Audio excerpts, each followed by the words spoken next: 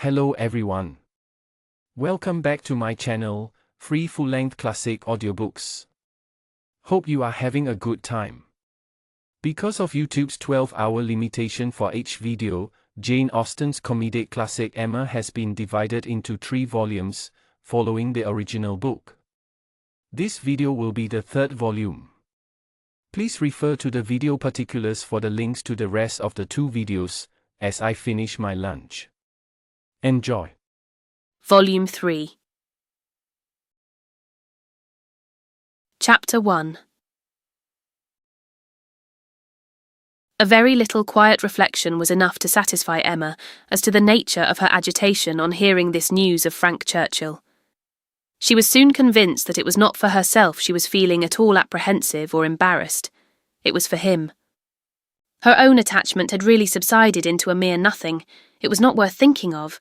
But if he, who had undoubtedly been always so much the most in love of the two, were to be returning with the same warmth of sentiment which he had taken away, it would be very distressing. If a separation of 2 months should not have cooled him, there were dangers and evils before her. Caution for him and for herself would be necessary. She did not mean to have her own affections entangled again, and it would be incumbent on her to avoid any encouragement of his. She wished she might be able to keep him from an absolute declaration. That would be so very painful a conclusion of their present acquaintance, and yet she could not help rather anticipating something decisive. She felt as if the spring would not pass without bringing a crisis, an event, a something to alter her present composed and tranquil state. It was not very long, though rather longer than Mr. Weston had foreseen, before she had the power of forming some opinion of Frank Churchill's feelings. The Enscombe family were not in town quite so soon as had been imagined, but he was at Highbury very soon afterwards. He rode down for a couple of hours. He could not yet do more, but as he came from Randalls immediately to Hartfield, she could then exercise all her quick observation, and speedily determine how he was influenced, and how she must act. They met with the utmost friendliness. There could be no doubt of his great pleasure in seeing her, but she had an almost instant doubt of his caring for her as he had done, of his feeling the same tenderness in the same degree. She watched him well. It was a clear thing he was less in love than he had been. Absence, with the conviction probably of her indifference, had produced this very natural and very desirable effect. He was in high spirits, as ready to talk and laugh as ever, and seemed delighted to speak of his former visit, and recur to old stories, and he was not without agitation. It was not in his calmness that she read his comparative indifference. He was not calm. His spirits were evidently fluttered. There was restlessness about him. Lively as he was, it seemed a liveliness that did not satisfy himself. But what decided her belief on the subject was his staying only a quarter of an hour and hurrying away to make other calls in Highbury. He had seen a group of old acquaintance in the street as he passed. He had not stopped. He would not stop for more than a word, but he had the vanity to think they would be disappointed if he did not call, and much as he wished to stay longer at Hartfield, he must hurry off. She had no doubt as to his being less in love, but neither his agitated spirits nor his hurrying away seemed like a perfect cure, and she was rather inclined to think it implied a dread of her returning power, and a discreet resolution of not trusting himself with her long. This was the only visit from Frank Churchill in the course of 10 days. He was often hoping, intending to come, but was always prevented. His aunt could not bear to have him leave her. Such was his own account at Randalls. If he were quite sincere, if he really tried to come, it was to be inferred that Mrs. Churchill's removal to London had been of no service to the wilful or nervous part of her disorder. That she was really ill was very certain.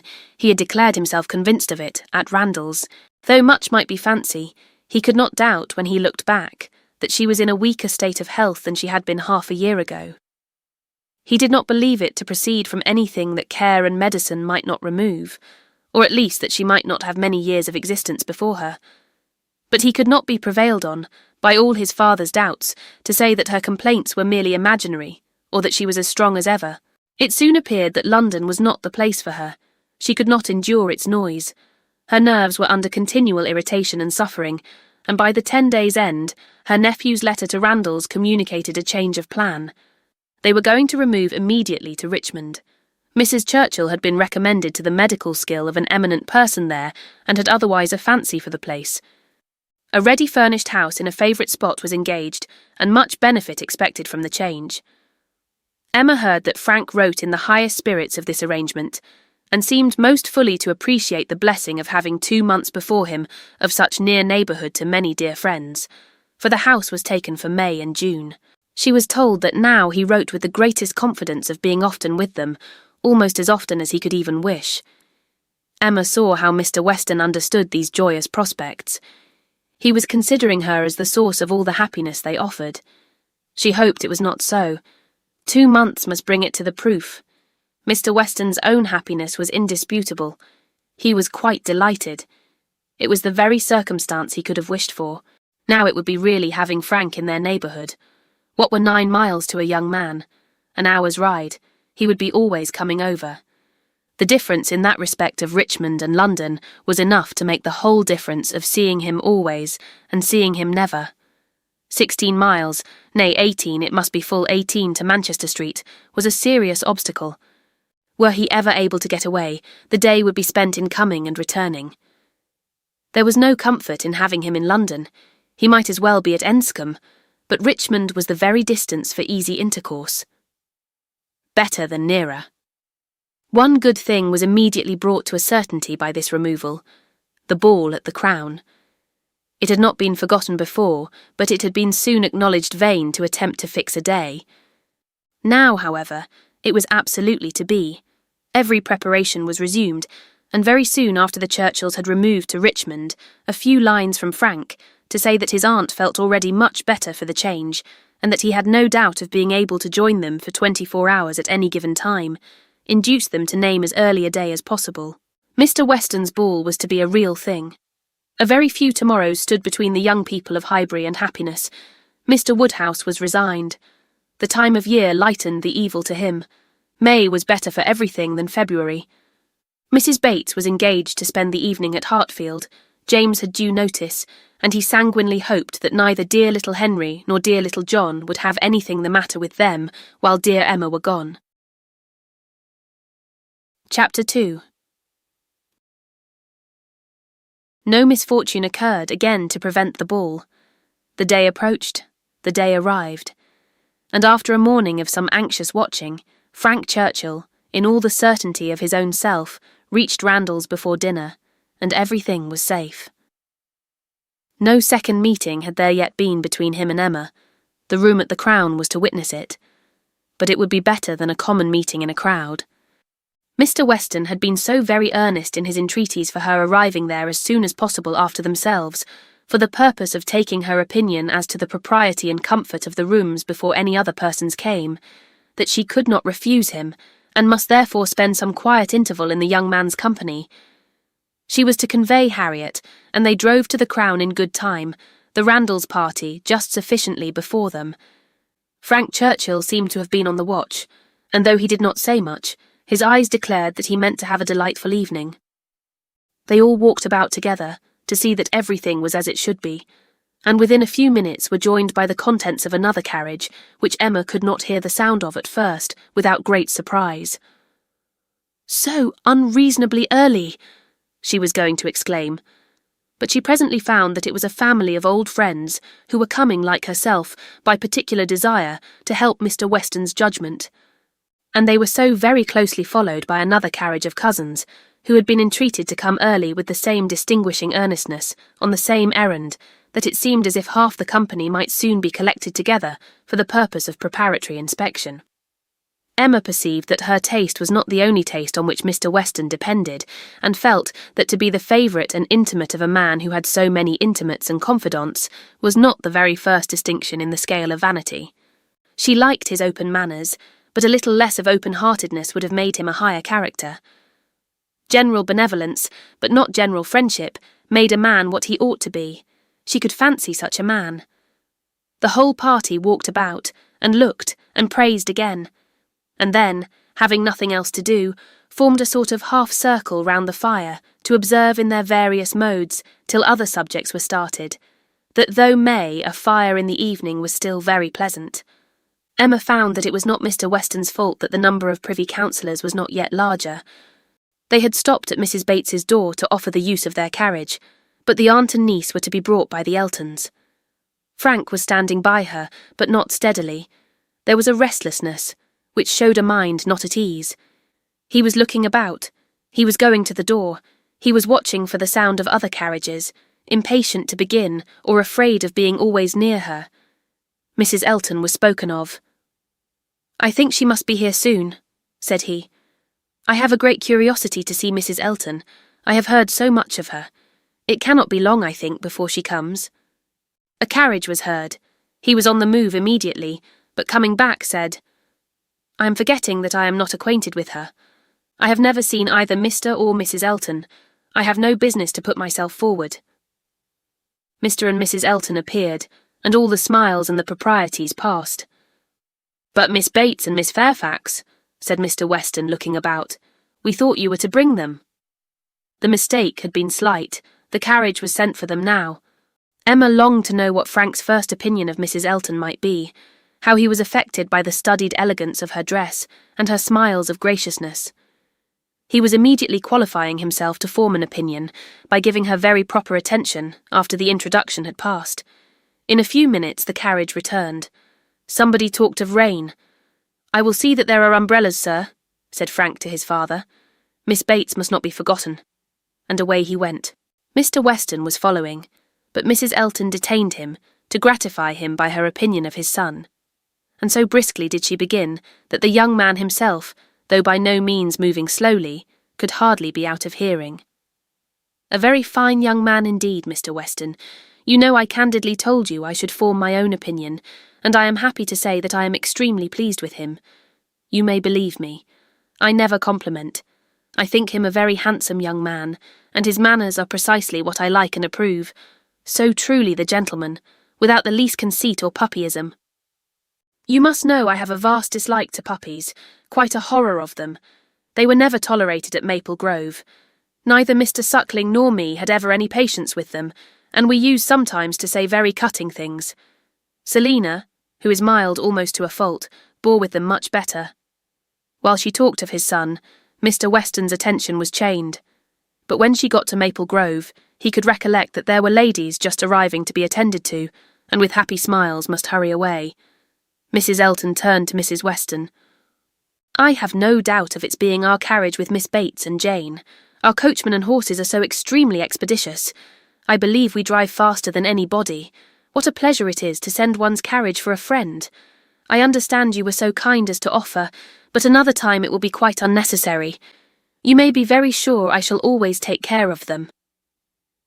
Miss Bates and Miss Fairfax, escorted by the two gentlemen, walked into the room, and Mrs. Elton seemed to think it as much her duty as Mrs. Weston's to receive them. Her gestures and movements might be understood by anyone who looked on like Emma, but her words, everybody's words, were soon lost under the incessant flow of Miss Bates, who came in talking, and had not finished her speech under many minutes after her being admitted into the circle at the fire. As the door opened, she was heard, "So very obliging of you. No rain at all. Nothing to signify. I do not care for myself. Quite thick shoes." And Jane declares, "Well," as soon as she was within the door. "Well, this is brilliant indeed. This is admirable. Excellently contrived, upon my word. Nothing wanting. Could not have imagined it. So well lighted up. Jane, Jane, look. Did you ever see anything? Oh, Mr. Weston, you must really have had Aladdin's lamp. Good Mrs. Stokes would not know her own room again. I saw her as I came in. She was standing in the entrance." "Oh, Mrs. Stokes," said I, but I had not time for more. She was now met by Mrs. Weston. "Very well, I thank you, ma'am. I hope you are quite well. Very happy to hear it. So afraid you might have a headache, seeing you pass by so often, and knowing how much trouble you must have." Delighted to hear it indeed. "Ah, dear Mrs. Elton, so obliged to you for the carriage. Excellent time. Jane and I quite ready. Did not keep the horses a moment. Most comfortable carriage. Oh, and I am sure our thanks are due to you, Mrs. Weston, on that score. Mrs. Elton had most kindly sent Jane a note, or we should have been, but 2 such offers in one day. Never were such neighbours. I said to my mother, 'Upon my word, ma'am.' "Thank you. My mother is remarkably well. Gone to Mr. Woodhouse's. I made her take her shawl, for the evenings are not warm, her large new shawl, Mrs. Dixon's wedding present. So kind of her to think of my mother, bought at Weymouth, you know, Mr. Dixon's choice." There were 3 others, Jane says, which they hesitated about some time. Colonel Campbell rather preferred an olive. "My dear Jane, are you sure you did not wet your feet?" "It was but a drop or 2, but I am so afraid. But Mr. Frank Churchill was so extremely, and there was a mat to step upon. I shall never forget his extreme politeness." "Oh, Mr. Frank Churchill, I must tell you my mother's spectacles have never been in fault since. The rivet never came out again. My mother often talks of your good nature. Does not she, Jane? Do not we often talk of Mr. Frank Churchill? Ah, here's Miss Woodhouse. Dear Miss Woodhouse, how do you do?" "Very well, I thank you, quite well. This is meeting quite in fairyland. Such a transformation. Must not compliment, I know," eyeing Emma most complacently. "That would be rude. But upon my word, Miss Woodhouse, you do look. How do you like Jane's hair? You are a judge. She did it all herself. Quite wonderful how she does her hair. No hairdresser from London, I think, could. Ah, Dr. Hughes, I declare, and Mrs. Hughes. Must go and speak to Dr. and Mrs. Hughes for a moment. How do you do? How do you do?" "Very well, I thank you. This is delightful, is not it? Where's dear Mr. Richard? Oh, there he is. Don't disturb him. Much better employed talking to the young ladies. How do you do, Mr. Richard? I saw you the other day as you rode through the town. Mrs. Otway, I protest. And good Mr. Otway and Miss Otway and Miss Caroline. Such a host of friends. And Mr. George and Mr. Arthur. How do you do? How do you all do? Quite well. I am much obliged to you. Never better. Don't I hear another carriage? Who can this be? Very likely the worthy Coles. Upon my word, this is charming to be standing about among such friends, and such a noble fire. I am quite roasted. No coffee, I thank you, for me. Never take coffee. A little tea, if you please, sir, by and by. No hurry. Oh, here it comes. Everything's so good."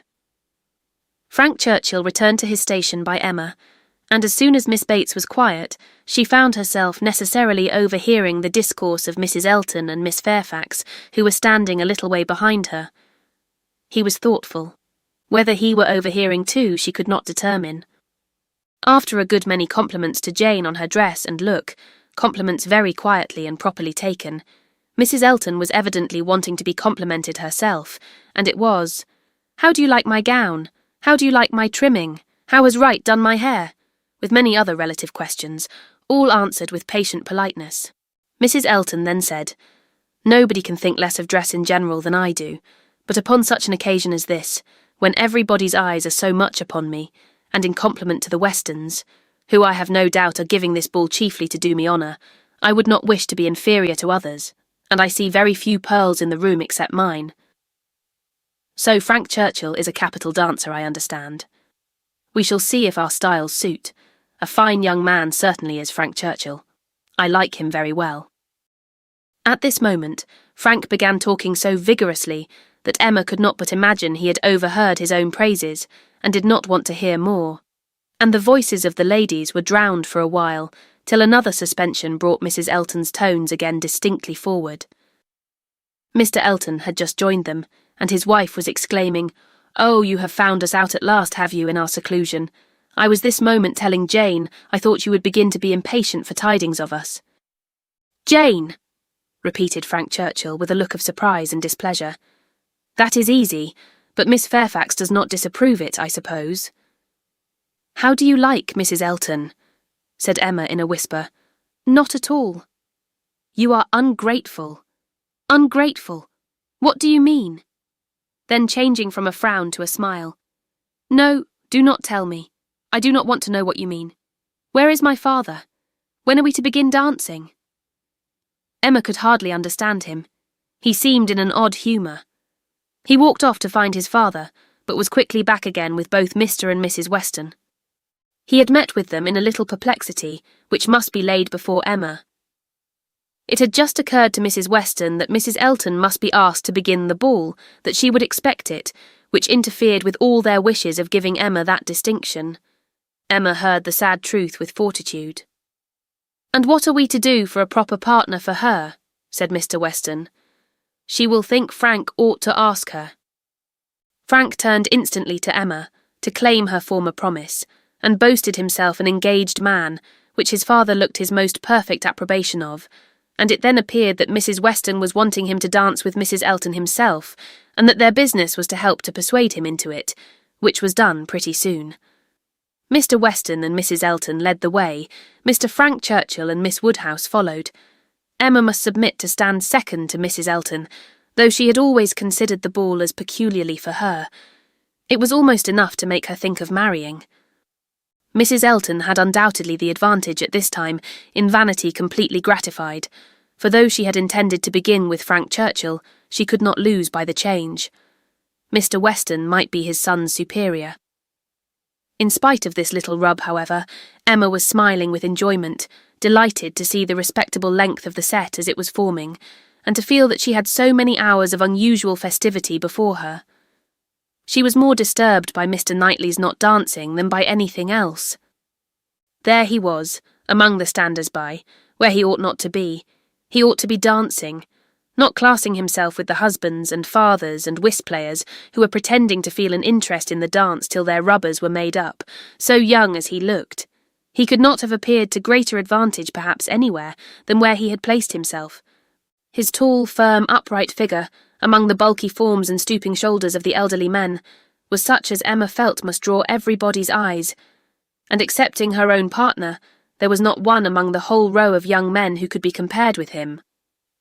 He moved a few steps nearer, and those few steps were enough to prove in how gentlemanlike a manner, with what natural grace he must have danced, would he but take the trouble. Whenever she caught his eye, she forced him to smile, but in general he was looking grave. She wished he could love a ballroom better, and could like Frank Churchill better. He seemed often observing her. She must not flatter herself that he thought of her dancing, but if he were criticising her behaviour, she did not feel afraid. There was nothing like flirtation between her and her partner. They seemed more like cheerful, easy friends than lovers. That Frank Churchill thought less of her than he had done was indubitable. The ball proceeded pleasantly. The anxious cares, the incessant attentions of Mrs. Weston were not thrown away. Everybody seemed happy, and the praise of being a delightful ball, which is seldom bestowed till after a ball has ceased to be, was repeatedly given in the very beginning of the existence of this. Of very important, very recordable events, it was not more productive than such meetings usually are. There was one, however, which Emma thought something of. The 2 last dances before supper were begun, and Harriet had no partner, the only young lady sitting down, and so equal had been hitherto the number of dancers that how there could be anyone disengaged was the wonder. But Emma's wonder lessened soon afterwards, on seeing Mr. Elton sauntering about. He would not ask Harriet to dance if it were possible to be avoided. She was sure he would not, and she was expecting him every moment to escape into the card-room. Escape, however, was not his plan. He came to the part of the room where the sitters-by were collected, spoke to some, and walked about in front of them, as if to show his liberty and his resolution of maintaining it. He did not omit being sometimes directly before Miss Smith, or speaking to those who were close to her. Emma saw it. She was not yet dancing, she was working her way up from the bottom, and had therefore leisure to look around, and by only turning her head a little she saw it all. When she was halfway up the set, the whole group were exactly behind her, and she would no longer allow her eyes to watch, but Mr. Elton was so near that she heard every syllable of a dialogue which just then took place between him and Mrs. Weston, and she perceived that his wife, who was standing immediately above her, was not only listening also, but even encouraging him by significant glances. The kind-hearted, gentle Mrs. Weston had left her seat to join him and say, "Do not you dance, Mr. Elton?" To which his prompt reply was, "Most readily, Mrs. Weston, if you will dance with me." "Me? Oh, no, I would get you a better partner than myself. I am no dancer." "If Mrs. Gilbert wishes to dance," said he, "I shall have great pleasure, I am sure, for though beginning to feel myself rather an old married man, and that my dancing days are over, it would give me very great pleasure at any time to stand up with an old friend like Mrs. Gilbert. Mrs. Gilbert does not mean to dance, but there is a young lady disengaged whom I should be very glad to see dancing. Miss Smith." "Miss Smith? "Oh, I had not observed. You are extremely obliging, and if I were not an old married man. But my dancing days are over, Mrs. Weston. You will excuse me. Anything else I should be most happy to do at your command, but my dancing days are over." Mrs. Weston said no more, and Emma could imagine with what surprise and mortification she must be returning to her seat. This was Mr. Elton, the amiable, obliging, gentle Mr. Elton. She looked round for a moment. He had joined Mr. Knightley at a little distance, and was arranging himself for settled conversation, while smiles of high glee passed between him and his wife. She would not look again. Her heart was in a glow, and she feared her face might be as hot. In another moment a happier sight caught her. Mr. Knightley leading Harriet to the set. Never had she been more surprised, seldom more delighted than at that instant. She was all pleasure and gratitude, both for Harriet and herself, and longed to be thanking him. And though too distant for speech, her countenance said much, as soon as she could catch his eye again. His dancing proved to be just what she had believed it, extremely good. And Harriet would have seemed almost too lucky if it had not been for the cruel state of things before, and for the very complete enjoyment and very high sense of the distinction which her happy features announced. It was not thrown away on her. She bounded higher than ever, flew farther down the middle, and was in a continual course of smiles. Mr. Elton had retreated into the card-room, looking, Emma trusted, very foolish.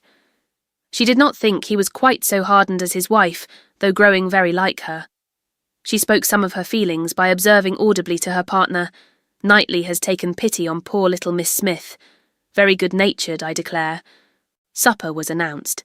The move began, and Miss Bates might be heard from that moment without interruption, till her being seated at table and taking up her spoon. "Jane, Jane, my dear Jane, where are you? Here is your tippet. Mrs. Weston begs you to put on your tippet. She says she is afraid there will be draughts in the passage, though everything has been done, one door nailed up, quantities of matting. My dear Jane, indeed you must. Mr. Churchill, oh, you are too obliging. How well you put it on. So gratified. Excellent dancing indeed. Yes, my dear, I ran home, as I said I should, to help Grandmamma to bed, and got back again, and nobody missed me. I set off without saying a word, just as I told you. Grandmamma was quite well, had a charming evening with Mr. Woodhouse, a vast deal of chat and backgammon. Tea was made downstairs, biscuits and baked apples and wine before she came away. Amazing luck in some of her throws, and she inquired a great deal about you, how you were amused and who were your partners. "Oh," said I shall not forestall Jane. I left her dancing with Mr. George Otway. She will love to tell you all about it herself tomorrow. Her first partner was Mr. Elton. I do not know who will ask her next. Perhaps Mr. William Cox. My dear sir, you are too obliging. Is there nobody you would not rather? I am not helpless. Sir, you are most kind. Upon my word, Jane on one arm and me on the other. Stop, stop. Let us stand a little back. Mrs. Elton is going. Dear Mrs. Elton, how elegant she looks. Beautiful lace. Now we all follow in her train. Quite the queen of the evening. Well, here we are at the passage. 2 steps, Jane. Take care of the 2 steps. Oh no, there is but 1. Well, I was persuaded there were 2. How very odd. I was convinced there were 2, and there is but 1. I never saw anything equal to the comfort and style. Candles everywhere. I was telling you of your grandmamma, Jane. There was a little disappointment. The baked apples and biscuits excellent in their way, you know, but there was a delicate fricassee of sweetbread and some asparagus brought in at first, and good Mr. Woodhouse, not thinking the asparagus quite boiled enough, sent it all out again. Now there is nothing grandmamma loves better than sweetbread and asparagus, so she was rather disappointed, but we agreed we would not speak of it to anybody, for fear of its getting round to dear Miss Woodhouse, who would be so very much concerned. Well, this is brilliant. I am all amazement, could not have supposed anything. Such elegance and profusion, I have seen nothing like it since. Well, where shall we sit? Where shall we sit? Anywhere, so that Jane is not in a draught. Where I sit is of no consequence. Oh, do you recommend this side? Well, I am sure, Mr. Churchill, only it seems too good, but just as you please. What you direct in this house cannot be wrong. Dear Jane, How shall we ever recollect half the dishes for grandmamma? Soup too. Bless me, I should not be helped so soon, but it smells most excellent, and I cannot help beginning. Emma had no opportunity of speaking to Mr. Knightley till after supper, but, when they were all in the ballroom again, her eyes invited him irresistibly to come to her and be thanked. He was warm in his reprobation of Mr. Elton's conduct. It had been unpardonable rudeness, and Mrs. Elton's looks also received the due share of censure. "They aimed at wounding more than Harriet," said he. "Emma, why is it that they are your enemies?" He looked with smiling penetration, and on receiving no answer added, "She ought not to be angry with you, I suspect, whatever he may be. To that surmise you say nothing, of course, but confess, Emma, that you did want him to marry Harriet." "I did," replied Emma, "and they cannot forgive me." He shook his head, but there was a smile of indulgence with it, and he only said, "I shall not scold you. I leave you to your own reflections." "Can you trust me with such flatterers? Does my vain spirit ever tell me I am wrong?" "Not your vain spirit, but your serious spirit. If one leads you wrong, I am sure the other tells you of it. I do own myself to have been completely mistaken in Mr. Elton. There is a littleness about him which you discovered, and which I did not, and I was fully convinced of his being in love with Harriet. It was through a series of strange blunders. And in return for your acknowledging so much, I will do you the justice to say that you would have chosen for him better than he has chosen for himself. Harriet Smith has some first-rate qualities which Mrs. Elton is totally without. An unpretending, single-minded, artless girl, infinitely to be preferred by any man of sense and taste to such a woman as Mrs. Elton. I found Harriet more conversable than I expected." Emma was extremely gratified. They were interrupted by the bustle of Mr. Weston calling on everybody to begin dancing again. "Come, Miss Woodhouse, Miss Otway, Miss Fairfax, what are you all doing? Come, Emma, set your companions the example. Everybody is lazy. Everybody is asleep." "I am ready," said Emma, "whenever I am wanted." "Whom are you going to dance with?" asked Mr. Knightley. She hesitated a moment and then replied, "With you, if you will ask me." "Will you?" said he, offering his hand. "Indeed I will. You have shown that you can dance, and you know we are not really so much brother and sister as to make it at all improper." "Brother and sister, no indeed."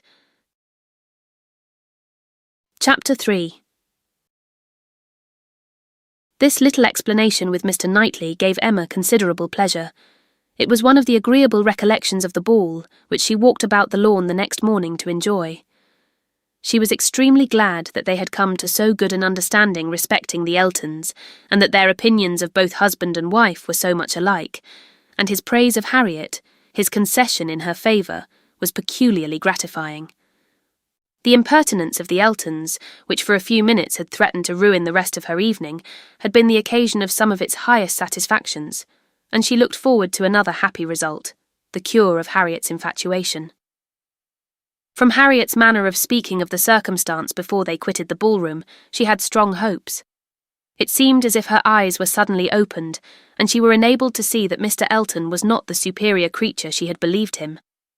The fever was over, and Emma could harbour little fear of the pulse being quickened again by injurious courtesy.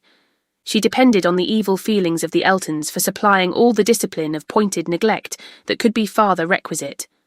Harriet rationale, Frank Churchill not too much in love, and Mr. Knightley not wanting to quarrel with her, how very happy a summer must be before her. She was not to see Frank Churchill this morning. He had told her that he could not allow himself the pleasure of stopping at Hartfield, as he was to be at home by the middle of the day. She did not regret it. Having arranged all these matters, looked them through and put them all to rights, she was just turning to the house with spirits freshened up for the demands of the two little boys, as well as of their grandpapa, when the great iron sweep-gate opened and two persons entered whom she had never less expected to see together. Frank Churchill, with Harriet leaning on his arm, actually Harriet. A moment sufficed to convince her that something extraordinary had happened. Harriet looked white and frightened, and he was trying to cheer her. The iron gates and the front door were not 20 yards asunder. They were all three soon in the hall, and Harriet, immediately sinking into a chair, fainted away. A young lady who faints must be recovered, Questions must be answered and surprises be explained. Such events are very interesting, but the suspense of them cannot last long. A few minutes made Emma acquainted with the whole. Miss Smith and Miss Bickerton, another parlour boarder at Mrs. Goddard's, who had been also at the ball, had walked out together and taken a road, the Richmond Road, which, though apparently public enough for safety, had led them into alarm. About half a mile beyond Highbury, making a sudden turn, and deeply shaded by elms on each side, it became for a considerable stretch very retired. And when the young ladies had advanced some way into it, they had suddenly perceived at a small distance before them, on a broader patch of greensward by the side, a party of gypsies. A child on the watch came towards them to beg, and Miss Bickerton, excessively frightened, gave a great scream, and calling on Harriet to follow her, ran up a steep bank, cleared a slight hedge at the top, and made the best of her way by a short cut back to Highbury. But poor Harriet could not follow. She had suffered very much from cramp after dancing, and her first attempt to mount the bank brought on such a return of it as made her absolutely powerless, and in this state, and exceedingly terrified, she had been obliged to remain. How the trampers might have behaved, had the young ladies been more courageous, must be doubtful, but such an invitation for attack could not be resisted, and Harriet was soon assailed by half a dozen children, headed by a stout woman and a great boy, all clamorous and impertinent in look, though not absolutely in word. More and more frightened, she immediately promised them money, and taking out her purse gave them a shilling, and begged them not to want more, or to use her ill. She was then able to walk, though but slowly, and was moving away, but her terror and her purse were too tempting, and she was followed or rather surrounded by the whole gang, demanding more. In this state Frank Churchill had found her, she trembling and conditioning, they loud and insolent. By a most fortunate chance, his leaving Highbury had been delayed so as to bring him to her assistance at this critical moment. The pleasantness of the morning had induced him to walk forward, and leave his horses to meet him by another road, a mile or two beyond Highbury, and happening to have borrowed a pair of scissors the night before of Miss Bates, and to have forgotten to restore them, he had been obliged to stop at her door and go in for a few minutes. He was therefore later than he had intended, and being on foot, was unseen by the whole party till almost close to them. The terror which the woman and boy had been creating in Harriet was then their own portion. He had left them completely frightened, and Harriet, eagerly clinging to him and hardly able to speak, had just strength enough to reach Hartfield before her spirits were quite overcome. It was his idea to bring her to Hartfield. He had thought of no other place. This was the amount of the whole story, of his communication and of Harriet's as soon as she had recovered her senses and speech. He dared not stay longer than to see her well. These several delays left him not another minute to lose, and Emma engaging to give assurance of her safety to Mrs. Goddard, and notice of there being such a set of people in the neighbourhood to Mr. Knightley, he set off, with all the grateful blessings that she could utter for her friend and herself. Such an adventure as this, a fine young man and a lovely young woman thrown together in such a way, could hardly fail of suggesting certain ideas to the coldest heart and the steadiest brain. So Emma thought, at least. Aye, could a linguist, could a grammarian, could even a mathematician have seen what she did, have witnessed their appearance together, and heard their history of it, without feeling that circumstances had been at work to make them peculiarly interesting to each other? How much more must an imaginist like herself be on fire with speculation and foresight, especially with such a groundwork of anticipation as her mind had already made? It was a very extraordinary thing. Nothing of the sort had ever occurred before to any young ladies in the place, within her memory, no rencontre, no alarm of the kind, and now it had happened to the very person, and at the very hour, when the other very person was chancing to pass by to rescue her. It certainly was very extraordinary. And knowing, as she did, the favourable state of mind of each at this period, it struck her the more. He was wishing to get the better of his attachment to herself, she just recovering from her mania for Mr. Elton. It seemed as if everything united to promise the most interesting consequences. It was not possible that the occurrence should not be strongly recommending each to the other. In the few minutes' conversation which she had yet had with him, while Harriet had been partially insensible, he had spoken of her terror, her naivete, her fervour as she seized and clung to his arm, with a sensibility amused and delighted. And just at last, after Harriet's own account had been given, he had expressed his indignation at the abominable folly of Miss Bickerton in the warmest terms. Everything was to take its natural course, however, neither impelled nor assisted. She would not stir a step, nor drop a hint. No, she had had enough of interference. There could be no harm in a scheme, a mere passive scheme. It was no more than a wish. Beyond it, she would on no account proceed. Emma's first resolution was to keep her father from the knowledge of what had passed, aware of the anxiety and alarm it would occasion. But she soon felt that concealment must be impossible. Within half an hour it was known all over Highbury. It was the very event to engage those who talk most, the young and the low, and all the youth and servants in the place were soon in the happiness of frightful news. The last night's ball seemed lost in the gipsies. Poor Mr. Woodhouse trembled as he sat, and, as Emma had foreseen, would scarcely be satisfied without their promising never to go beyond the shrubbery again. It was some comfort to him that many inquiries after himself and Miss Woodhouse, for his neighbours knew that he loved to be inquired after, as well as Miss Smith, were coming in during the rest of the day, and he had the pleasure of returning for answer that they were all very indifferent, which, though not exactly true, for she was perfectly well, and Harriet not much otherwise, Emma would not interfere with. She had an unhappy state of health in general for the child of such a man, for she hardly knew what indisposition was, and if he did not invent illnesses for her, she could make no figure in a message.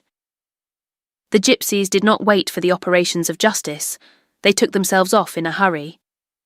The young ladies of Highbury might have walked again in safety before their panic began, and the whole history dwindled soon into a matter of little importance but to Emma and her nephews. In her imagination, it maintained its ground, and Henry and John were still asking every day for the story of Harriet and the gipsies, and still tenaciously setting her right if she varied in the slightest particular from the original recital. Chapter 4. A very few days had passed after this adventure, when Harriet came one morning to Emma with a small parcel in her hand, and after sitting down and hesitating, thus began. "Miss Woodhouse, if you are at leisure, I have something that I should like to tell you, a sort of confession to make, and then, you know, it will be over." Emma was a good deal surprised, but begged her to speak. There was a seriousness in Harriet's manner which prepared her, quite as much as her words, for something more than ordinary. "It is my duty, and I am sure it is my wish," she continued, "to have no reserves with you on this subject. As I am happily quite an altered creature in one respect, it is very fit that you should have the satisfaction of knowing it. I do not want to say more than is necessary. I am too much ashamed of having given way as I have done, and I dare say you understand me." "Yes," said Emma. "I hope I do." "How I could so long a time be fancying myself," cried Harriet warmly. "It seems like madness. I can see nothing at all extraordinary in him now. I do not care whether I meet him or not, except that of the two I had rather not see him, and indeed I would go any distance round to avoid him. But I do not envy his wife in the least. I neither admire her nor envy her, as I have done. She is very charming, I dare say, and all that. But I think her very ill-tempered and disagreeable. I shall never forget her look the other night. However, I assure you, Miss Woodhouse, I wish her no evil. No, let them be ever so happy together, it will not give me another moment's pang. And to convince you that I have been speaking truth, I am now going to destroy what I ought to have destroyed long ago, what I ought never to have kept. I know that very well," blushing as she spoke. "However, now I will destroy it all, and it is my particular wish to do it in your presence, that you may see how rational I am grown. Cannot you guess what this parcel holds?" said she, with a conscious look. "Not the least in the world. Did he ever give you anything?" "No, I cannot call them gifts, but they are things that I have valued very much." She held the parcel towards her, and Emma read the words, "Most precious treasures" on the top. Her curiosity was greatly excited. Harriet unfolded the parcel, and she looked on with impatience.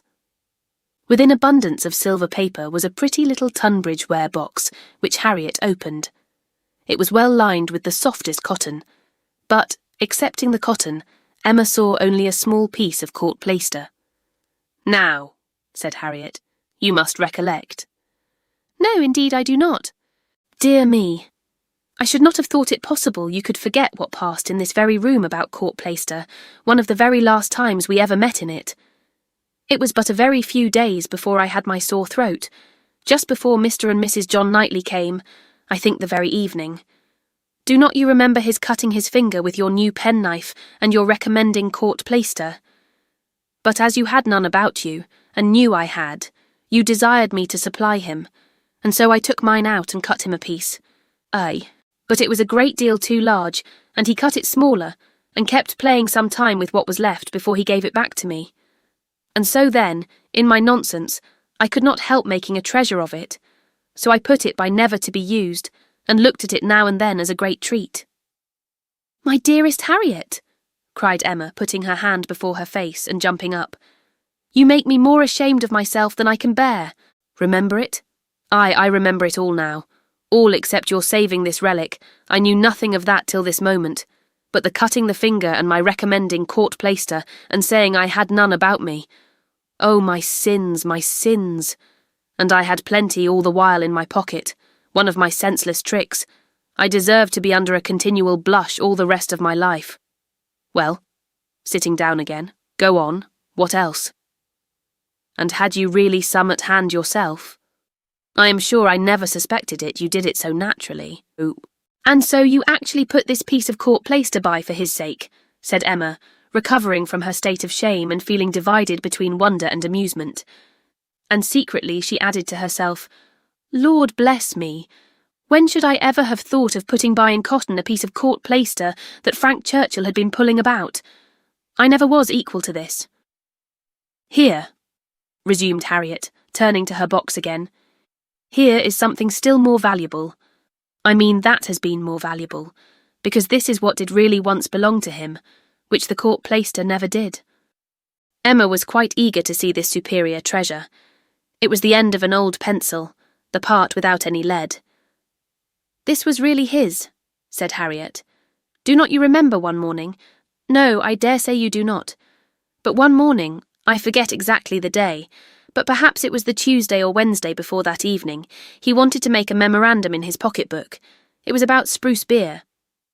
Mr. Knightley had been telling him something about brewing spruce beer, and he wanted to put it down, but when he took out his pencil, there was so little lead that he soon cut it all away, and it would not do, so you lent him another, and this was left upon the table as good for nothing.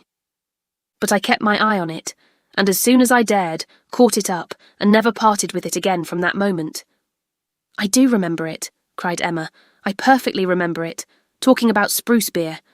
Oh yes, Mr. Knightley and I both saying we liked it, and Mr. Elton's seeming resolved to learn to like it too. I perfectly remember it. Stop, Mr. Knightley was standing just here, was not he? I have an idea he was standing just here. Ah, I do not know, I cannot recollect. It is very odd, but I cannot recollect. Mr. Elton was sitting here, I remember, much about where I am now. Well, go on. Oh, that's all. I have nothing more to show you or to say, except that I am now going to throw them both behind the fire, and I wish you to see me do it. My poor dear Harriet. And have you actually found happiness in treasuring up these things? Yes, simpleton as I was, but I am quite ashamed of it now, and wish I could forget as easily as I can burn them. It was very wrong of me, you know, to keep any remembrances after he was married. I knew it was, but had not resolution enough to part with them. But, Harriet, is it necessary to burn the Court Plaister? I have not a word to say for the bit of old pencil, but the Court Plaister might be useful. I shall be happier to burn it, replied Harriet. It has a disagreeable look to me. I must get rid of everything. There it goes, and there is an end, thank heaven, of Mr. Elton. And when, thought Emma, will there be a beginning of Mr. Churchill? She had soon afterwards reason to believe that the beginning was already made, and could not but hope that the gipsy, though she had told no fortune, might be proved to have made Harriet's. About a fortnight after the alarm, they came to a sufficient explanation, and quite undesignedly. Emma was not thinking of it at the moment, which made the information she received more valuable. She merely said in the course of some trivial chat, Well, Harriet, whenever you marry I would advise you to do so, and thought no more of it, till after a minute's silence she heard Harriet say in a very serious tone, I shall never marry. Emma then looked up, and immediately saw how it was, and after a moment's debate as to whether it should pass unnoticed or not, replied, "Never marry. This is a new resolution. It is one that I shall never change, however." After another short hesitation, "I hope it does not proceed from... I hope it is not in compliment to Mr. Elton." "Mr. Elton, indeed," cried Harriet indignantly. "Oh, no." And Emma could just catch the words, "so superior to Mr. Elton." She then took a longer time for consideration. Should she proceed no farther? Should she let it pass, and seem to suspect nothing? Perhaps Harriet might think her cold or angry if she did, or perhaps if she were totally silent, it might only drive Harriet into asking her to hear too much. And against anything like such an unreserve as had been, such an open and frequent discussion of hopes and chances, she was perfectly resolved. She believed it would be wiser for her to say and know at once all that she meant to say and know. Plain dealing was always best. She had previously determined how far she would proceed on any application of the sort, and it would be safer for both to have the judicious law of her own brain laid down with speed. She was decided, and thus spoke. "Harriet, I will not affect to be in doubt of your meaning. Your resolution, or rather your expectation of never marrying, results from an idea that the person whom you might prefer would be too greatly your superior in situation to think of you. Is not it so?" "Oh, Miss Woodhouse, believe me, I have not the presumption to suppose... Indeed, I am not so mad. But it is a pleasure to me to admire him at a distance, and to think of his infinite superiority to all the rest of the world, with the gratitude, wonder, and veneration which are so proper, in me especially. I am not at all surprised at you, Harriet. The service he rendered you was enough to warm your heart." "Service? Oh, it was such an inexpressible obligation. The very recollection of it, and all that I felt at the time, when I saw him coming, his noble look, and my wretchedness before. Such a change. In one moment such a change, from perfect misery to perfect happiness. It is very natural. It is natural, and it is honourable. Yes, honourable, I think, to choose so well and so gratefully, but that it will be a fortunate preference is more than I can promise. I do not advise you to give way to it, Harriet. I do not by any means engage for its being returned. Consider what you are about. Perhaps it will be wisest in you to check your feelings while you can. At any rate, do not let them carry you far, unless you are persuaded of his liking you. Be observant of him. Let his behaviour be the guide of your sensations. I give you this caution now, because I shall never speak to you again on the subject. I am determined against all interference. Henceforward I know nothing of the matter. Let no name ever pass our lips. We were very wrong before. We will be cautious now. He is your superior, no doubt, and there do seem objections and obstacles of a very serious nature. But yet, Harriet, more wonderful things have taken place.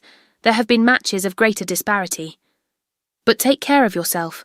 I would not have you too sanguine, though however it may end, be assured your raising your thoughts to him is a mark of good taste which I shall always know how to value." Harriet kissed her hand in silent and submissive gratitude. Emma was very decided in thinking such an attachment no bad thing for her friend. Its tendency would be to raise and refine her mind, and it must be saving her from the danger of degradation. Chapter 5. In this state of schemes and hopes and connivance, June opened upon Hartfield. To Highbury in general it brought no material change. The Eltons were still talking of a visit from the Sucklings, and of the use to be made of their barouche landau. And Jane Fairfax was still at her grandmother's. And as the return of the Campbells from Ireland was again delayed, and August instead of midsummer fixed for it, she was likely to remain there full 2 months longer, provided at least she were able to defeat Mrs. Elton's activity in her service, and save herself from being hurried into a delightful situation against her will. Mr. Knightley, who, for some reason best known to himself, had certainly taken an early dislike to Frank Churchill, was only growing to dislike him more. He began to suspect him of some double dealing in his pursuit of Emma. That Emma was his object appeared indisputable. Everything declared it: his own attentions, his father's hints, his mother-in-law's guarded silence. It was all in unison. Words, conduct, discretion, and indiscretion told the same story. But while so many were devoting him to Emma, and Emma herself making him over to Harriet, Mr. Knightley began to suspect him of some inclination to trifle with Jane Fairfax. He could not understand it, but there were symptoms of intelligence between them. He thought so, at least, symptoms of admiration on his side, which, having once observed, he could not persuade himself to think entirely void of meaning, however he might wish to escape any of Emma's errors of imagination. She was not present when the suspicion first arose. He was dining with the Randalls family, and Jane at the Eltons, and he had seen a look, more than a single look, at Miss Fairfax, which, from the admirer of Miss Woodhouse, seemed somewhat out of place. When he was again in their company, he could not help remembering what he had seen. Nor could he avoid observations which, unless it were like Cowper and his fire at twilight, myself creating what I saw, brought him yet stronger suspicion of there being a something of private liking, of private understanding even, between Frank Churchill and Jane. He had walked up one day after dinner, as he very often did, to spend his evening at Hartfield. Emma and Harriet were going to walk. He joined them, and on returning, they fell in with a larger party, who, like themselves, judged it wisest to take their exercise early, as the weather threatened rain. Mr. and Mrs. Weston and their son, Miss Bates and her niece, who had accidentally met. They all united, and on reaching Hartfield gates, Emma, who knew it was exactly the sort of visiting that would be welcome to her father, pressed them all to go in and drink tea with him. The Randalls party agreed to it immediately, and after a pretty long speech from Miss Bates, which few persons listened to, she also found it possible to accept dear Miss Woodhouse's most obliging invitation. As they were turning into the grounds, Mr. Perry passed by on horseback. The gentleman spoke of his horse. "By the by," said Frank Churchill to Mrs. Weston presently, "what became of Mr. Perry's plan of setting up his carriage?" Mrs. Weston looked surprised and said, "I did not know that he ever had any such plan. Nay, I had it from you. You wrote me word of it 3 months ago. Me, impossible." "Indeed you did. I remember it perfectly. You mentioned it as what was certainly to be very soon. Mrs. Perry had told somebody and was extremely happy about it. It was owing to her persuasion, as she thought his being out in bad weather did him a great deal of harm. You must remember it now." "Upon my word, I never heard of it till this moment." "Never, really, never. Bless me, how could it be? Then I must have dreamt it, but I was completely persuaded. Miss Smith, you walk as if you were tired. You will not be sorry to find yourself at home." "What is this? What is this?" cried Mr. Weston. "About Perry and a carriage. Is Perry going to set up his carriage, Frank? I am glad he can afford it. You had it from himself, had you?" "No, sir," replied his son, laughing. "I seem to have had it from nobody. Very odd. I really was persuaded of Mrs. Weston's having mentioned it in one of her letters to Enscombe many weeks ago, with all these particulars, but as she declares she never heard a syllable of it before, of course it must have been a dream. I am a great dreamer. I dream of everybody at Highbury when I am away, and when I have gone through my particular friends, then I begin dreaming of Mr. and Mrs. Perry." "It is odd, though," observed his father, "that you should have had such a regular connected dream about people whom it was not very likely you should be thinking of at Enscombe. Perry's setting up his carriage, and his wife's persuading him to it, out of care for his health. Just what will happen, I have no doubt, some time or other, only a little premature. What an air of probability sometimes runs through a dream, and at others what a heap of absurdities it is. Well, Frank, your dream certainly shows that Highbury is in your thoughts when you are absent. Emma, you are a great dreamer, I think." Emma was out of hearing. She had hurried on before her guests to prepare her father for their appearance, and was beyond the reach of Mr. Weston's hint. "Why, to own the truth," cried Miss Bates, who had been trying in vain to be heard the last 2 minutes, "if I must speak on this subject, there is no denying that Mr. Frank Churchill might have— I do not mean to say that he did not dream it. I am sure I have sometimes the oddest dreams in the world. But if I am questioned about it, I must acknowledge that there was such an idea last spring. For Mrs. Perry herself mentioned it to my mother, and the Coles knew of it as well as ourselves, but it was quite a secret, known to nobody else, and only thought of about 3 days. Mrs. Perry was very anxious that he should have a carriage, and came to my mother in great spirits one morning because she thought she had prevailed. "Jane, Don't you remember Grandmama's telling us of it when we got home? I forget where we had been walking to. Very likely to Randall's. Yes, I think it was to Randall's. Mrs. Perry was always particularly fond of my mother. Indeed, I do not know who is not. And she had mentioned it to her in confidence. She had no objection to her telling us, of course, but it was not to go beyond, and, from that day to this, I never mentioned it to a soul that I know of. At the same time, I will not positively answer for my having never dropped a hint, because I know I do sometimes pop out a thing before I am aware. I am a talker, you know. I am rather a talker, and now and then I have let a thing escape me which I should not. I am not like Jane, I wish I were.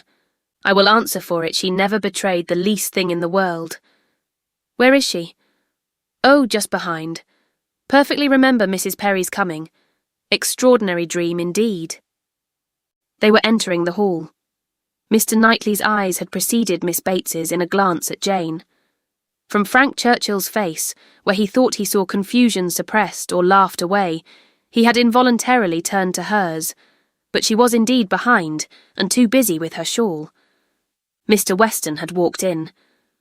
The two other gentlemen waited at the door to let her pass. Mr. Knightley suspected in Frank Churchill the determination of catching her eye. He seemed watching her intently. In vain, however, if it were so, Jane passed between them into the hall, and looked at neither. There was no time for farther remark or explanation. The dream must be borne with, and Mr. Knightley must take his seat with the rest, round the large modern circular table which Emma had introduced at Hartfield, and which none but Emma could have had power to place there and persuade her father to use instead of the small-sized Pembroke, on which 2 of his daily meals had for 40 years been crowded. Tea passed pleasantly, and nobody seemed in a hurry to move. "Miss Woodhouse," said Frank Churchill, after examining a table behind him, which he could reach as he sat. "Have your nephews taken away their alphabets, their box of letters? It used to stand here. Where is it? This is a sort of dull-looking evening, that ought to be treated rather as winter than summer. We had great amusement with those letters one morning. I want to puzzle you again." Emma was pleased with the thought, and producing the box, the table was quickly scattered over with alphabets, which no one seemed so much disposed to employ as their 2 selves. They were rapidly forming words for each other, or for anybody else who would be puzzled. The quietness of the game made it particularly eligible for Mr. Woodhouse, who had often been distressed by the more animated sort, which Mr. Weston had occasionally introduced, and who now sat happily occupied in lamenting, with tender melancholy, over the departure of the poor little boys, or in fondly pointing out, as he took up any stray letter near him, how beautifully Emma had written it. Frank Churchill placed a word before Miss Fairfax. She gave a slight glance round the table, and applied herself to it. Frank was next to Emma, Jane opposite to them, and Mr. Knightley so placed as to see them all, and it was his object to see as much as he could, with as little apparent observation. The word was discovered, and with a faint smile pushed away. If meant to be immediately mixed with the others, and buried from sight, she should have looked on the table instead of looking just across, for it was not mixed. And Harriet, eager after every fresh word, and finding out none, directly took it up, and fell to work. She was sitting by Mr. Knightley, and turned to him for help. The word was blunder, and as Harriet exultingly proclaimed it, there was a blush on Jane's cheek which gave it a meaning not otherwise ostensible. Mr. Knightley connected it with the dream, but how it could all be was beyond his comprehension. How the delicacy, the discretion of his favourite could have been so lain asleep. He feared there must be some decided involvement. Disingenuousness and double-dealing seemed to meet him at every turn. These letters were but the vehicle for gallantry and trick. It was a child's play, chosen to conceal a deeper game on Frank Churchill's part. With great indignation did he continue to observe him, with great alarm and distrust, to observe also his 2 blinded companions. He saw a short word prepared for Emma, and given to her with a look sly and demure. He saw that Emma had soon made it out, and found it highly entertaining, though it was something which she judged it proper to appear to censure, for she said, "Nonsense, for shame."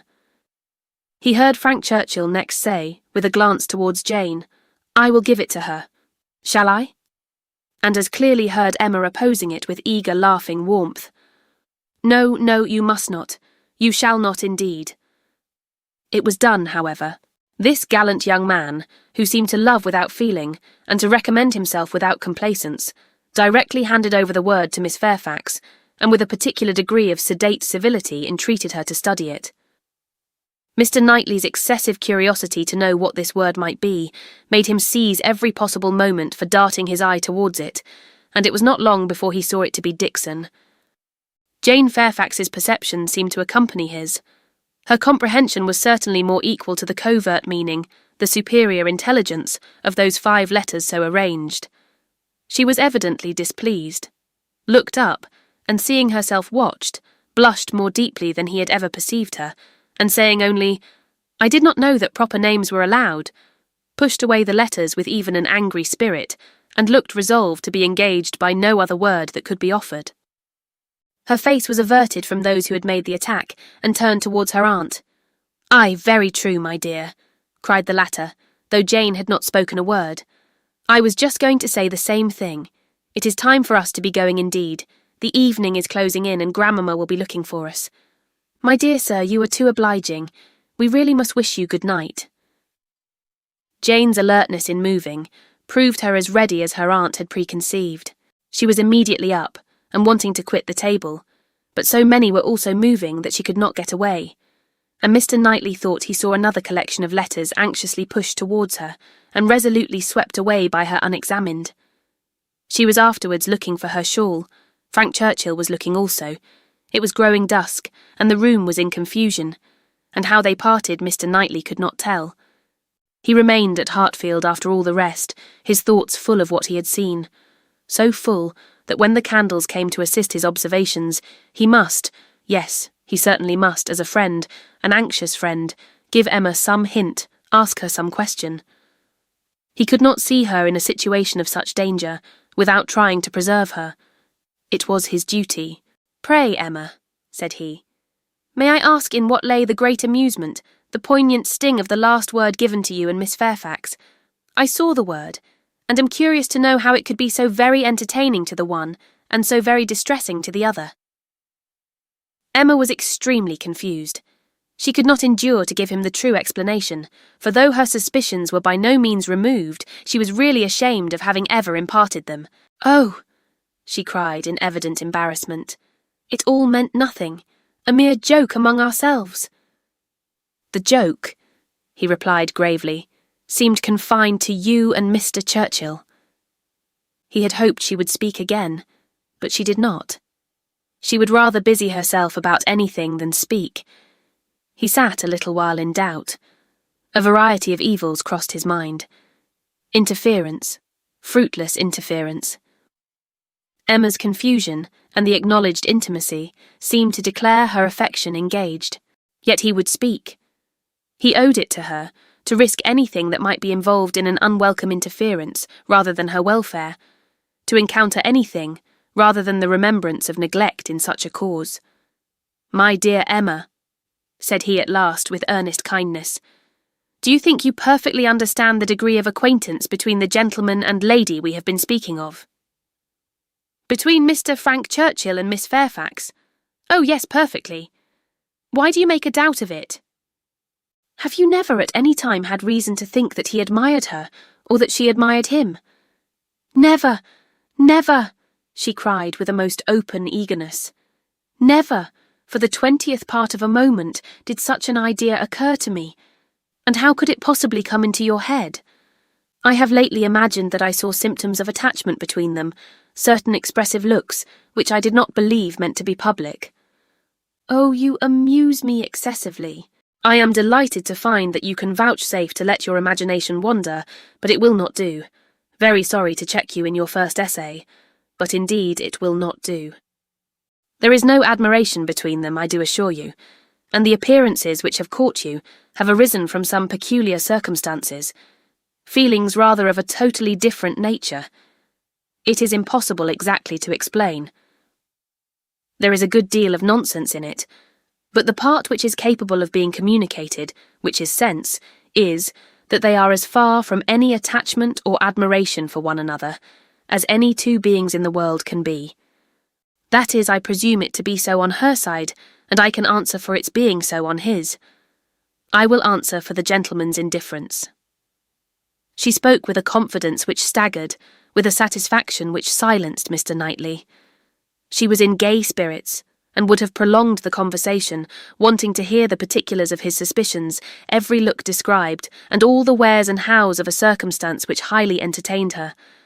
But his gaiety did not meet hers. He found he could not be useful, and his feelings were too much irritated for talking. That he might not be irritated into an absolute fever by the fire which Mr. Woodhouse's tender habits required almost every evening throughout the year, he soon afterwards took a hasty leave, and walked home to the coolness and solitude of Donwell Abbey. Chapter 6. After being long fed with hopes of a speedy visit from Mr. and Mrs. Suckling, the Highbury world were obliged to endure the mortification of hearing that they could not possibly come till the autumn. No such importation of novelties could enrich their intellectual stores at present. In the daily interchange of news, they must be again restricted to the other topics with which for a while the Sucklings' coming had been united, such as the last accounts of Mrs. Churchill, whose health seemed every day to supply a different report, and the situation of Mrs. Weston, whose happiness it was to be hoped might eventually be as much increased by the arrival of a child, as that of all her neighbours was by the approach of it. Mrs. Elton was very much disappointed. It was the delay of a great deal of pleasure and parade. Her introductions and recommendations must all wait, and every projected party be still only talked of. So she thought at first, but a little consideration convinced her that everything need not be put off. Why should not they explore to Box Hill though the Sucklings did not come? They could go there again with them in the autumn. It was settled that they should go to Box Hill. That there was to be such a party had been long generally known. It had even given the idea of another. Emma had never been to Box Hill. She wished to see what everybody found so well worth seeing, and she and Mr. Weston had agreed to choose some fine morning and drive thither. 2 or 3 more of the chosen only were to be admitted to join them, and it was to be done in a quiet, unpretending, elegant way, infinitely superior to the bustle and preparation, the regular eating and drinking, and picnic parade of the Eltons and the Sucklings. This was so very well understood between them that Emma could not but feel some surprise and a little displeasure on hearing from Mr. Weston that he had been proposing to Mrs. Elton, as her brother and sister had failed her, that the 2 parties should unite and go together, and that as Mrs. Elton had very readily acceded to it, so it was to be if she had no objection. Now, as her objection was nothing but her very great dislike of Mrs. Elton, of which Mr. Weston must already be perfectly aware, it was not worth bringing forward again. It could not be done without a reproof to him, which would be giving pain to his wife, and she found herself therefore obliged to consent to an arrangement which she would have done a great deal to avoid. An arrangement which would probably expose her even to the degradation of being said to be of Mrs. Elton's party. Every feeling was offended, and the forbearance of her outward submission left a heavy arrear, due of secret severity in her reflections on the unmanageable goodwill of Mr. Weston's temper. "I am glad you approve of what I have done," said he very comfortably, "but I thought you would. Such schemes as these are nothing without numbers. One cannot have too large a party. A large party secures its own amusement, and she is a good-natured woman after all. One could not leave her out." Emma denied none of it aloud, and agreed to none of it in private. It was now the middle of June, and the weather fine, and Mrs. Elton was growing impatient to name the day and settle with Mr. Weston as to pigeon pies and cold lamb, when a lame carriage-horse threw everything into sad uncertainty. It might be weeks, it might be only a few days before the horse were usable, but no preparations could be ventured on, and it was all melancholy stagnation. Mrs. Elton's resources were inadequate to such an attack. "Is not this most vexatious, Knightley?" she cried, "and such weather for exploring? These delays and disappointments are quite odious. What are we to do? The year will wear away at this rate, and nothing done. Before this time last year, I assure you we had had a delightful exploring party from Maple Grove to King's Weston." "You had better explore to Donwell," replied Mr. Knightley. "That may be done without horses. Come and eat my strawberries. They are ripening fast." If Mr. Knightley did not begin seriously, he was obliged to proceed so, for his proposal was caught at with delight, and the "oh, I should like it of all things" was not plainer in words than manner. Donwell was famous for its strawberry beds, which seemed a plea for the invitation, but no plea was necessary. Cabbage beds would have been enough to tempt the lady, who only wanted to be going somewhere. She promised him again and again to come, much oftener than he doubted, and was extremely gratified by such a proof of intimacy, such a distinguishing compliment as she chose to consider it. "You may depend upon me," said she. "I certainly will come. Name your day, and I will come. You will allow me to bring Jane Fairfax?" "I cannot name a day," said he, "till I have spoken to some others whom I would wish to meet you."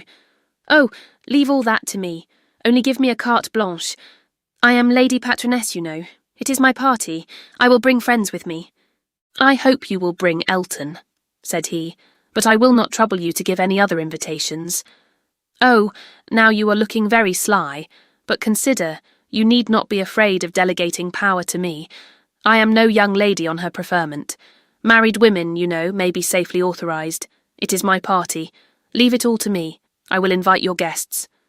"No," he calmly replied. "There is but one married woman in the world whom I can ever allow to invite what guests she pleases to Donwell, and that one is—" "Mrs. Weston, I suppose?" interrupted Mrs. Elton, rather mortified. "No, Mrs. Knightley. Until she is in being, I will manage such matters myself." "Ah, you are an odd creature," she cried, satisfied to have no one preferred to herself. "You are a humourist, and may say what you like. Quite a humourist. Well, I shall bring Jane with me, Jane and her aunt. The rest I leave to you. I have no objections at all to meeting the Hartfield family. Don't scruple. I know you are attached to them." "You certainly will meet them if I can prevail, and I shall call on Miss Bates in my way home." "That's quite unnecessary. I see Jane every day, but as you like." "It is to be a morning scheme, you know, Knightley. Quite a simple thing. I shall wear a large bonnet and bring one of my little baskets hanging on my arm. Here. Probably this basket with pink ribbon. Nothing can be more simple, you see. And Jane will have such another. There is to be no form or parade, a sort of gypsy party. We are to walk about your gardens and gather the strawberries ourselves and sit under trees. And whatever else you may like to provide, it is to be all out of doors. A table spread in the shade, you know. Everything as natural and simple as possible. Is not that your idea?" "Not quite. My idea of the simple and the natural will be to have the table spread in the dining room. The nature and the simplicity of gentlemen and ladies, with their servants and furniture, I think is best observed by meals within doors. When you are tired of eating strawberries in the garden, there shall be cold meat in the house." "Well, as you please, only don't have a great set out. And, by the by, can I or my housekeeper be of any use to you with our opinion? Pray be sincere, Knightley. If you wish me to talk to Mrs. Hodges, or to inspect anything, I have not the least wish for it, I thank you. Well, but if any difficulties should arise, my housekeeper is extremely clever. I will answer for it, that mine thinks herself full as clever, and would spurn anybody's assistance. I wish we had a donkey. The thing would be for us all to come on donkeys, Jane, Miss Bates, and me, and my caro sposo walking by. I really must talk to him about purchasing a donkey. In a country life I conceive it to be a sort of necessary, for let a woman have ever so many resources, it is not possible for her to be always shut up at home. And very long walks, you know. In summer there is dust, and in winter there is dirt. You will not find either between Donwell and Highbury. Donwell Lane is never dusty, and now it is perfectly dry. Come on a donkey, however, if you prefer it. You can borrow Mrs. Cole's. I would wish everything to be as much to your taste as possible. That I am sure you would. Indeed, I do you justice, my good friend. Under that peculiar sort of dry, blunt manner, I know you have the warmest heart. As I tell Mr. E., you are a thorough humourist. Yes, believe me, Knightley, I am fully sensible of your attention to me in the whole of this scheme. You have hit upon the very thing to please me." Mr. Knightley had another reason for avoiding a table in the shade. He wished to persuade Mr. Woodhouse, as well as Emma, to join the party, and he knew that to have any of them sitting down out of doors to eat would inevitably make him ill. Mr. Woodhouse must not, under the specious pretence of a morning drive, and an hour or two spent at Donwell, be tempted away to his misery. He was invited on good faith. No lurking horrors were to upbraid him for his easy credulity. He did consent. He had not been at Donwell for 2 years. Some very fine morning he and Emma and Harriet could go very well, and he could sit still with Mrs. Weston while the dear girls walked about the gardens. He did not suppose they could be damp now in the middle of the day. He should like to see the old house again exceedingly, and should be very happy to meet Mr. and Mrs. Elton and any other of his neighbours.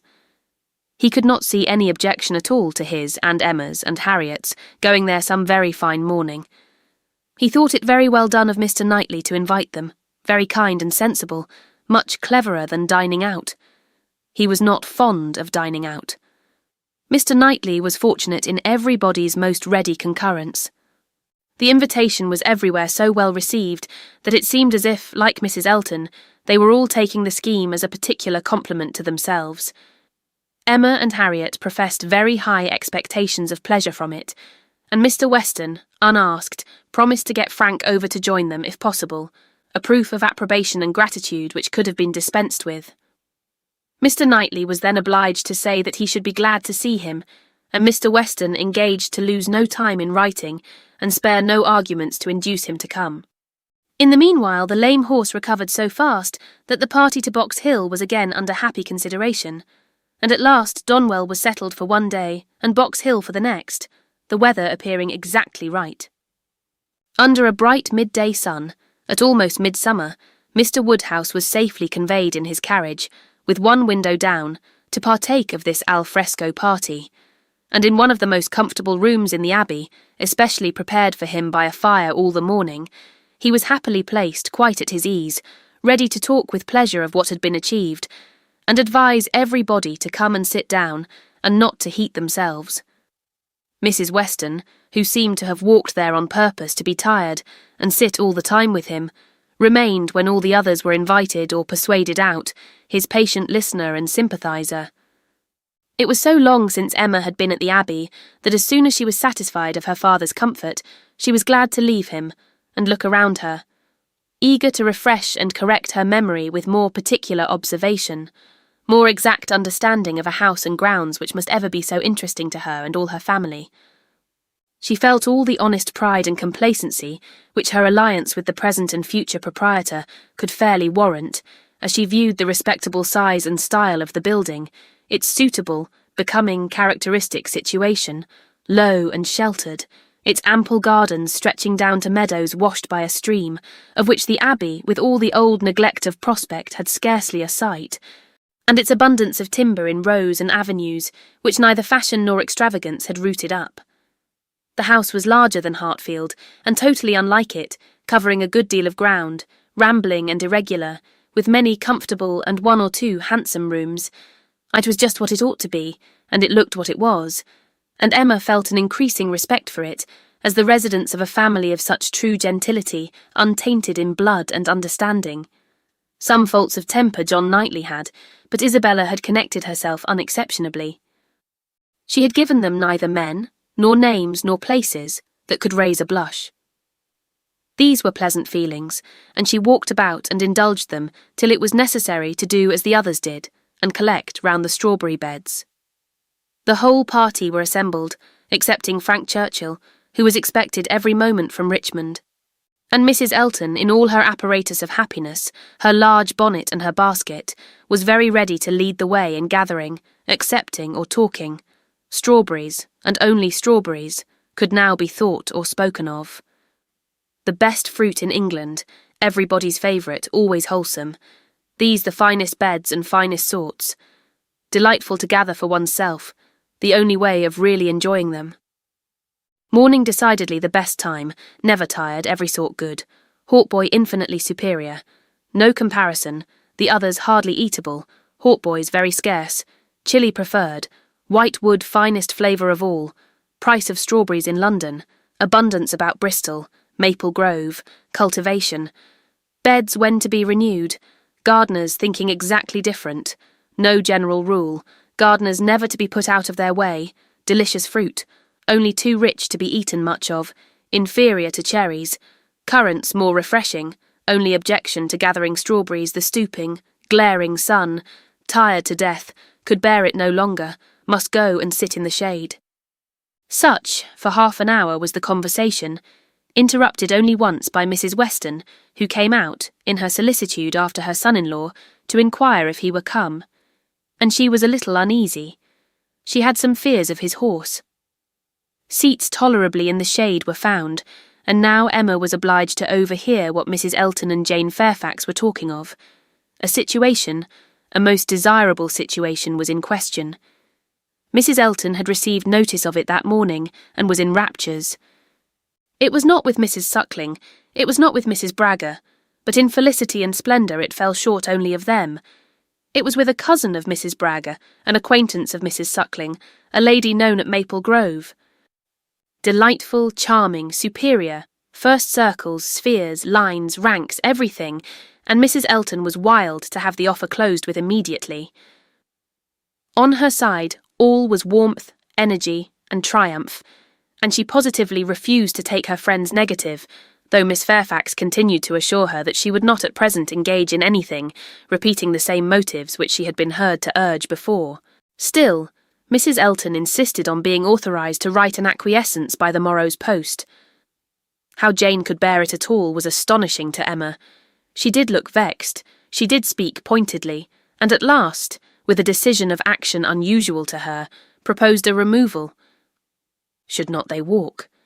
Would not Mr. Knightley show them the gardens, all the gardens? She wished to see the whole extent.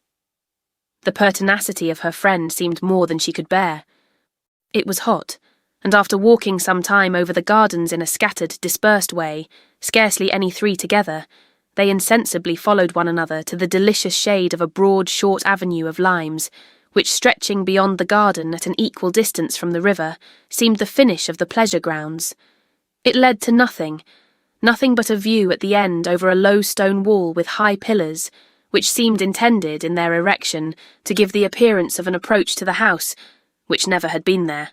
Disputable, however, as might be the taste of such a termination, it was in itself a charming walk, and the view which closed it extremely pretty.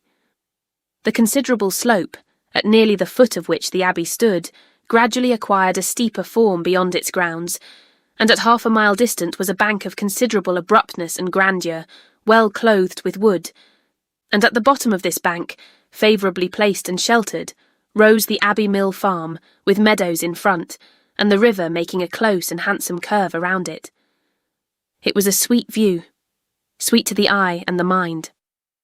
English verdure, English culture, English comfort, seen under a sun bright without being oppressive.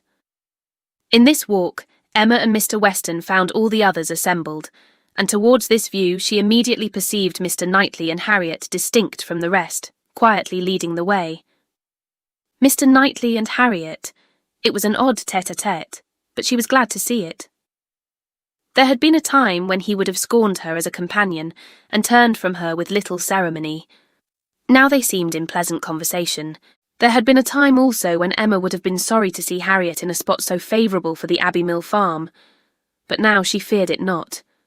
It might be safely viewed with all its appendages of prosperity and beauty, its rich pastures, spreading flocks, orchard in blossom, and light column of smoke ascending. She joined them at the wall, and found them more engaged in talking than in looking around. He was giving Harriet information as to modes of agriculture, etc., and Emma received a smile which seemed to say, "These are my own concerns. I have a right to talk on such subjects, without being suspected of introducing Robert Martin." She did not suspect him. It was too old a story. Robert Martin had probably ceased to think of Harriet. They took a few turns together along the walk. The shade was most refreshing, and Emma found it the pleasantest part of the day. The next remove was to the house. They must all go in and eat, and they were all seated and busy, and still Frank Churchill did not come. Mrs. Weston looked, and looked in vain. His father would not own himself uneasy, and laughed at her fears, but she could not be cured of wishing that he would part with his black mare. He had expressed himself as to coming, with more than common certainty. His aunt was so much better, that he had not a doubt of getting over to them. Mrs. Churchill's state, however, as many were ready to remind her, was liable to such sudden variation as might disappoint her nephew in the most reasonable dependence. And Mrs. Weston was at last persuaded to believe, or to say, that it must be by some attack of Mrs. Churchill that he was prevented coming. Emma looked at Harriet while the point was under consideration. She behaved very well, and betrayed no emotion. The cold repast was over, and the party were to go out once more to see what had not yet been seen, the old Abbey fish ponds, perhaps get as far as the clover, which was to be begun cutting on the morrow, or at any rate have the pleasure of being hot and growing cool again. Mr. Woodhouse, who had already taken his little round in the highest part of the gardens, where no damps from the river were imagined even by him, stirred no more, and his daughter resolved to remain with him, that Mrs. Weston might be persuaded away by her husband to the exercise and variety which her spirits seemed to need. Mr. Knightley had done all in his power for Mr. Woodhouse's entertainment.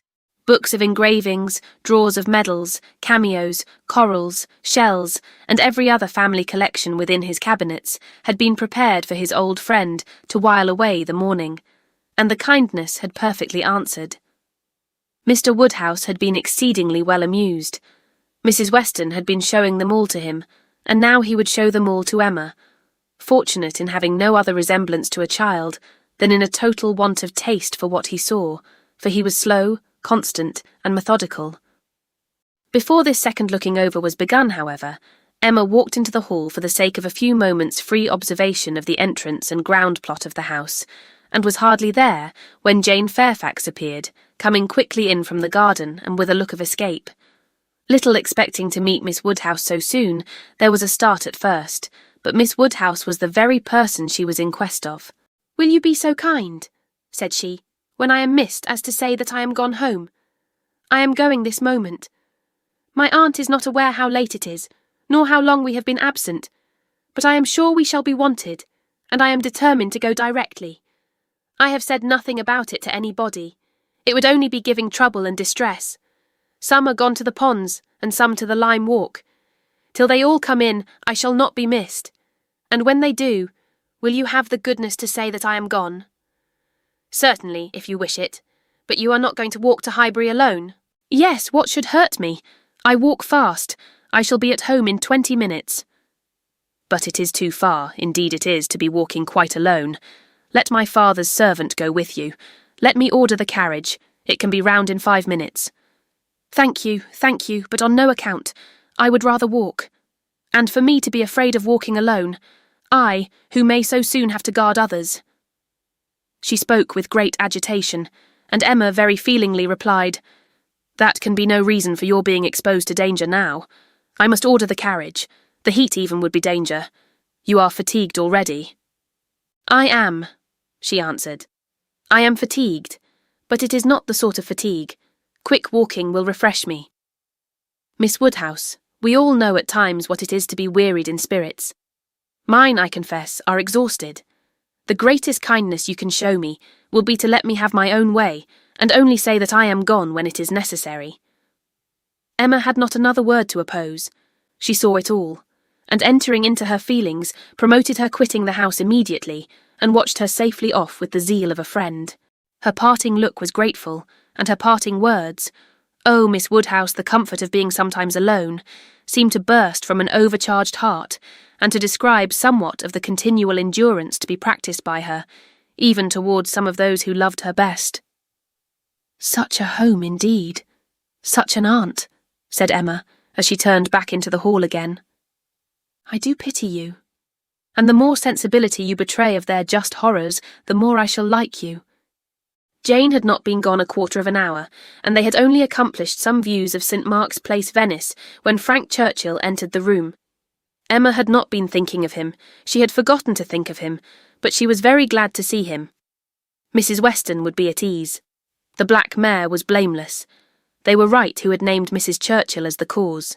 He had been detained by a temporary increase of illness in her, a nervous seizure, which had lasted some hours, and he had quite given up every thought of coming, till very late. And had he known how hot a ride he should have, and how late, with all his hurry, he must be, he believed he should not have come at all. The heat was excessive. He had never suffered anything like it, almost wished he had stayed at home. Nothing killed him like heat. He could bear any degree of cold, etc.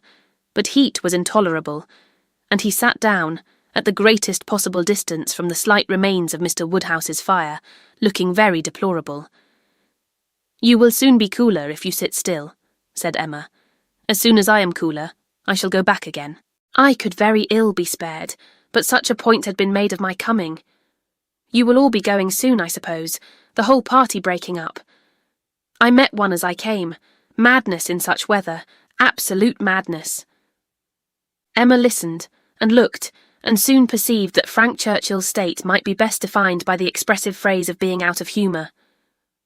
Some people were always cross when they were hot. Such might be his constitution, and as she knew that eating and drinking were often the cure of such incidental complaints, she recommended his taking some refreshment. He would find abundance of everything in the dining room, and she humanely pointed out the door. No, he should not eat. He was not hungry. It would only make him hotter. In 2 minutes, however, he relented in his own favour, and muttering something about spruce beer, walked off. Emma returned all her attention to her father, saying in secret, "I am glad I have done being in love with him. I should not like a man who is so soon discomposed by a hot morning. Harriet's sweet, easy temper will not mind it." He was gone long enough to have had a very comfortable meal, and came back all the better, grown quite cool, and with good manners like himself, able to draw a chair close to them, take an interest in their employment, and regret in a reasonable way that he should be so late. He was not in his best spirits, but seemed trying to improve them, and at last made himself talk nonsense very agreeably. They were looking over views in Switzerland. "As soon as my aunt gets well, I shall go abroad," said he. "I shall never be easy till I have seen some of these places. You will have my sketches some time or other to look at, or my tour to read, or my poem. I shall do something to expose myself." "That may be, but not by sketches in Switzerland. You will never go to Switzerland. Your uncle and aunt will never allow you to leave England. They may be induced to go too. A warm climate may be prescribed for her. I have more than half an expectation of our all going abroad. I assure you I have. I feel a strong persuasion this morning that I shall soon be abroad. I ought to travel. I am tired of doing nothing. I want a change.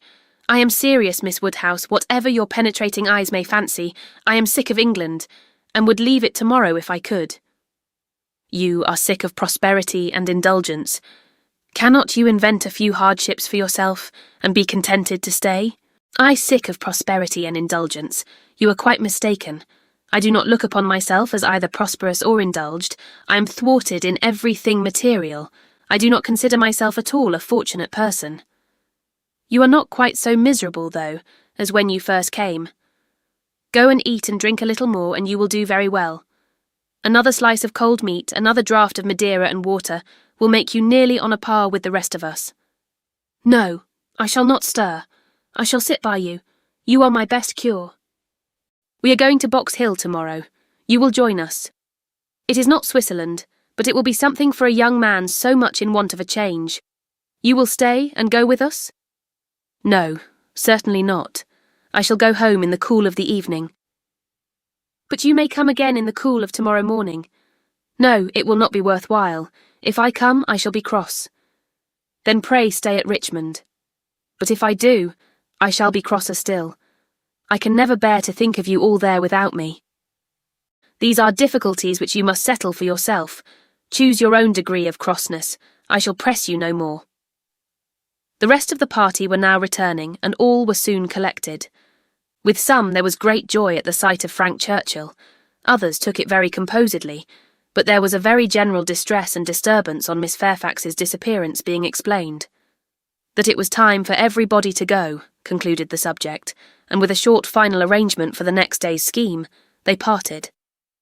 Frank Churchill's little inclination to exclude himself increased so much that his last words to Emma were, "Well, if you wish me to stay and join the party, I will." She smiled her acceptance, and nothing less than a summons from Richmond was to take him back before the following evening. Chapter 7. They had a very fine day for Box Hill, and all the other outward circumstances of arrangement, accommodation, and punctuality were in favour of a pleasant party. Mr. Weston directed the whole, officiating safely between Hartfield and the vicarage, and everybody was in good time. Emma and Harriet went together, Miss Bates and her niece with the Eltons, the gentleman on horseback. Mrs. Weston remained with Mr. Woodhouse. Nothing was wanting but to be happy when they got there. 7 miles were travelled in expectation of enjoyment, and everybody had a burst of admiration on first arriving. But in the general amount of the day there was deficiency. There was a languor, a want of spirits, a want of union, which could not be got over. They separated too much into parties. The Eltons walked together. Mr. Knightley took charge of Miss Bates and Jane, and Emma and Harriet belonged to Frank Churchill, and Mr. Weston tried in vain to make them harmonise better. It seemed at first an accidental division, but it never materially varied. Mr. and Mrs. Elton, indeed, showed no unwillingness to mix, and be as agreeable as they could. But during the 2 whole hours that were spent on the hill, there seemed a principle of separation, between the other parties, too strong for any fine prospects, or any cold collation, or any cheerful Mr. Weston to remove. At first it was downright dullness to Emma. She had never seen Frank Churchill so silent and stupid. He said nothing worth hearing, looked without seeing, admired without intelligence, listened without knowing what she said. While he was so dull, it was no wonder that Harriet should be dull likewise, and they were both insufferable. When they all sat down it was better, to her taste a great deal better, for Frank Churchill grew talkative and gay, making her his first object. Every distinguishing attention that could be paid was paid to her.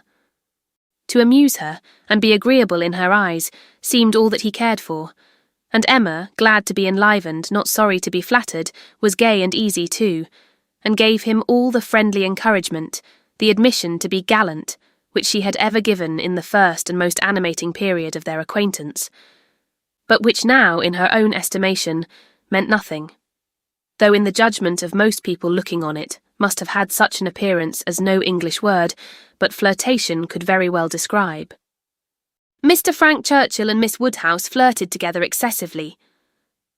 They were laying themselves open to that very phrase, and to having it sent off in a letter to Maple Grove by one lady, to Ireland by another. Not that Emma was gay and thoughtless from any real felicity. It was rather because she felt less happy than she had expected. She laughed because she was disappointed, and though she liked him for his attentions, and thought them all, whether in friendship, admiration, or playfulness, extremely judicious, they were not winning back her heart. She still intended him for her friend. "How much I am obliged to you," said he, "for telling me to come today. If it had not been for you, I should certainly have lost all the happiness of this party. I had quite determined to go away again." "Yes, you were very cross, and I do not know what about, except that you were too late for the best strawberries. I was a kinder friend than you deserved, but you were humble, you begged hard to be commanded to come." "Don't say I was cross. I was fatigued. The heat overcame me. It is hotter today." "Not to my feelings. I'm perfectly comfortable today." "You are comfortable because you are under command." "Your command?" "Yes." "Perhaps I intended you to say so, but I meant self-command. You had somehow or other broken bounds yesterday, and run away from your own management. But today you are got back again, and as I cannot be always with you, it is best to believe your temper under your own command rather than mine." "It comes to the same thing. I can have no self-command without a motive.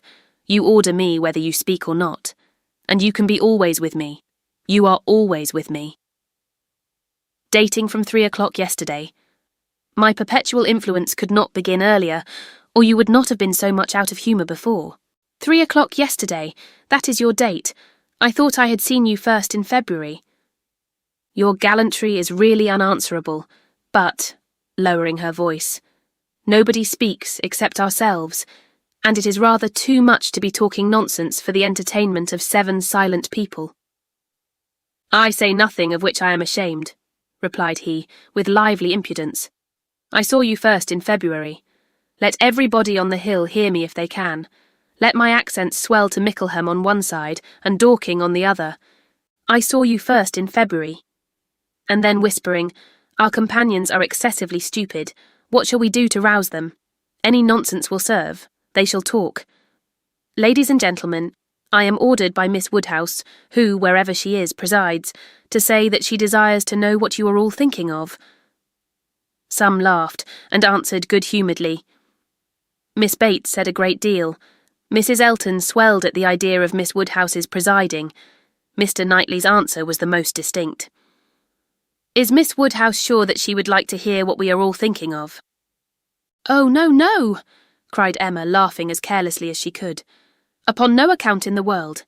It is the very last thing I would stand the brunt of just now. Let me hear anything rather than what you are all thinking of. I will not say quite all. There are one or two, perhaps, glancing at Mr. Weston and Harriet, whose thoughts I might not be afraid of knowing. It is a sort of thing, cried Mrs. Elton emphatically, which I should not have thought myself privileged to inquire into, though perhaps as the chaperone of the party I never was in any circle, exploring parties, young ladies, married women. Her mutterings were chiefly to her husband, and he murmured in reply, Very true, my love, very true. Exactly so indeed, quite unheard of, but some ladies say anything. Better pass it off as a joke. Everybody knows what is due to you. It will not do, whispered Frank to Emma. They are most of them affronted. I will attack them with more address. Ladies and gentlemen, I am ordered by Miss Woodhouse to say that she waives her right of knowing exactly what you may all be thinking of, and only requires something very entertaining from each of you, in a general way. Here are 7 of you, besides myself, who she is pleased to say am very entertaining already, and she only demands from each of you either one thing very clever, be it prose or verse, original or repeated, or 2 things moderately clever, or 3 things very dull indeed, and she engages to laugh heartily at them all. Oh, very well, exclaimed Miss Bates. Then I need not be uneasy. 3 things very dull indeed. That will just do for me, you know. I shall be sure to say 3 dull things as soon as ever I open my mouth, shan't I? Looking round with the most good-humoured dependence on everybody's assent. Do not you all think I shall? Emma could not resist. Ah, ma'am, but there may be a difficulty. Pardon me, but you will be limited as to number. Only 3 at once. Miss Bates, deceived by the mock ceremony of her manner, did not immediately catch her meaning. But when it burst on her, it could not anger, though a slight blush showed that it could pain her. Ah, well, to be sure. Yes, I see what she means, turning to Mr. Knightley, and I will try to hold my tongue. I must make myself very disagreeable, or she would not have said such a thing to an old friend. I like your plan, cried Mr. Weston. Agreed, I will do my best. I'm making a conundrum, how will a conundrum reckon? Low, I am afraid, sir, very low, answered his son, but we shall be indulgent, especially to anyone who leads the way. No, said Emma, it will not reckon low. A conundrum of Mr. Weston's shall clear him and his next neighbour. Come, sir, pray let me hear it. I doubt its being very clever myself, said Mr. Weston. It is too much a matter of fact, but here it is. What 2 letters of the alphabet are there, that express perfection? What 2 letters? Express perfection. I am sure I do not know. Ah, you will never guess. You, to Emma, I am certain, will never guess. I will tell you. Mireille, Ma, do you understand? Understanding and gratification came together. It might be a very indifferent piece of wit, but Emma found a great deal to laugh at and enjoy in it, and so did Frank and Harriet. It did not seem to touch the rest of the party equally. Some looked very stupid about it, and Mr. Knightley gravely said, This explains the sort of clever thing that is wanted, and Mr. Weston has done very well for himself, but he must have knocked up everybody else. Perfection should not have come quite so soon. Oh, for myself, I protest I must be excused, said Mrs. Elton. I really cannot attempt. I am not at all fond of the sort of thing. I had an acrostic once sent to me upon my own name, which I was not at all pleased with. I knew who it came from, an abominable puppy. You know who I mean, nodding to her husband. These kind of things are very well at Christmas, when one is sitting round the fire, but quite out of place in my opinion, when one is exploring about the country in summer. Miss Woodhouse must excuse me. I am not one of those who have witty things at everybody's service. I do not pretend to be a wit. I have a great deal of vivacity in my own way, but I really must be allowed to judge when to speak and when to hold my tongue. Pass us, if you please, Mr. Churchill. Pass Mr. E., Knightley, Jane, and myself. We have nothing clever to say, not one of us. Yes, yes, pray pass me, added her husband with a sort of sneering consciousness. I have nothing to say that can entertain Miss Woodhouse or any other young lady, an old married man, quite good for nothing. Shall we walk, Augusta? With all my heart. I am really tired of exploring so long on one spot. Come, Jane, take my other arm. Jane declined it, however, and the husband and wife walked off. Happy couple, said Frank Churchill, as soon as they were out of hearing. How well they suit one another. Very lucky, marrying as they did, upon an acquaintance formed only in a public place. They only knew each other, I think, a few weeks in Bath. Peculiarly lucky, for as to any real knowledge of a person's disposition that Bath, or any public place can give, it is all nothing. There can be no knowledge. It is only by seeing women in their own homes, among their own set, just as they always are, that you can form any just judgment.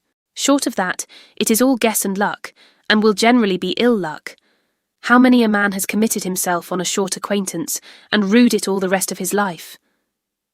Miss Fairfax, who had seldom spoken before, except among her own confederates, spoke now.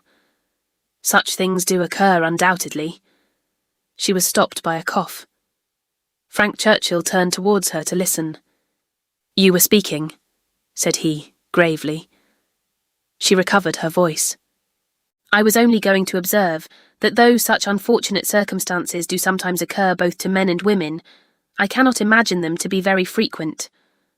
A hasty and imprudent attachment may arise, but there is generally time to recover from it afterwards.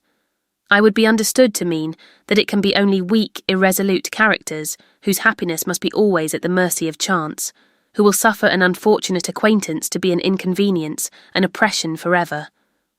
He made no answer, merely looked and bowed in submission, and soon afterwards said in a lively tone, Well, I have so little confidence in my own judgment that whenever I marry, I hope somebody will choose my wife for me. Will you? Turning to Emma. Will you choose a wife for me? I am sure I should like anybody fixed on by you. You provide for the family, you know, with a smile at his father. Find somebody for me. I am in no hurry. Adopt her, educate her, and make her like myself. By all means, if you can. If you... Very well. I undertake the commission. You shall have a charming wife. She must be very lively and have hazel eyes. I care for nothing else. I shall go abroad for a couple of years, and when I return, I shall come to you for my wife. Remember. Emma was in no danger of forgetting. It was a commission to touch every favourite feeling. Would not Harriet be the very creature described? Hazel eyes accepted, 2 years more might make her all that he wished. He might even have Harriet in his thoughts at the moment, who could say? Referring the education to her seemed to imply it. Now, ma'am, said Jane to her aunt, shall we join Mrs. Elton? If you please, my dear, with all my heart. I'm quite ready. I was ready to have gone with her, but this will do just as well. We shall soon overtake her. There she is. No, that's somebody else. That's one of the ladies in the Irish car party, not at all like her. Well, I declare... They walked off, followed in half a minute by Mr. Knightley. Mr. Weston, his son, Emma, and Harriet only remained, and the young man's spirits now rose to a pitch almost unpleasant. Even Emma grew tired at last of flattery and merriment, and wished herself rather walking quietly about with any of the others, or sitting almost alone and quite unattended to, in tranquil observation of the beautiful views beneath her. The appearance of the servants looking out for them to give notice of the carriages was a joyful sight, and even the bustle of collecting and preparing to depart, and the solicitude of Mrs. Elton to have her carriage first, were gladly endured, in the prospect of the quiet drive home, which was to close the very questionable enjoyments of this day of pleasure. Such another scheme, composed of so many ill-assorted people, she hoped never to be betrayed into again. While waiting for the carriage, she found Mr. Knightley by her side. He looked around, as if to see that no one were near, and then said, "Emma, I must once more speak to you as I have been used to do. A privilege rather endured than allowed, perhaps, but I must still use it. I cannot see you acting wrong, without a remonstrance. How could you be so unfeeling to Miss Bates? How could you be so insolent in your wit to a woman of her character, age, and situation? Emma, I had not thought it possible." Emma recollected, blushed, was sorry, but tried to laugh it off. "Nay, how could I help saying what I did? Nobody could have helped it. It was not so very bad. I dare say she did not understand me." "I assure you she did. She felt your full meaning. She has talked of it since. I wish you could have heard how she talked of it, with what candour and generosity. I wish you could have heard her honouring your forbearance in being able to pay her such attentions, as she was for ever receiving from yourself and your father, when her society must be so irksome." "Oh," cried Emma, "I know there is not a better creature in the world, but you must allow that what is good and what is ridiculous are most unfortunately blended in her." "They are blended," said he, "I acknowledge, and were she prosperous, I could allow much for the occasional prevalence of the ridiculous over the good. Were she a woman of fortune, I would leave every harmless absurdity to take its chance. I would not quarrel with you for any liberties of manner. Were she your equal in situation, but, Emma, consider how far this is from being the case. She is poor. She has sunk from the comforts she was born to, and if she live to old age must probably sink more. Her situation should secure your compassion. It was badly done indeed. You, whom she had known from an infant, whom she had seen grow up from a period when her notice was an honour, to have you now in thoughtless spirits, and the pride of the moment, laugh at her, humble her, and before her niece too, and before others, many of whom, certainly some, would be entirely guided by your treatment of her.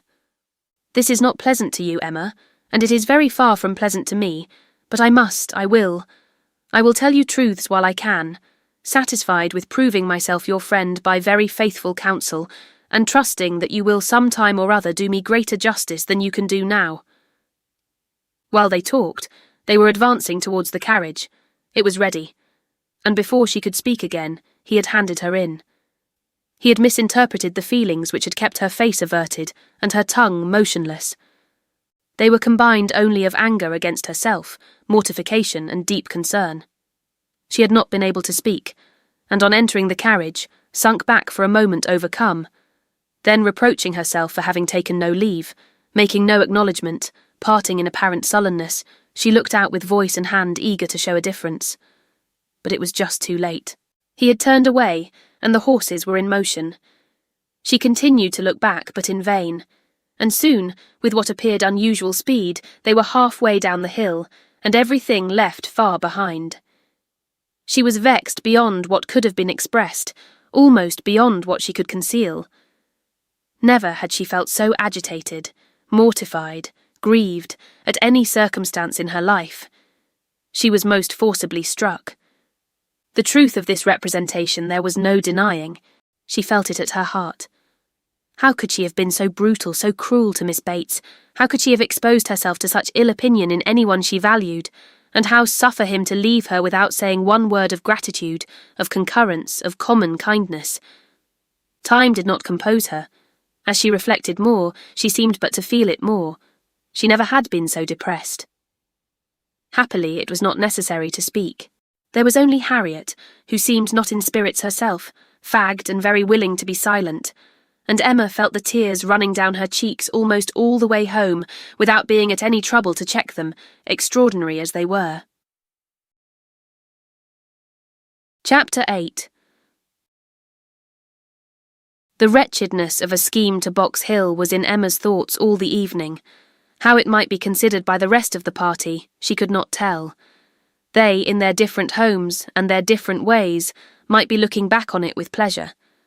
But in her view, it was a morning more completely misspent, more totally bare of rational satisfaction at the time, and more to be abhorred in recollection than any she had ever passed. A whole evening of backgammon with her father was felicity to it. There indeed lay real pleasure, for there she was giving up the sweetest hours of the 24 to his comfort, and feeling that, Unmerited as might be the degree of his fond affection and confiding esteem, she could not, in her general conduct, be open to any severe reproach. As a daughter, she hoped she was not without a heart. She hoped no one could have said to her, "How could you be so unfeeling to your father? I will tell you truths while I can." Miss Bates should never again, no, never. If attention in future could do away the past, she might hope to be forgiven. She had been often remiss, her conscience told her so. Remiss perhaps more in thought than fact, scornful, ungracious. But it should be so no more. In the warmth of true contrition, she would call upon her the very next morning, and it should be the beginning, on her side, of a regular, equal, kindly intercourse. She was just as determined when the morrow came, and went early, that nothing might prevent her. It was not unlikely, she thought, that she might see Mr. Knightley in her way, or perhaps he might come in while she were paying her visit. She had no objection. She would not be ashamed of the appearance of the penitence, so justly and truly hers. Her eyes were towards Donwell as she walked, but she saw him not. The ladies were all at home. She had never rejoiced at the sound before, nor ever before entered the passage, nor walked up the stairs, with any wish of giving pleasure, but in conferring obligation, or of deriving it, except in subsequent ridicule. There was a bustle on her approach, a good deal of moving and talking. She heard Miss Bates's voice. Something was to be done in a hurry. The maid looked frightened and awkward, hoped she would be pleased to wait a moment, and then ushered her in too soon. The aunt and niece seemed both escaping into the adjoining room. Jane she had a distinct glimpse of, looking extremely ill, and before the door had shut them out, she heard Miss Bates saying, "Well, my dear, I shall say you are laid down upon the bed, and I am sure you are ill enough." Poor old Mrs. Bates, civil and humble as usual, looked as if she did not quite understand what was going on. "I am afraid Jane is not very well," said she, "but I do not know. They tell me she is well. I dare say my daughter will be here presently, Miss Woodhouse. I hope you find a chair. I wish Hetty had not gone. I am very little able. Have you a chair, ma'am? Do you sit where you like? I am sure she will be here presently." Emma seriously hoped she would. She had a moment's fear of Miss Bates keeping away from her, but Miss Bates soon came, very happy and obliged. But Emma's conscience told her that there was not the same cheerful volubility as before, less ease of look and manner. A very friendly inquiry after Miss Fairfax, she hoped, might lead the way to a return of old feelings. The touch seemed immediate. "Ah, Miss Woodhouse, how kind you are! I suppose you have heard, and are come to give us joy. This does not seem much like joy indeed in me," twinkling away a tear or two, "but it will be very trying for us to part with her, after having had her so long, and she has a dreadful headache just now, writing all the morning. Such long letters, you know, to be written to Colonel Campbell and Mrs. Dixon." "My dear," said I, "you will blind yourself." For tears were in her eyes perpetually. One cannot wonder, one cannot wonder. It is a great change, and though she is amazingly fortunate, such a situation, I suppose, as no young woman before ever met with on first going out. Do not think us ungrateful, Miss Woodhouse, for such surprising good fortune, again dispersing her tears. But poor dear soul, if you were to see what a headache she has. When one is in great pain, you know one cannot feel any blessing quite as it may deserve. She is as low as possible. To look at her, nobody would think how delighted and happy she is to have secured such a situation. You will excuse her not coming to you. She is not able. She is gone into her own room. I want her to lie down upon the bed." "My dear," said I shall say you are laid down upon the bed. But however, she is not. She is walking about the room. But now that she has written her letters, she says she shall soon be well. She will be extremely sorry to miss seeing you, Miss Woodhouse, but your kindness will excuse her. You were kept waiting at the door. I was quite ashamed, but somehow there was a little bustle.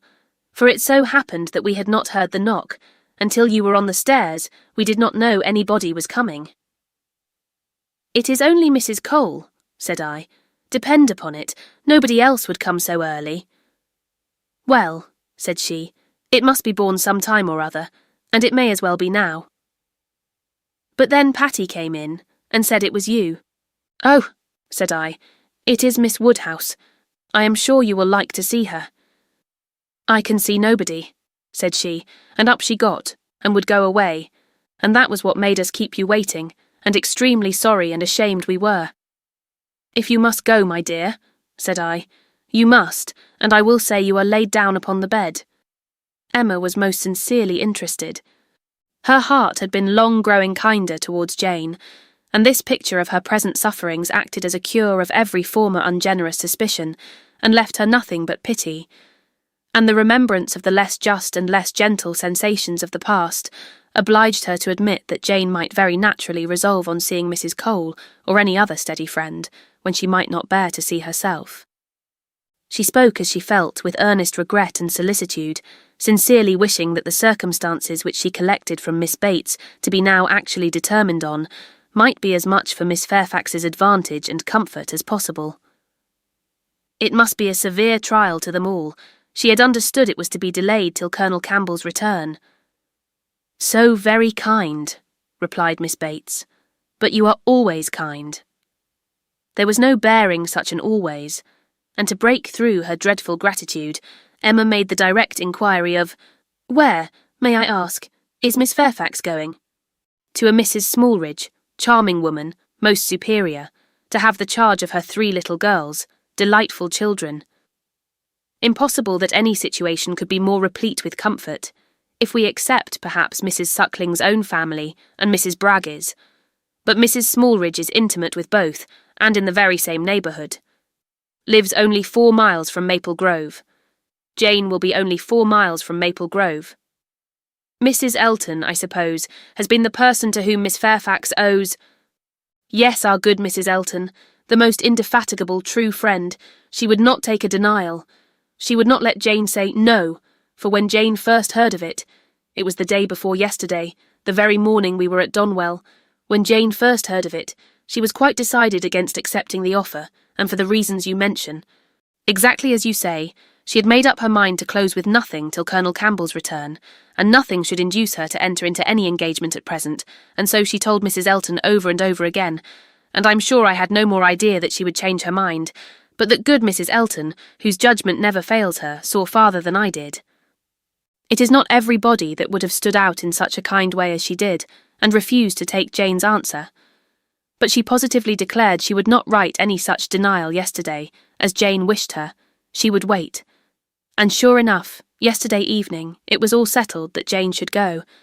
Quite a surprise to me. I had not the least idea. Jane took Mrs. Elton aside, and told her at once that upon thinking over the advantages of Mrs. Smallridge's situation, she had come to the resolution of accepting it.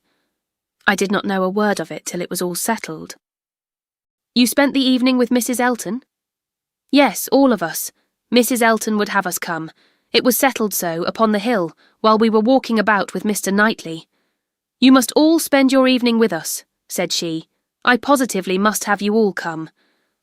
Mr. Knightley was there too, was he? No, not Mr. Knightley. He declined it from the first. And though I thought he would come, because Mrs. Elton declared she would not let him off, he did not. But my mother, and Jane, and I were all there, and a very agreeable evening we had. Such kind friends, you know, Miss Woodhouse, one must always find agreeable, though everybody seemed rather fagged after the morning's party. Even pleasure, you know, is fatiguing, and I cannot say that any of them seemed very much to have enjoyed it. However, I shall always think it a very pleasant party, and feel extremely obliged to the kind friends who included me in it. Miss Fairfax, I suppose, though you were not aware of it, had been making up her mind the whole day. I dare say she had. Whenever the time may come, it must be unwelcome to her and all her friends, but I hope her engagement will have every alleviation that is possible, I mean, as to the character and manners of the family. Thank you, dear Miss Woodhouse. Yes, indeed, there is everything in the world that can make her happy in it. Except the Sucklings and Bragg's, there is not such another nursery establishment, so liberal and elegant, in all Mrs. Elton's acquaintance. Mrs. Smallridge, a most delightful woman, a style of living almost equal to Maple Grove, and as to the children, except the little Sucklings and little Bragg's, there are not such elegant sweet children anywhere.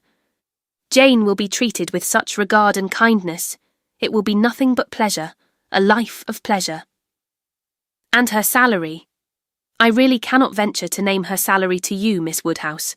Even you, used as you are to great sums, would hardly believe that so much could be given to a young person like Jane. Ah, madam, cried Emma, if other children are at all like what I remember to have been myself, I should think 5 times the amount of what I have ever yet heard named as a salary on such occasions, dearly earned. You are so noble in your ideas. And when is Miss Fairfax to leave you? Very soon indeed, that's the worst of it, within a fortnight. Mrs. Smallridge is in a great hurry. My poor mother does not know how to bear it. So then I try to put it out of her thoughts and say, come, ma'am, do not let us think about it any more. Her friends must all be sorry to lose her, and will not Colonel and Mrs. Campbell be sorry to find that she has engaged herself before their return? Yes, Jane says she is sure they will, but yet this is such a situation as she cannot feel herself justified in declining. I was so astonished when she first told me what she had been saying to Mrs. Elton, and when Mrs. Elton at the same moment came congratulating me upon it. It was before tea. No, it could not be before tea because we were just going to cards, and yet it was before tea because I remember thinking, oh no, now I recollect, now I have it. Something happened before tea, but not that. Mr. Elton was called out of the room before tea. Old John Abdy's son wanted to speak with him. Poor old John, I have a great regard for him. He was clerk to my poor father 27 years, and now, poor old man, he is bedridden, and very poorly with the rheumatic gout in his joints. I must go and see him today, and so will Jane, I am sure, if she gets out at all. And poor John's son came to talk to Mr. Elton about relief from the parish. He is very well to do himself, you know, being head man at the Crown, ostler, and everything of that sort, but still he cannot keep his father without some help. And so, when Mr. Elton came back, he told us what John Ostler had been telling him, and then it came out about the chaise having been sent to Randalls to take Mr. Frank Churchill to Richmond. That was what happened before tea. It was after tea that Jane spoke to Mrs. Elton. Miss Bates would hardly give Emma time to say how perfectly new this circumstance was to her, but as without supposing it possible that she could be ignorant of any of the particulars of Mr. Frank Churchill's going, she proceeded to give them all. It was of no consequence. What Mr. Elton had learned from the ostler on the subject, being the accumulation of the ostler's own knowledge, and the knowledge of the servants at Randalls, was that a messenger had come over from Richmond soon after the return of the party from Box Hill, which messenger, however, had been no more than was expected, and that Mr. Churchill had sent his nephew a few lines containing, upon the whole, a tolerable account of Mrs. Churchill, and only wishing him not to delay coming back beyond the next morning early, but that Mr. Frank Churchill, having resolved to go home directly, without waiting at all, and his horse seeming to have got a cold, Tom had been sent off immediately for the Crown chaise, and the ostler had stood out and seen it pass by, the boy going a good pace and driving very steady.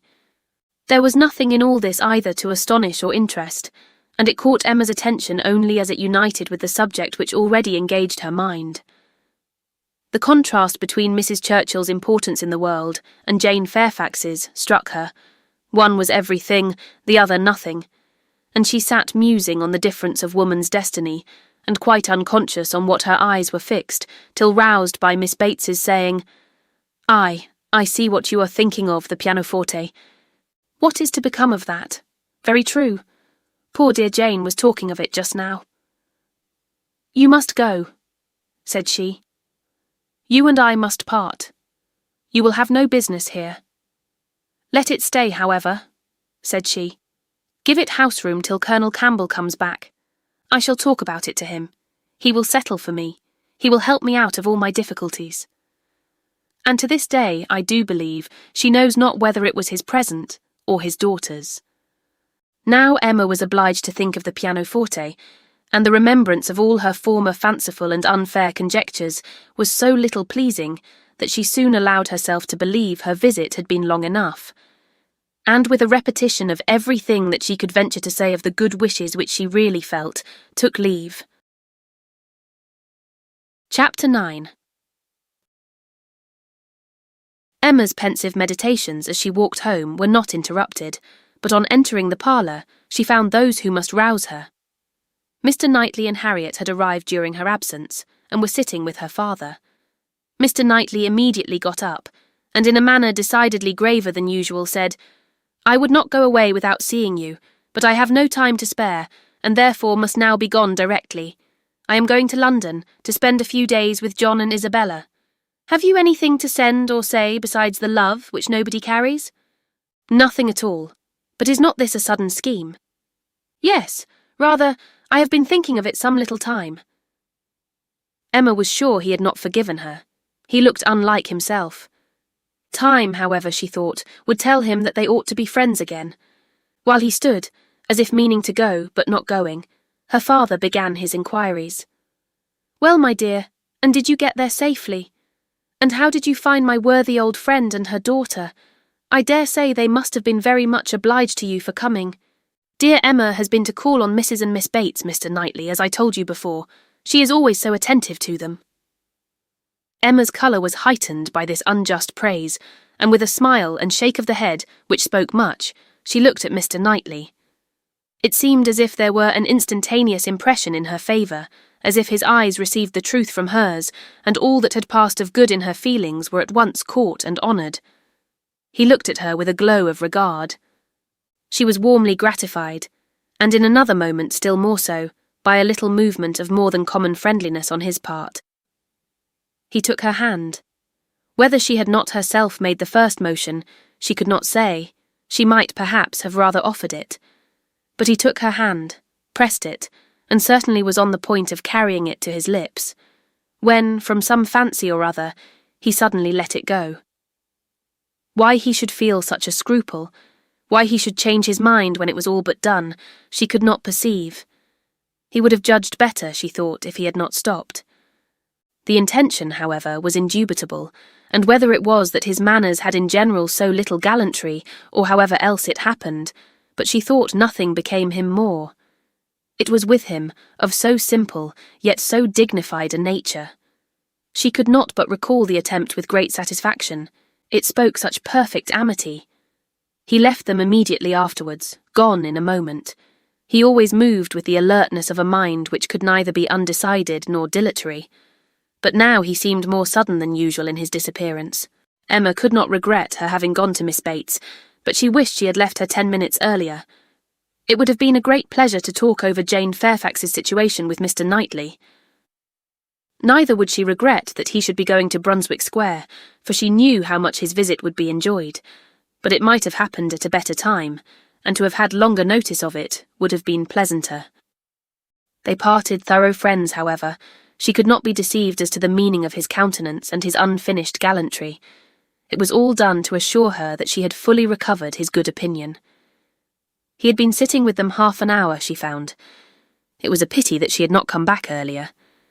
In the hope of diverting her father's thoughts from the disagreeableness of Mr. Knightley's going to London, and going so suddenly, and going on horseback, which she knew would be all very bad, Emma communicated her news of Jane Fairfax, and her dependence on the effect was justified. It supplied a very useful check, interested without disturbing him. He had long made up his mind to Jane Fairfax's going out as governess, and could talk of it cheerfully, but Mr. Knightley's going to London had been an unexpected blow. "I am very glad indeed, my dear, to hear she is to be so comfortably settled. Mrs. Elton is very good-natured and agreeable, and I dare say her acquaintance are just what they ought to be. I hope it is a dry situation, and that her health will be taken good care of. It ought to be a first object, as I am sure poor Miss Taylor's always was with me.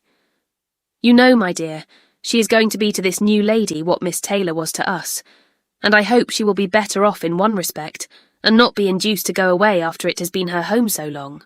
The following day brought news from Richmond to throw everything else into the background. An express arrived at Randalls to announce the death of Mrs. Churchill. Though her nephew had had no particular reason to hasten back on her account, she had not lived above 36 hours after his return.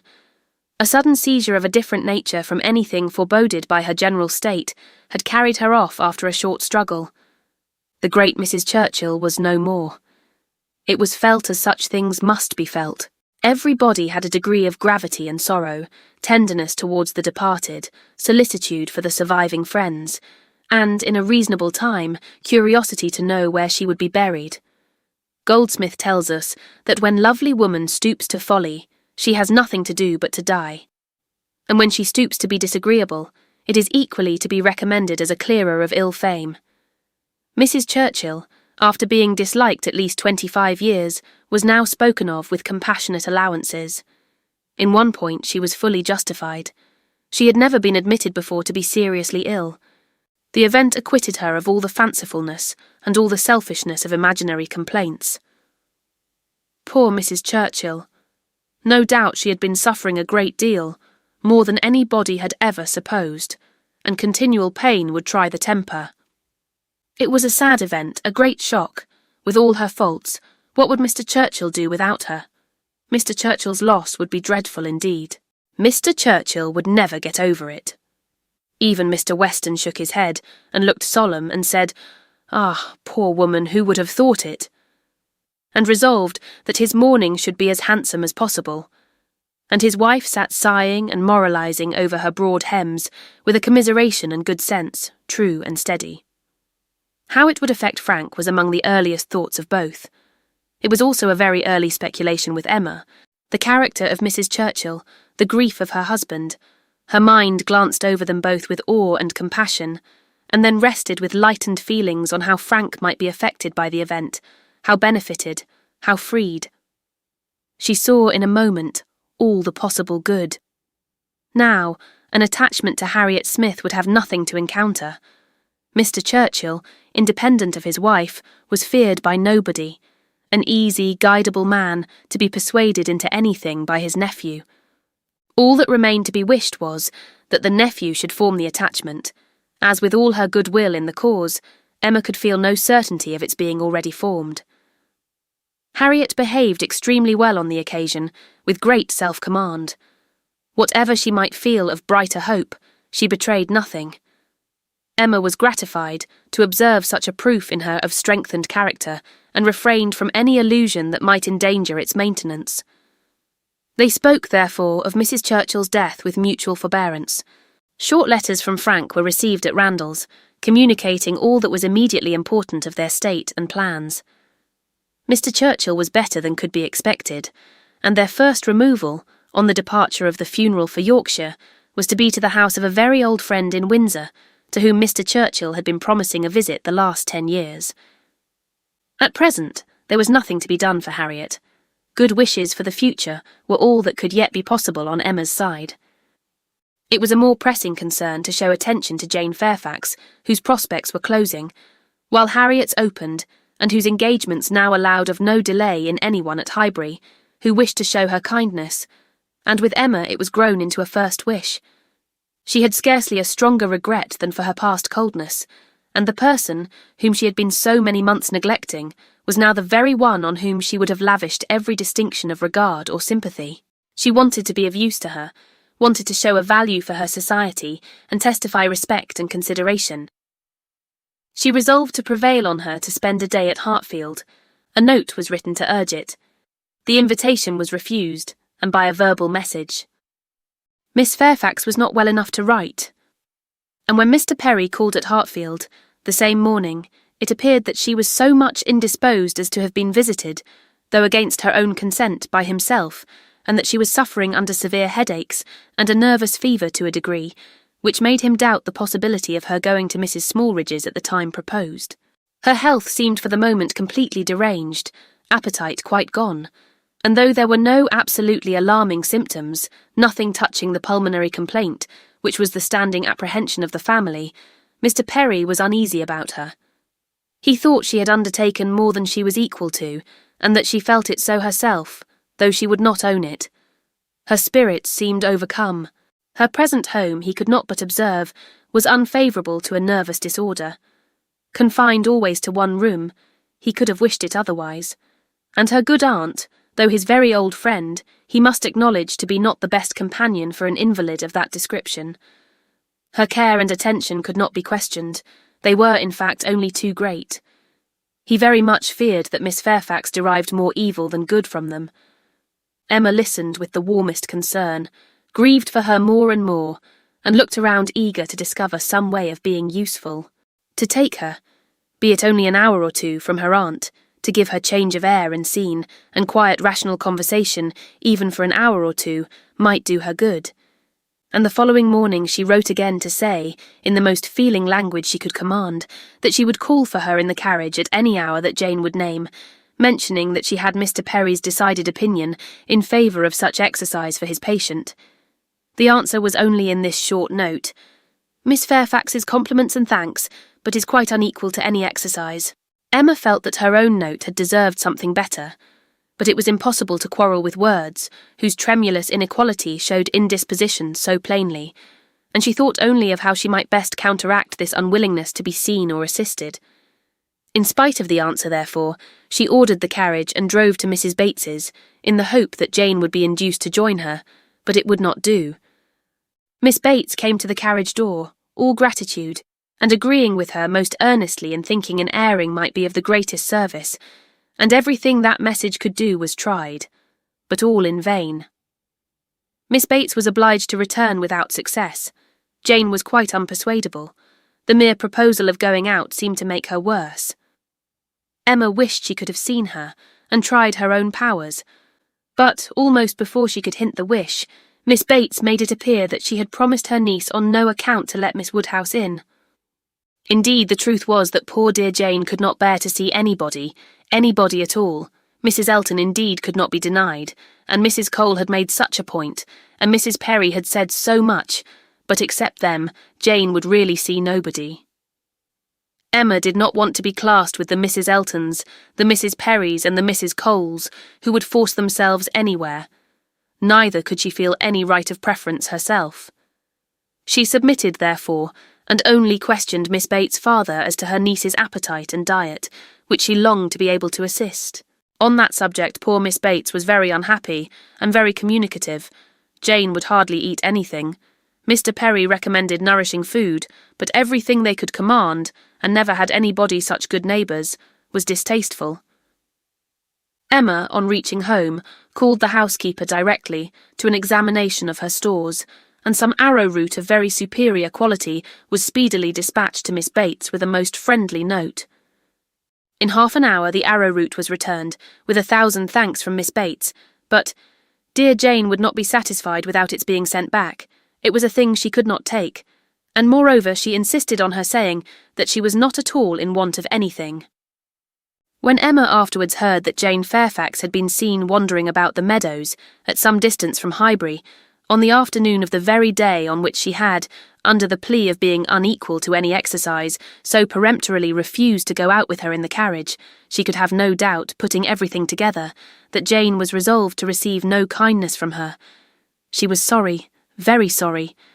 Her heart was grieved for a state which seemed but the more pitiable from this sort of irritation of spirits, inconsistency of action, and inequality of powers, and it mortified her that she was given so little credit for proper feeling, or esteemed so little worthy as a friend. But she had the consolation of knowing that her intentions were good, and of being able to say to herself that could Mr. Knightley have been privy to all her attempts of assisting Jane Fairfax, could he even have seen into her heart, he would not on this occasion have found anything to reprove. Chapter 10. One morning, about 10 days after Mrs. Churchill's decease, Emma was called downstairs to Mr. Weston, who could not stay 5 minutes and wanted particularly to speak with her. He met her at the parlour door, and hardly asking her how she did, in the natural key of his voice, sunk it immediately to say unheard by her father, "Can you come to Randalls at any time this morning? Do, if it be possible. Mrs. Weston wants to see you. She must see you." "Is she unwell?" No, not at all. Only a little agitated. She would have ordered the carriage and come to you, but she must see you alone, and that you know," nodding towards her father. "Humph. Can you come?" "Certainly. This moment, if you please. It is impossible to refuse what you ask in such a way. But what can be the matter? Is she really not ill?" "Depend upon me, but ask no more questions. You will know it all in time. The most unaccountable business. But hush, hush." To guess what all this meant was impossible even for Emma. Something really important seemed announced by his looks, but, as her friend was well, she endeavoured not to be uneasy, and settling it with her father that she would take her walk now, she and Mr. Weston were soon out of the house together, and on their way at a quick pace for Randalls. "Now," said Emma when they were fairly beyond the sweep gates. "Now, Mr. Weston, do let me know what has happened." "No, no," he gravely replied. "Don't ask me. I promised my wife to leave it all to her. She will break it to you better than I can. Do not be impatient, Emma. It will all come out too soon."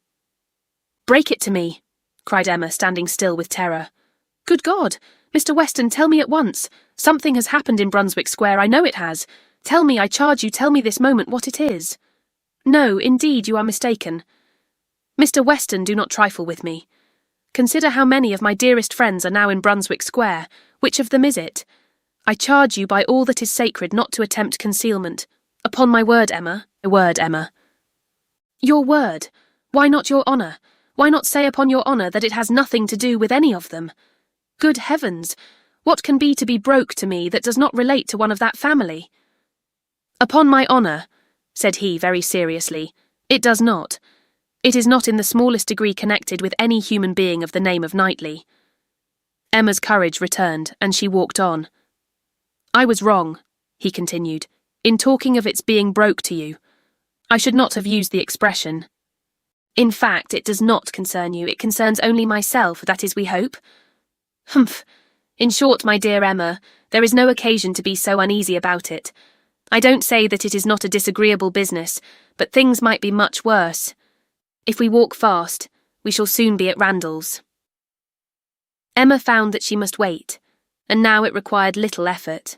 She asked no more questions, therefore, merely employed her own fancy, and that soon pointed out to her the probability of its being some money concern, something just come to light, of a disagreeable nature in the circumstances of the family, something which the late event at Richmond had brought forward. Her fancy was very active, 6 natural children perhaps, and poor Frank cut off. This, though very undesirable, would be no matter of agony to her. It inspired little more than an animating curiosity.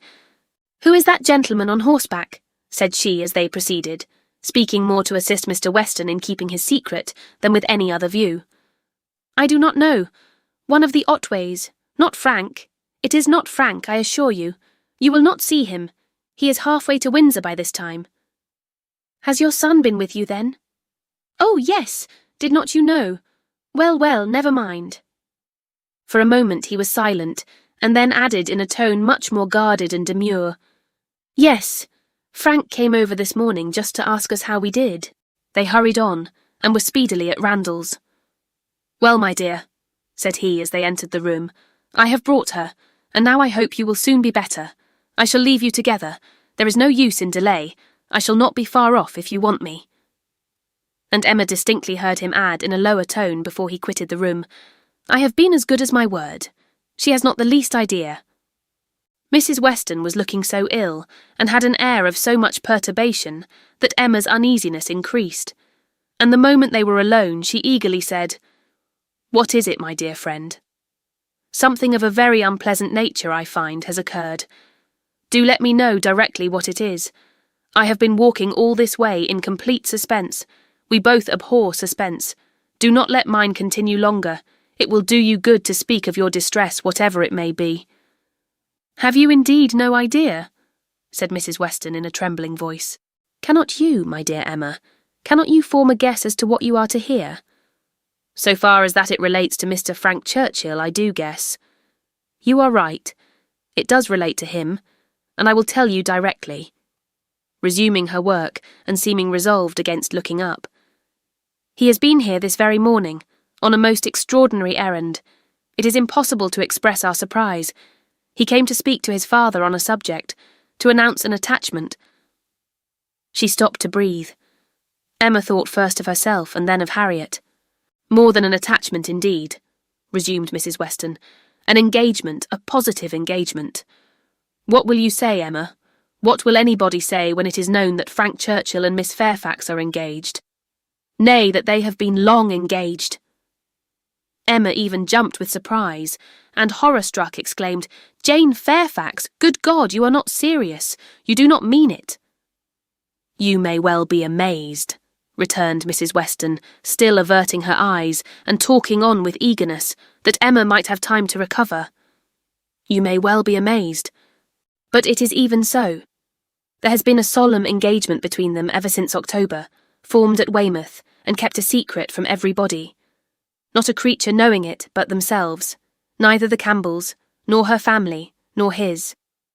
It is so wonderful that though perfectly convinced of the fact, it is yet almost incredible to myself. I can hardly believe it. I thought I knew him. Emma scarcely heard what was said. Her mind was divided between two ideas, her own former conversations with him about Miss Fairfax and poor Harriet, and for some time she could only exclaim and require confirmation, repeated confirmation. "Well," said she at last, trying to recover herself, "this is a circumstance which I must think of at least half a day before I can at all comprehend it. What? Engaged to her all the winter, before either of them came to Highbury?" "Engaged since October, secretly engaged. It has hurt me, Emma, very much. It has hurt his father equally. Some part of his conduct we cannot excuse." Emma pondered a moment, and then replied, "I will not pretend not to understand you, and to give you all the relief in my power, be assured that no such effect has followed his attentions to me as you are apprehensive of." Mrs. Weston looked up, afraid to believe, but Emma's countenance was as steady as her words. "That you may have less difficulty in believing this boast of my present perfect indifference," she continued, "I will farther tell you that there was a period in the early part of our acquaintance when I did like him, when I was very much disposed to be attached to him, nay, was attached, and how it came to cease is perhaps the wonder. Fortunately, however, it did cease. I have really for some time past, for at least these 3 months, cared nothing about him. You may believe me, Mrs. Weston. This is the simple truth." Mrs. Weston kissed her with tears of joy, and when she could find utterance, assured her that this protestation had done her more good than anything else in the world could do. "Mr. Weston will be almost as much relieved as myself," said she. "On this point we have been wretched. It was our darling wish that you might be attached to each other, and we were persuaded that it was so. Imagine what we have been feeling on your account. I have escaped, and that I should escape may be a matter of grateful wonder to you and myself. But this does not acquit him, Mrs. Weston, and I must say that I think him greatly to blame. What right had he to come among us with affection and faith engaged, and with manners so very disengaged? What right had he to endeavour to please, as he certainly did, to distinguish any one young woman with persevering attention, as he certainly did, while he really belonged to another? How could he tell what mischief he might be doing? How could he tell that he might not be making me in love with him? Very wrong indeed. From something that he said, my dear Emma, I rather imagine. And how could she bear such behaviour? Composure with a witness to look on, while repeated attentions were offering to another woman before her face, and not resent it. That is a degree of placidity which I can neither comprehend nor respect. There were misunderstandings between them, Emma. He said so expressly. He had not time to enter into much explanation. He was here only a quarter of an hour, and in a state of agitation which did not allow the full use even of the time he could stay. But that there had been misunderstandings he decidedly said. The present crisis, indeed, seemed to be brought on by them, and those misunderstandings might very possibly arise from the impropriety of his conduct. Impropriety! Oh, Mrs. Weston, it is too calm a censure, much, much beyond impropriety. It has sunk him, I cannot say how it has sunk him in my opinion.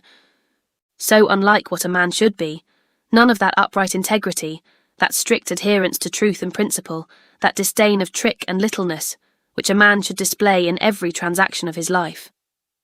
Nay, dear Emma, now I must take his part, for though he has been wrong in this instance, I have known him long enough to answer for his having many, very many, good qualities, and— "Good God!" cried Emma, not attending to her. "Mrs. Smallridge, too! Jane actually on the point of going as governess! What could he mean by such horrible indelicacy?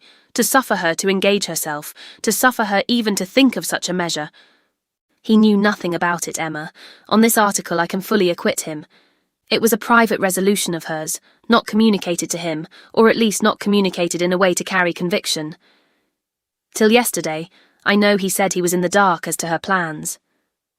They burst on him, I do not know how, but by some letter or message, and it was the discovery of what she was doing, of this very project of hers, which determined him to come forward at once, own it all to his uncle, throw himself on his kindness, and in short put an end to the miserable state of concealment that had been carrying on so long. Emma began to listen better. "I am to hear from him soon," continued Mrs. Weston. "He told me at parting that he should soon write, and he spoke in a manner which seemed to promise me many particulars that could not be given now. Let us wait, therefore, for this letter. It may bring many extenuations. It may make many things intelligible and excusable which now are not to be understood. Don't let us be severe. Don't let us be in a hurry to condemn him. Let us have patience. I must love him, and now that I am satisfied on one point, the one material point, I am sincerely anxious for its all turning out well, and ready to hope that it may. They must both have suffered a great deal under such a system of secrecy and concealment." "His sufferings," replied Emma dryly, "do not appear to have done him much harm. Well, and how did Mr. Churchill take it?" "Most favourably for his nephew, gave his consent with scarcely a difficulty. Conceive what the events of a week have done in that family. While poor Mrs. Churchill lived, I suppose there could not have been a hope, a chance, a possibility. But scarcely are her remains at rest in the family vault, than her husband is persuaded to act exactly opposite to what she would have required. What a blessing it is, when undue influence does not survive the grave. He gave his consent with very little persuasion." "Us," thought Emma, "he would have done as much for Harriet." "This was settled last night, and Frank was off with the light this morning. He stopped at Highbury, at the Bateses, I fancy, some time, and then came on hither, but was in such a hurry to get back to his uncle, to whom he is just now more necessary than ever, that, as I tell you, he could stay with us but a quarter of an hour. He was very much agitated, very much indeed, to a degree that made him appear quite a different creature from anything I had ever seen him before. In addition to all the rest, there had been the shock of finding her so very unwell, which he had had no previous suspicion of, and there was every appearance of his having been feeling a great deal." "Aunt, you really believe the affair to have been carrying on with such perfect secrecy? The Campbells, the Dixons, did none of them know of the engagement?" Emma could not speak the name of Dixon without a little blush. "None, not one. He positively said that it had been known to no being in the world but their two selves." "Well," said Emma, "I suppose we shall gradually grow reconciled to the idea, and I wish them very happy, but I shall always think it a very abominable sort of proceeding. What has it been but a system of hypocrisy and deceit, espionage and treachery, to come among us with professions of openness and simplicity, and such a league in secret to judge us all? Here have we been, the whole winter and spring, completely duped, fancying ourselves all on an equal footing of truth and honour, with two people in the midst of us who may have been carrying round, comparing and sitting in judgment on sentiments and words that were never meant for both to hear. They must take the consequence if they have heard each other spoken of in a way not perfectly agreeable." "I am quite easy on that head," replied Mrs. Weston. "I am very sure that I never said anything of either to the other, which both might not have heard." "You are in luck. Your only blunder was confined to my ear, when you imagined a certain friend of ours in love with the lady." "True.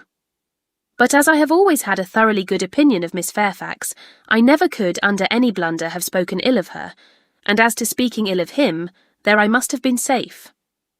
At this moment Mr. Weston appeared at a little distance from the window, evidently on the watch. His wife gave him a look which invited him in, and while he was coming round added, "Now, dearest Emma, let me entreat you to say and look everything that may set his heart at ease, and incline him to be satisfied with the match. Let us make the best of it, and indeed almost everything may be fairly said in her favour. It is not a connection to gratify, but if Mr. Churchill does not feel that, why should we? And it may be a very fortunate circumstance for him, for Frank, I mean, that he should have attached himself to a girl of such steadiness of character and good judgment as I have always given her credit for, and still am disposed to give her credit for, in spite of this one great deviation from the strict rule of right. And how much may be said in her situation for even that error?" "Much indeed," cried Emma feelingly. "If a woman can ever be excused for thinking only of herself, it is in a situation like Jane Fairfax's. Of such one may almost say that the world is not theirs, nor the world's law." She met Mr. Weston on his entrance with a smiling countenance, exclaiming, "A very pretty trick you have been playing me, upon my word. This was a device, I suppose, to sport with my curiosity and exercise my talent of guessing. But you really frightened me. I thought you had lost half your property at least. And here, instead of its being a matter of condolence, it turns out to be one of congratulation. I congratulate you, Mr. Weston, with all my heart, on the prospect of having one of the most lovely and accomplished young women in England for your daughter." A glance or two between him and his wife convinced him that all was as right as this speech proclaimed, and its happy effect on his spirits was immediate. His air and voice recovered their usual briskness. He shook her heartily and gratefully by the hand, and entered on the subject in a manner to prove that he now only wanted time and persuasion to think the engagement no very bad thing. His companions suggested only what could palliate imprudence or smooth objections, and by the time they had talked it all over together, and he had talked it all over again with Emma in their walk back to Hartfield, he was become perfectly reconciled, and not far from thinking it the very best thing that Frank could possibly have done. Chapter 11. Harriet. Poor Harriet. Those were the words. In them lay the tormenting ideas which Emma could not get rid of, and which constituted the real misery of the business to her. Frank Churchill had behaved very ill by herself, very ill in many ways, but it was not so much his behaviour as her own which made her so angry with him. It was the scrape which he had drawn her into on Harriet's account that gave the deepest hue to his offence. Poor Harriet, to be a second time the dupe of her misconceptions and flattery. Mr. Knightley had spoken prophetically when he once said, "Emma, you have been no friend to Harriet Smith."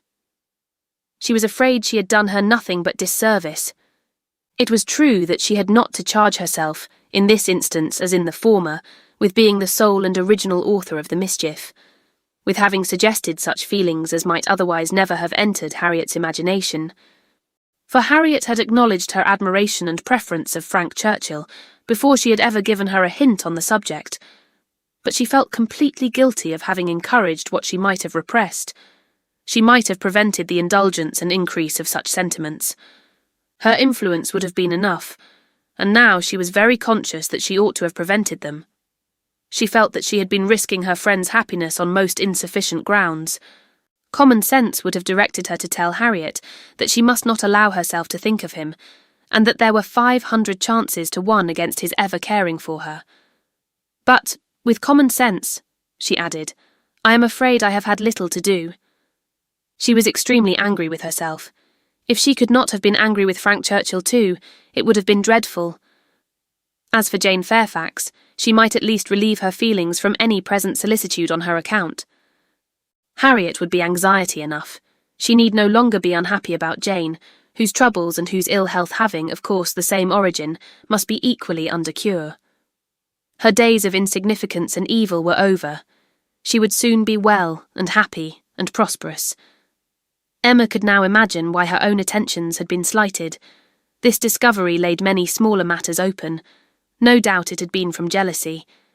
In Jane's eyes she had been a rival, and well might anything she could offer of assistance or regard be repulsed. An airing in the Hartfield carriage would have been the rack, and arrowroot from the Hartfield storeroom must have been poison. She understood it all, and as far as her mind could disengage itself from the injustice and selfishness of angry feelings, she acknowledged that Jane Fairfax would have neither elevation nor happiness beyond her desert. But poor Harriet was such an engrossing charge. There was little sympathy to be spared for anybody else. Emma was sadly fearful that this second disappointment would be more severe than the first. Considering the very superior claims of the object, it ought, and judging by its apparently stronger effect on Harriet's mind, producing reserve and self-command, it would. She must communicate the painful truth, however, and as soon as possible. An injunction of secrecy had been among Mr. Weston's parting words. For the present, the whole affair was to be completely a secret. Mr. Churchill had made a point of it, as a token of respect to the wife he had so very recently lost, and everybody admitted it to be no more than due decorum. Emma had promised, but still Harriet must be accepted. It was her superior duty. In spite of her vexation, she could not help feeling it almost ridiculous that she should have the very same distressing and delicate office to perform by Harriet, which Mrs. Weston had just gone through by herself. The intelligence, which had been so anxiously announced to her, she was now to be anxiously announcing to another. Her heart beat quick on hearing Harriet's footstep and voice. So, she supposed, had poor Mrs. Weston felt when she was approaching Randalls. Could the event of the disclosure bear an equal resemblance? But of that, unfortunately, there could be no chance. "Well, Miss Woodhouse," cried Harriet, coming eagerly into the room, "is not this the oddest news that ever was?" "What news do you mean?" replied Emma, unable to guess by look or voice whether Harriet could indeed have received any hint. "About Jane Fairfax. Did you ever hear anything so strange? Oh, you need not be afraid of owning it to me, for Mr. Weston has told me himself. I met him just now. He told me it was to be a great secret, and therefore I should not think of mentioning it to anybody but you, but he said you knew it." "What did Mr. Weston tell you?" said Emma, still perplexed. "Oh, he told me all about it, that Jane Fairfax and Mr. Frank Churchill are to be married, and that they have been privately engaged to one another this long while. How very odd. It was indeed so odd. Harriet's behaviour was so extremely odd that Emma did not know how to understand it. Her character appeared absolutely changed. She seemed to propose showing no agitation, or disappointment, or peculiar concern in the discovery. Emma looked at her, quite unable to speak. "Had you any idea," cried Harriet, "of his being in love with her? You perhaps might. You," blushing as she spoke, "who can see into everybody's heart, but nobody else." "Upon my word," said Emma, "I begin to doubt my having any such talent. Can you seriously ask me, Harriet, whether I imagined him attached to another woman at the very time that I was, tacitly, if not openly, encouraging you to give way to your own feelings? I never had the slightest suspicion, till within the last hour, of Mr. Frank Churchill's having the least regard for Jane Fairfax. You may be very sure that if I had, I should have cautioned you accordingly." "Me?" cried Harriet, colouring and astonished. "Why should you caution me? You do not think I care about Mr. Frank Churchill?" "I am delighted to hear you speak so stoutly on the subject," replied Emma, smiling. "But you do not mean to deny that there was a time, and not very distant either, when you gave me reason to understand that you did care about him." "Him? Never, never. Dear Miss Woodhouse, how could you so mistake me?" Turning away distressed. "Harriet," cried Emma after a moment's pause, "what do you mean? Good heaven, what do you mean? Mistake you? Am I to suppose, then—" She could not speak another word. Her voice was lost, and she sat down, waiting in great terror till Harriet should answer. Harriet, who was standing at some distance and with face turned from her, did not immediately say anything, and when she did speak, it was in a voice nearly as agitated as Emma's. "I should not have thought it possible," she began, "that you could have misunderstood me. I know we agreed never to name him, but considering how infinitely superior he is to everybody else, I should not have thought it possible that I could be supposed to mean any other person. Mr. Frank Churchill, indeed. I do not know who would ever look at him in the company of the other. I hope I have a better taste than to think of Mr. Frank Churchill, who is like nobody by his side. And that you should have been so mistaken is amazing, I am sure, but for believing that you entirely approved and meant to encourage me in my attachment, I should have considered it at first too great a presumption almost, to dare to think of him. At first, if you had not told me that more wonderful things had happened, that there had been matches of greater disparity, those were your very words, I should not have dared to give way to, I should not have thought it possible, but if you, who had been always acquainted with him— "Harriet," cried Emma, collecting herself resolutely, "let us understand each other now without the possibility of farther mistake. Are you speaking of Mr. Knightley?" "To be sure I am. I never could have an idea of anybody else, and so I thought you knew. When we talked about him, it was as clear as possible." "Not quite," returned Emma with forced calmness, "for all that you then said appeared to me to relate to a different person. I could almost assert that you had named Mr. Frank Churchill. I am sure the service Mr. Frank Churchill had rendered you in protecting you from the gypsies was spoken of. Oh, Miss Woodhouse, how you do forget! My dear Harriet, I perfectly remember the substance of what I said on the occasion. I told you that I did not wonder at your attachment, that considering the service he had rendered you, it was extremely natural. And you agreed to it, expressing yourself very warmly as to your sense of that service, and mentioning even what your sensations had been in seeing him come forward to your rescue. The impression of it is strong on my memory. Oh dear, cried Harriet, now I recollect what you mean, but I was thinking of something very different at the time. It was not the gypsies, it was not Mr. Frank Churchill that I meant. No, with some elevation, I was thinking of a much more precious circumstance, of Mr. Knightley's coming and asking me to dance, when Mr. Elton would not stand up with me, and when there was no other partner in the room. That was the kind action, that was the noble benevolence and generosity, that was the service which made me begin to feel how superior he was to every other being upon earth. Good God, cried Emma, this has been a most unfortunate, most deplorable mistake. What is to be done? You would not have encouraged me then if you had understood me. At least, however, I cannot be worse off than I should have been if the other had been the person, and now it is possible. She paused a few moments. Emma could not speak. I do not wonder, Miss Woodhouse, she resumed, that you should feel a great difference between the two, as to me or as to anybody. You must think one 500 million times more above me than the other. But I hope, Miss Woodhouse, that supposing, that if, strange as it may appear, but you know they were your own words, that more wonderful things had happened, matches of greater disparity had taken place than between Mr. Frank Churchill and me. And therefore, it seems as if such a thing even as this may have occurred before. And if I should be so fortunate beyond expression as to, if Mr. Knightley should really, if he does not mind the disparity, I hope, dear Miss Woodhouse, you will not set yourself against it, and try to put difficulties in the way. But you are too good for that, I am sure. I am. Harriet was standing at one of the windows. Emma turned round to look at her in consternation, and hastily said, Have you any idea of Mr. Knightley's returning your affection? Yes, replied Harriet modestly, but not fearfully. I must say that I have. Emma's eyes were instantly withdrawn, and she sat silently meditating in a fixed attitude for a few minutes. A few minutes were sufficient for making her acquainted with her own heart. A mind like hers, once opening to suspicion, made rapid progress. She touched, she admitted, she acknowledged the whole truth.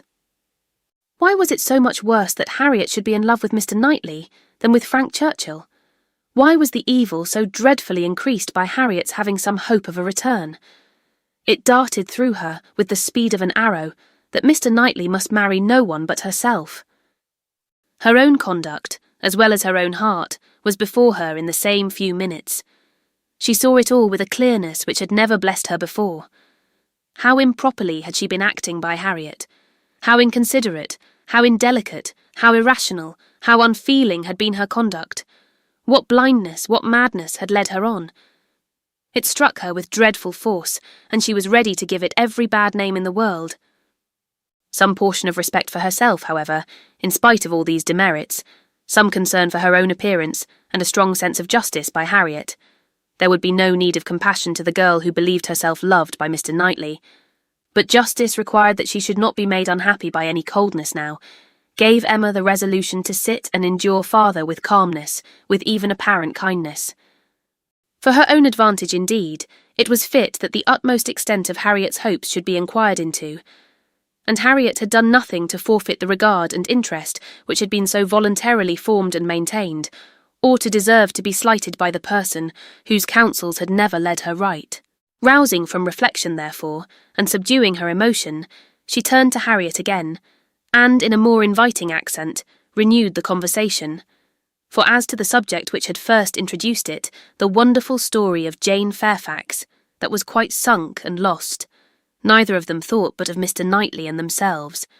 Harriet, who had been standing in no unhappy reverie, was yet very glad to be called from it, by the now encouraging manner of such a judge, and such a friend as Miss Woodhouse, and only wanted invitation to give the history of her hopes with great though trembling delight.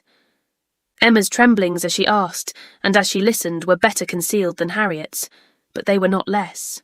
Her voice was not unsteady, but her mind was in all the perturbation that such a development of self, such a burst of threatening evil, such a confusion of sudden and perplexing emotions must create.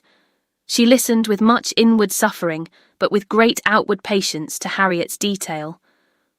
Methodical, or well-arranged, or very well delivered, it could not be expected to be.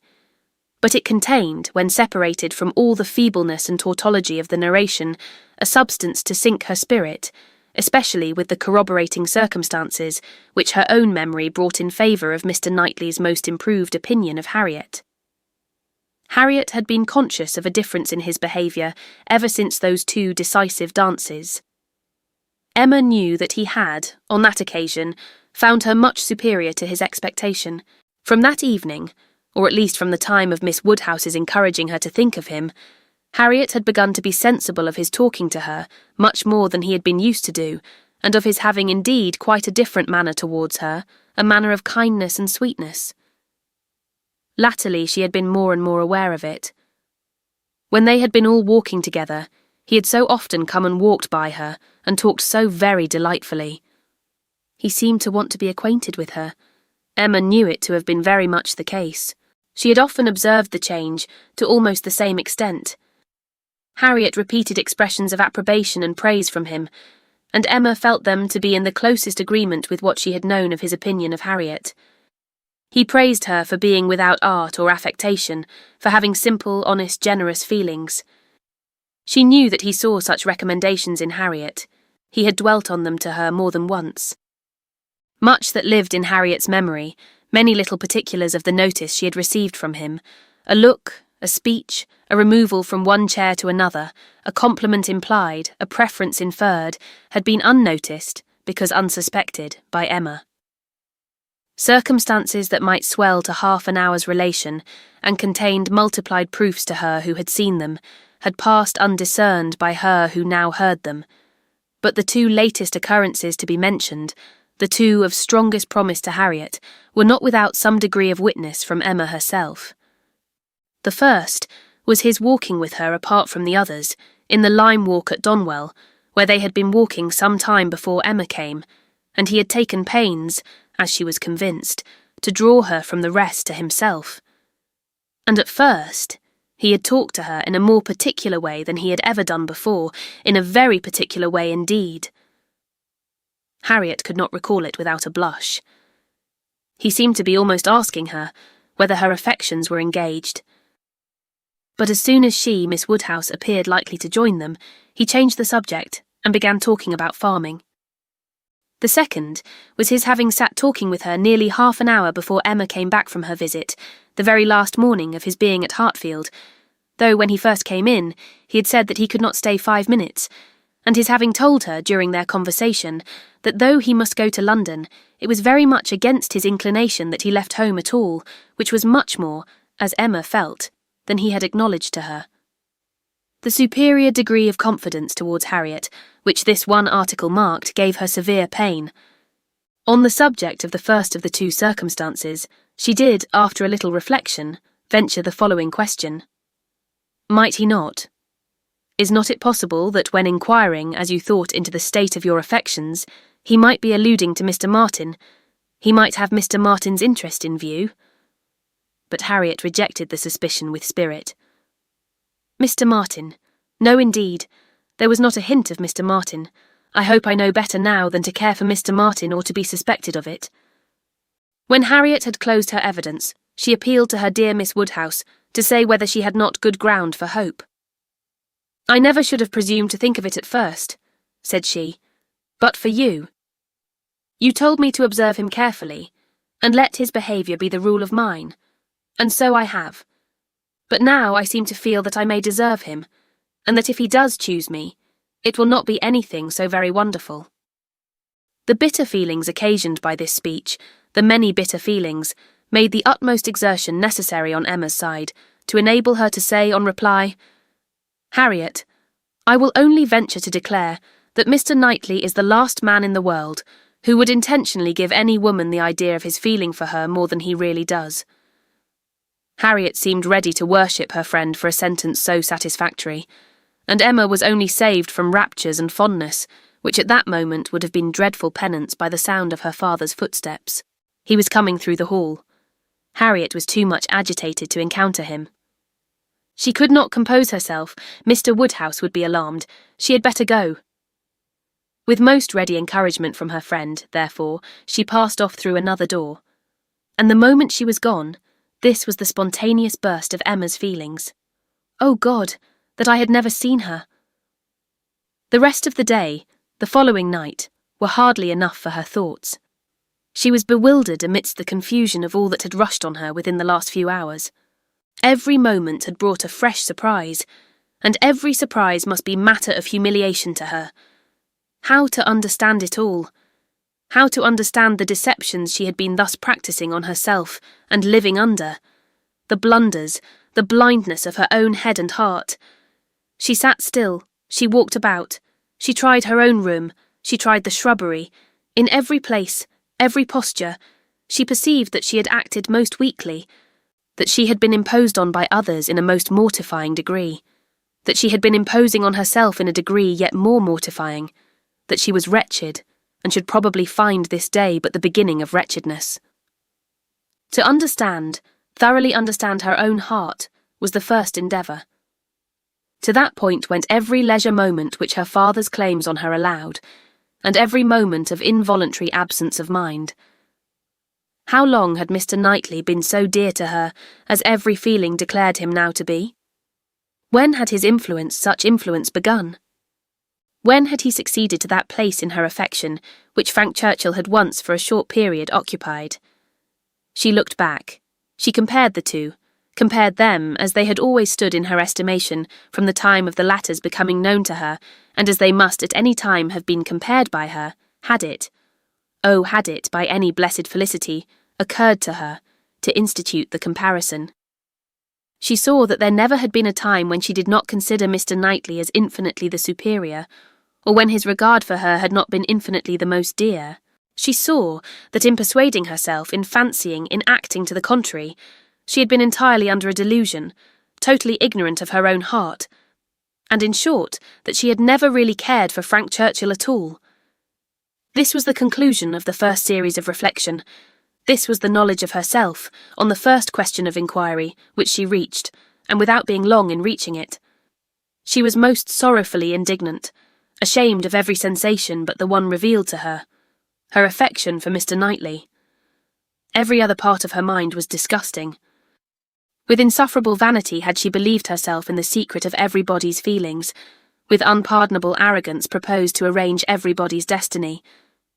She was proved to have been universally mistaken, and she had not quite done nothing, for she had done mischief. She had brought evil on Harriet, on herself, and she too much feared on Mr. Knightley.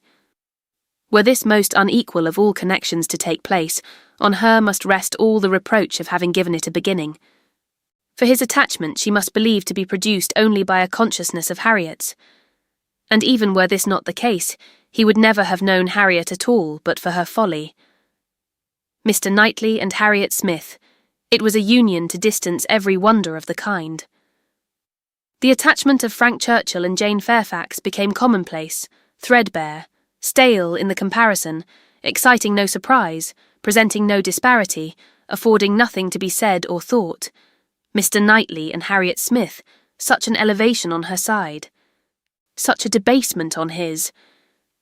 It was horrible to Emma to think how it must sink him in the general opinion, to foresee the smiles, the sneers, the merriment it would prompt at his expense, the mortification and disdain of his brother, the 1,000 inconveniences to himself. Could it be? No, it was impossible. And yet it was far, very far, from impossible. Was it a new circumstance for a man of first-rate abilities to be captivated by very inferior powers? Was it new for one, perhaps too busy to seek, to be the prize of a girl who would seek him? Was it new for anything in this world to be unequal, inconsistent, incongruous, or for chance and circumstance, as second causes, to direct the human fate? Oh, Had she never brought Harriet forward? Had she left her where she ought, and where he had told her she ought? Had she not, with a folly which no tongue could express, prevented her marrying the unexceptionable young man who would have made her happy and respectable in the line of life to which she ought to belong, all would have been safe. None of this dreadful sequel would have been. How Harriet could ever have had the presumption to raise her thoughts to Mr. Knightley. How she could dare to fancy herself the chosen of such a man till actually assured of it. But Harriet was less humble, had fewer scruples than formerly. Her inferiority, whether of mind or situation, seemed little felt. She had seemed more sensible of Mr. Elton's being to stoop in marrying her than she now seemed of Mr. Knightley's. Alas, was not that her own doing too? Who had been at pains to give Harriet notions of self-consequence but herself? Who but herself had taught her that she was to elevate herself if possible, and that her claims were great to a high worldly establishment? If Harriet, from being humble, were grown vain, it was her doing too. Chapter 12. Till now that she was threatened with its loss, Emma had never known how much of her happiness depended on being first with Mr. Knightley, first in interest and affection. Satisfied that it was so, and feeling it her due, she had enjoyed it without reflection, and only in the dread of being supplanted, found how inexpressibly important it had been. Long, very long, she felt she had been first, for having no female connections of his own, there had been only Isabella, whose claims could be compared with hers, and she had always known exactly how far he loved and esteemed Isabella. She had herself been first with him for many years past. She had not deserved it. She had often been negligent or perverse, slighting his advice, or even wilfully opposing him, insensible of half his merits, and quarrelling with him because he would not acknowledge her false and insolent estimate of her own. But still, from family attachment and habit, and thorough excellence of mind, he had loved her, and watched over her from a girl, with an endeavour to improve her, and an anxiety for her doing right, which no other creature had at all shared. In spite of all her faults, she knew she was dear to him. Might she not say very dear? When the suggestions of hope, however, which must follow here, presented themselves, she could not presume to indulge them. Harriet Smith might think herself not unworthy of being peculiarly, exclusively, passionately loved by Mr. Knightley. She could not. She could not flatter herself with any idea of blindness in his attachment to her. She had received a very recent proof of its impartiality. How shocked had he been by her behaviour to Miss Bates? How directly, how strongly had he expressed himself to her on the subject? Not too strongly for the offence, but far, far too strongly to issue from any feeling softer than upright justice and clear-sighted goodwill. She had no hope, nothing to deserve the name of hope, that he could have that sort of affection for herself which was now in question. But there was a hope, at times a slight one, at times much stronger, that Harriet might have deceived herself, and be overrating his regard for her. Wish it she must for his sake, be the consequence nothing to herself, but his remaining single all his life. Could she be secure of that, indeed, of his never marrying at all? She believed she should be perfectly satisfied. Let him but continue the same Mr. Knightley to her and her father, the same Mr. Knightley to all the world. Let Donwell and Hartfield lose none of their precious intercourse of friendship and confidence, and her peace would be fully secured. Marriage, in fact, would not do for her. It would be incompatible with what she owed to her father, and with what she felt for him. Nothing should separate her from her father. She would not marry, even if she were asked by Mr. Knightley. It must be her ardent wish that Harriet might be disappointed, and she hoped that when able to see them together again, she might at least be able to ascertain what the chances for it were. She should see them henceforward with the closest observance, and wretchedly as she had hitherto misunderstood even those she was watching, she did not know how to admit that she could be blinded here. He was expected back every day. The power of observation would be soon given, frightfully soon it appeared when her thoughts were in one course. In the meanwhile, she resolved against seeing Harriet. It would do neither of them good, it would do the subject no good to be talking of it farther. She was resolved not to be convinced, as long as she could doubt, and yet had no authority for opposing Harriet's confidence. To talk would be only to irritate. She wrote to her, therefore, kindly, but decisively, to beg that she would not, at present, come to Hartfield, acknowledging it to be her conviction that all farther confidential discussion of one topic had better be avoided, and hoping that if a few days were allowed to pass before they met again, except in the company of others, she objected only to a tête-à-tête, they might be able to act as if they had forgotten the conversation of yesterday. Harriet submitted, and approved, and was grateful. This point was just arranged, when a visitor arrived to tear Emma's thoughts a little from the one subject which had engrossed them, sleeping or waking, the last 24 hours, Mrs. Weston, who had been calling on her daughter-in-law elect, and took Hartfield in her way home, almost as much in duty to Emma as in pleasure to herself, to relate all the particulars of so interesting an interview. Mr. Weston had accompanied her to Mrs. Bates's, and gone through his share of this essential attention most handsomely. But she, having then induced Miss Fairfax to join her in an airing, was now returned with much more to say, and much more to say with satisfaction, than a quarter of an hour spent in Mrs. Bates's parlour, with all the encumbrance of awkward feelings, could have afforded. A little curiosity Emma had, and she made the most of it while her friend related. Mrs. Weston had set off to pay the visit in a good deal of agitation herself, and in the first place had wished not to go at all at present, to be allowed merely to write to Miss Fairfax instead, and to defer this ceremonious call till a little time had passed, and Mr. Churchill could be reconciled to the engagements becoming known, as, considering everything, she thought such a visit could not be paid without leading to reports. But Mr. Weston had thought differently. He was extremely anxious to show his approbation to Miss Fairfax and her family, and did not conceive that any suspicion could be excited by it, or if it were, that it would be of any consequence. For such things, he observed, always got about. Emma smiled, and felt that Mr. Weston had very good reason for saying so. They had gone, in short, and very great had been the evident distress and confusion of the lady. She had hardly been able to speak a word, and every look and action had shown how deeply she was suffering from consciousness. The quiet, heartfelt satisfaction of the old lady, and the rapturous delight of her daughter, who proved even too joyous to talk as usual, had been a gratifying, yet almost an affecting scene.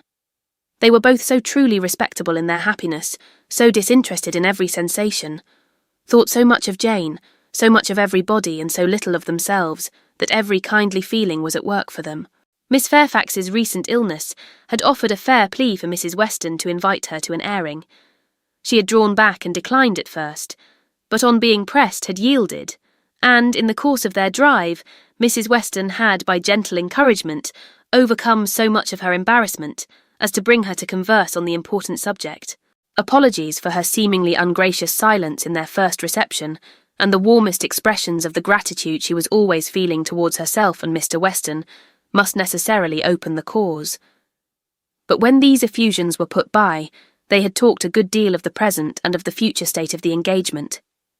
Mrs. Weston was convinced that such conversation must be the greatest relief to her companion, pent up within her own mind as everything had so long been, and was very much pleased with all that she had said on the subject.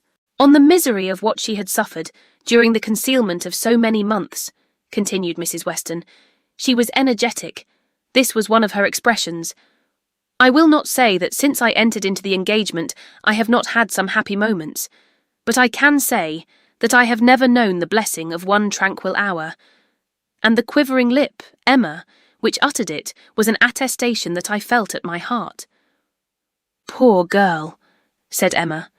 She thinks herself wrong, then, for having consented to a private engagement. Wrong. No one, I believe, can blame her more than she is disposed to blame herself.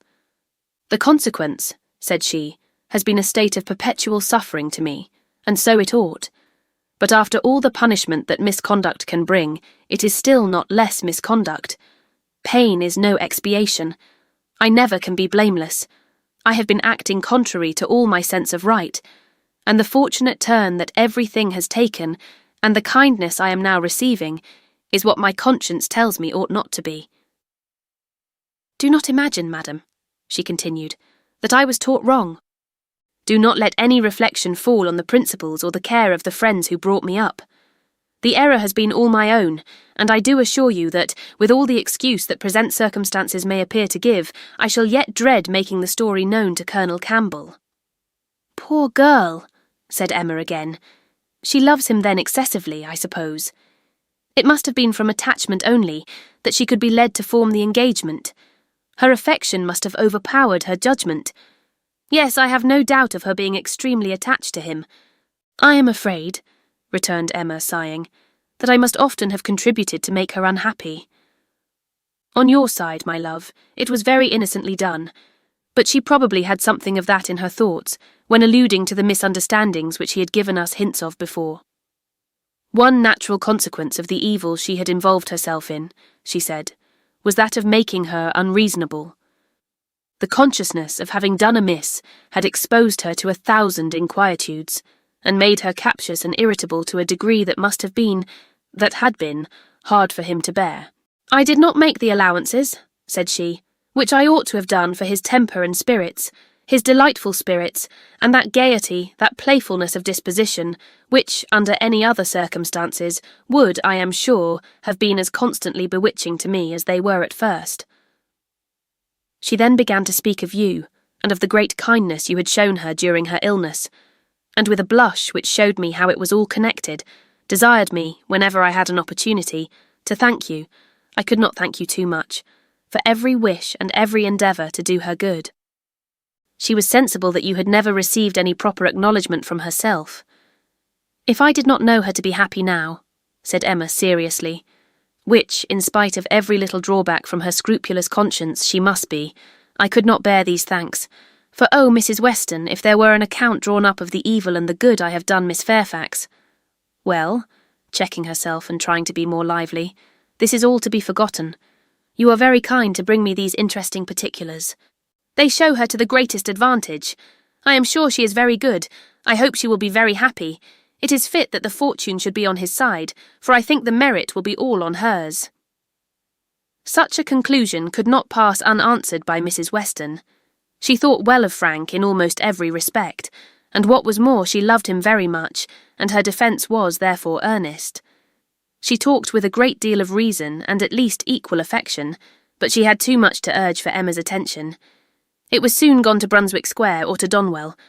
She forgot to attempt to listen, and when Mrs. Weston ended with, "We have not yet had the letter we are so anxious for, you know, but I hope it will soon come," she was obliged to pause before she answered, and at last obliged to answer at random before she could at all recollect what letter it was which they were so anxious for. "Are you well, my Emma?" was Mrs. Weston's parting question. "Oh, perfectly. I am always well, you know. Be sure to give me intelligence of the letter as soon as possible." Mrs. Weston's communications furnished Emma with more food for unpleasant reflection by increasing her esteem and compassion and her sense of past injustice towards Miss Fairfax. She bitterly regretted not having sought a closer acquaintance with her, and blushed for the envious feelings which had certainly been in some measure the cause. Had she followed Mr. Knightley's known wishes in paying that attention to Miss Fairfax, which was every way her due? Had she tried to know her better? Had she done her part towards intimacy? Had she endeavoured to find a friend there instead of in Harriet Smith? She must, in all probability, have been spared from every pain which pressed on her now. Birth, abilities, and education had been equally marking one as an associate for her, to be received with gratitude, and the other, what was she?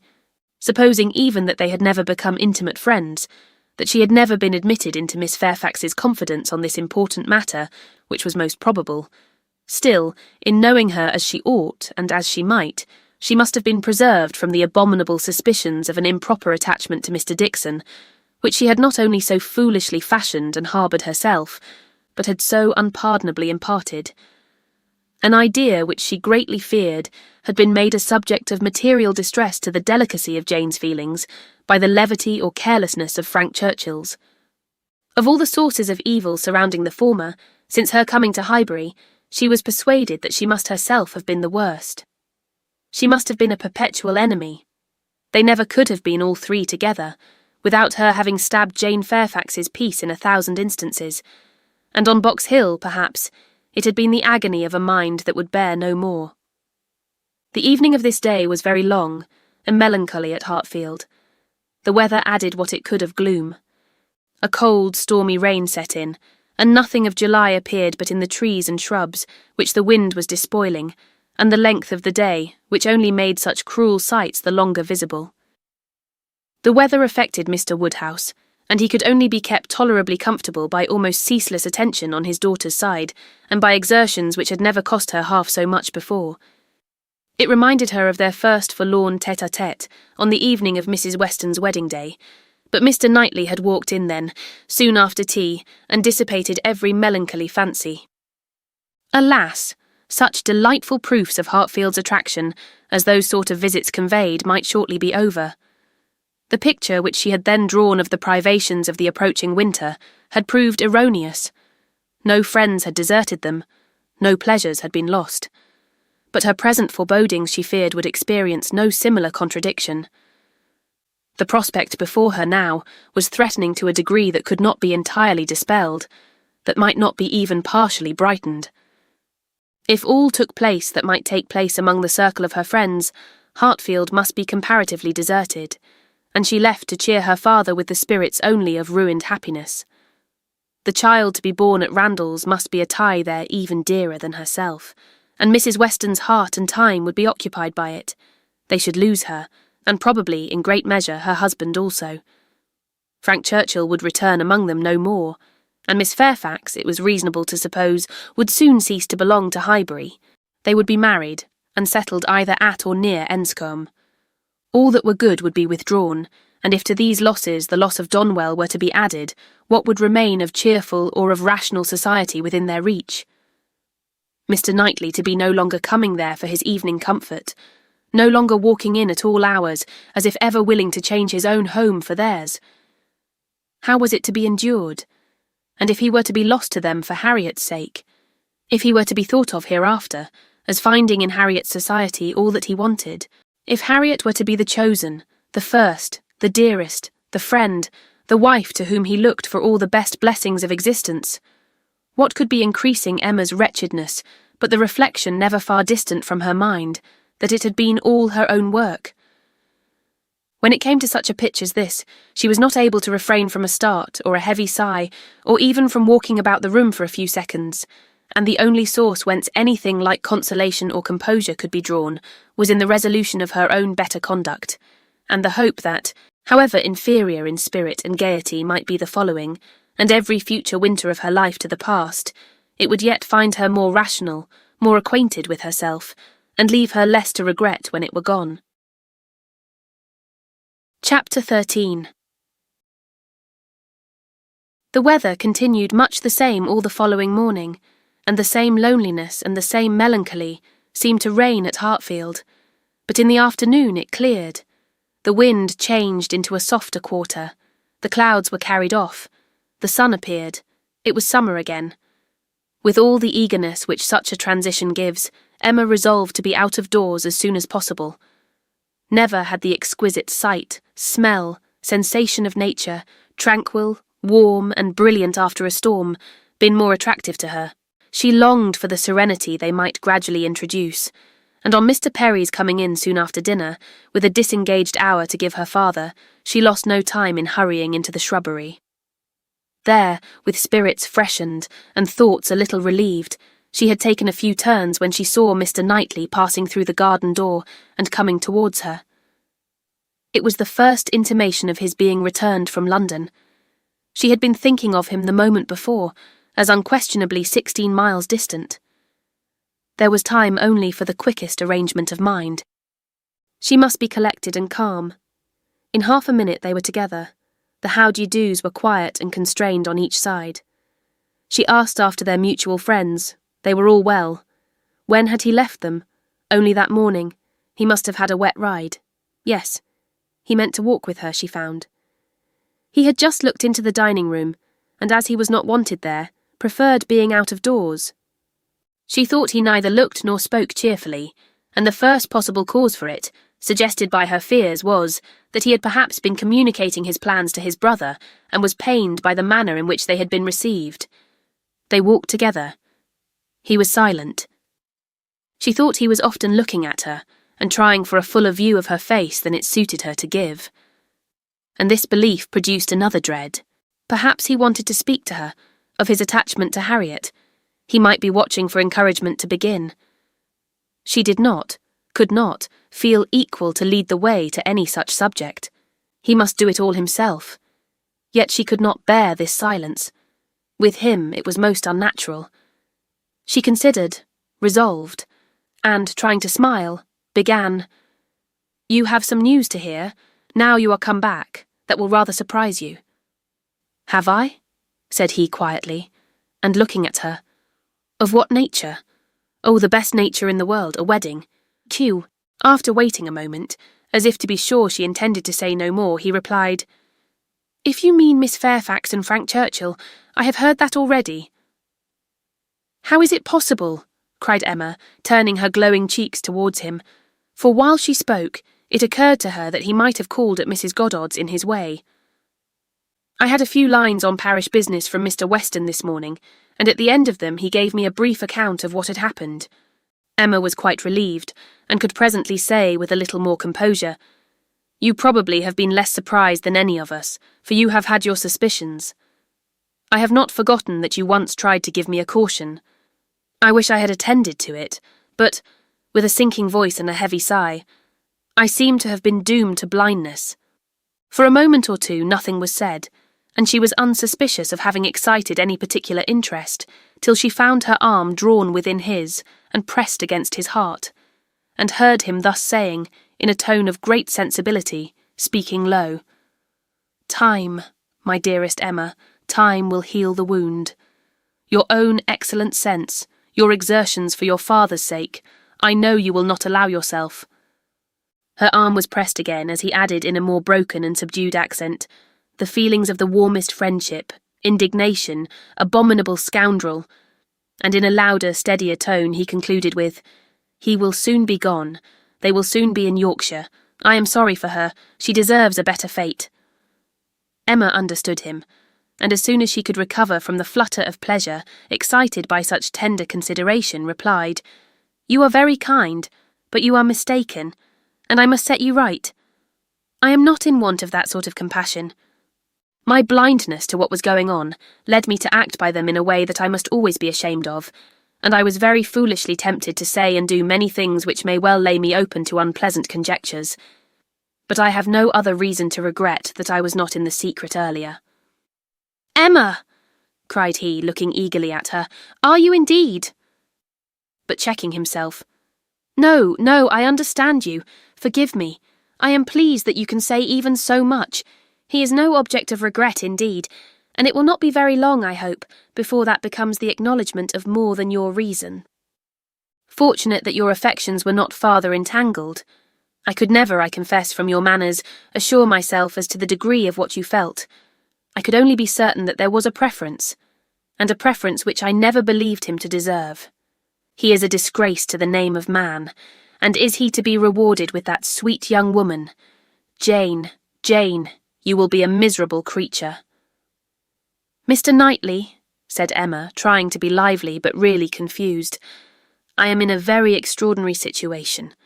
I cannot let you continue in your error, and yet perhaps, since my manners gave such an impression, I have as much reason to be ashamed of confessing that I never have been at all attached to the person we are speaking of, as it might be natural for a woman to feel in confessing exactly the reverse.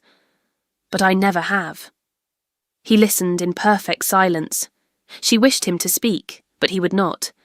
She supposed she must say more before she were entitled to his clemency, but it was a hard case to be obliged still to lower herself in his opinion. She went on, however, "I have very little to say for my own conduct. I was tempted by his attentions, and allowed myself to appear pleased. An old story, probably, a common case, and no more than has happened to hundreds of my sex before. And yet it may not be the more excusable in one who sets up as I do for understanding. Many circumstances assisted the temptation. He was the son of Mr. Weston. He was continually here. I always found him very pleasant. And in short, for, with a sigh, let me swell out the causes ever so ingeniously, they all centre in this at last. My vanity was flattered, and I allowed his attentions. Latterly, however, for some time indeed, I have had no idea of their meaning anything. I thought them a habit, a trick, nothing that called for seriousness on my side. He has imposed on me, but he has not injured me. I have never been attached to him. and now I can tolerably comprehend his behaviour. He never wished to attach me. It was merely a blind to conceal his real situation with another. It was his object to blind all about him, and no one, I am sure, could be more effectually blinded than myself, except that I was not blinded, that it was my good fortune, that in short I was somehow or other safe from him. She had hoped for an answer here, for a few words to say that her conduct was at least intelligible, but he was silent, and as far as she could judge, deep in thought. At last, and tolerably in his usual tone, he said, "I have never had a high opinion of Frank Churchill. I can suppose, however, that I may have underrated him. My acquaintance with him has been but trifling, and even if I have not underrated him hitherto, he may yet turn out well. With such a woman he has a chance. I have no motive for wishing him ill, and for her sake, whose happiness will be involved in his good character and conduct, I shall certainly wish him well." "I have no doubt of their being happy together," said Emma. "I believe them to be very mutually and very sincerely attached." "He is a most fortunate man," returned Mr. Knightley with energy. "So early in life, at 23, a period when, if a man chooses a wife, he generally chooses ill. At 23 to have drawn such a prize, what years of felicity that man in all human calculation has before him, assured of the love of such a woman, the disinterested love, for Jane Fairfax's character vouches for her disinterestedness, everything in his favour, equality of situation, I mean as far as regards society and all the habits and manners that are important, equality in every point but one, and that one, since the purity of her heart is not to be doubted, such as must increase his felicity, for it will be his to bestow the only advantages she wants. A man would always wish to give a woman a better home than the one he takes her from, and he who can do it, where there is no doubt of her regard, must, I think, be the happiest of mortals. Frank Churchill is indeed the favourite of fortune. Everything turns out for his good. He meets with a young woman at a watering place, gains her affection, cannot even weary her by negligent treatment, and had he and all his family sought round the world for a perfect wife for him, they could not have found her superior. His aunt is in the way. His aunt dies. He has only to speak. His friends are eager to promote his happiness.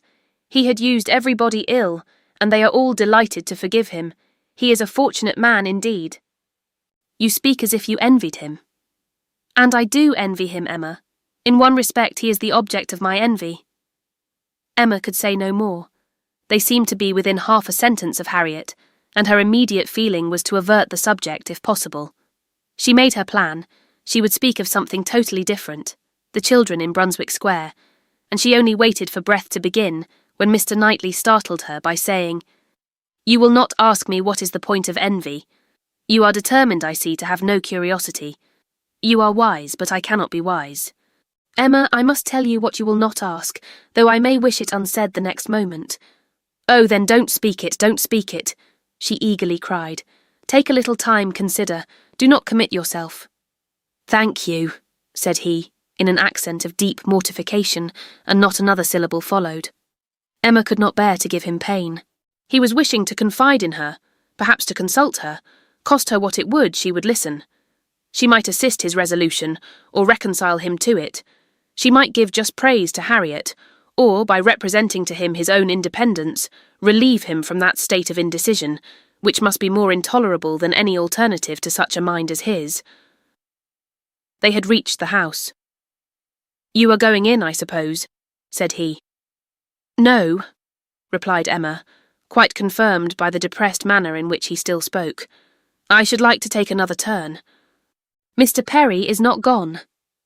And after proceeding a few steps, she added, "I stopped you ungraciously just now, Mr. Knightley, and I am afraid gave you pain. But if you have any wish to speak openly to me as a friend, or to ask my opinion of anything that you may have in contemplation, as a friend indeed you may command me, I will hear whatever you like. I will tell you exactly what I think." "As a friend," repeated Mr. Knightley. "Emma, that I fear is a word. No, I have no wish. Stay, yes. Why should I hesitate? I have gone too far already for concealment. Emma, I accept your offer. Extraordinary as it may seem, I accept it, and refer myself to you as a friend. Tell me then, have I no chance of ever succeeding?" He stopped in his earnestness to look the question, and the expression of his eyes overpowered her. "My dearest Emma," said he, "for dearest you will always be, whatever the event of this hour's conversation, my dearest, most beloved Emma, tell me at once. Say no, if it is to be said." She could really say nothing. "You are silent," he cried with great animation. "Absolutely silent. At present I ask no more." Emma was almost ready to sink under the agitation of this moment. The dread of being awakened from the happiest dream was perhaps the most prominent feeling. "I cannot make speeches, Emma," he soon resumed, and in a tone of such sincere, decided, intelligible tenderness as was tolerably convincing. "If I loved you less, I might be able to talk about it more. But you know what I am. You hear nothing but truth from me. I have blamed you and lectured you, and you have borne it as no other woman in England would have borne it. Bear with the truths I would tell you now, dearest Emma, as well as you have borne with them. The manner, perhaps, may have as little to recommend them. God knows I have been a very indifferent lover, but you understand me. Yes, you see, you understand my feelings, and will return them if you can. At present, I ask only to hear your voice." While he spoke, Emma's mind was most busy, and with all the wonderful velocity of thought, had been able, and yet without losing a word, to catch and comprehend the exact truth of the whole, to see that Harriet's hopes had been entirely groundless, a mistake, a delusion, as complete a delusion as any of her own, that Harriet was nothing, that she was everything herself, that what she had been saying relative to Harriet had been all taken as the language of her own feelings, and that her agitation, her doubts, her reluctance, her discouragement, had been all received as discouragement from herself.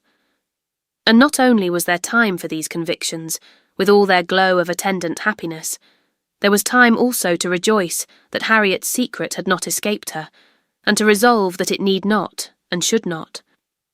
It was all the service she could now render her poor friend, for as to any of that heroism of sentiment which might have prompted her to entreat him to transfer his affection from herself to Harriet, as infinitely the most worthy of the two, or even the more simple sublimity of resolving to refuse him at once and for ever, without vouchsafing any motive, because he could not marry them both, Emma had it not.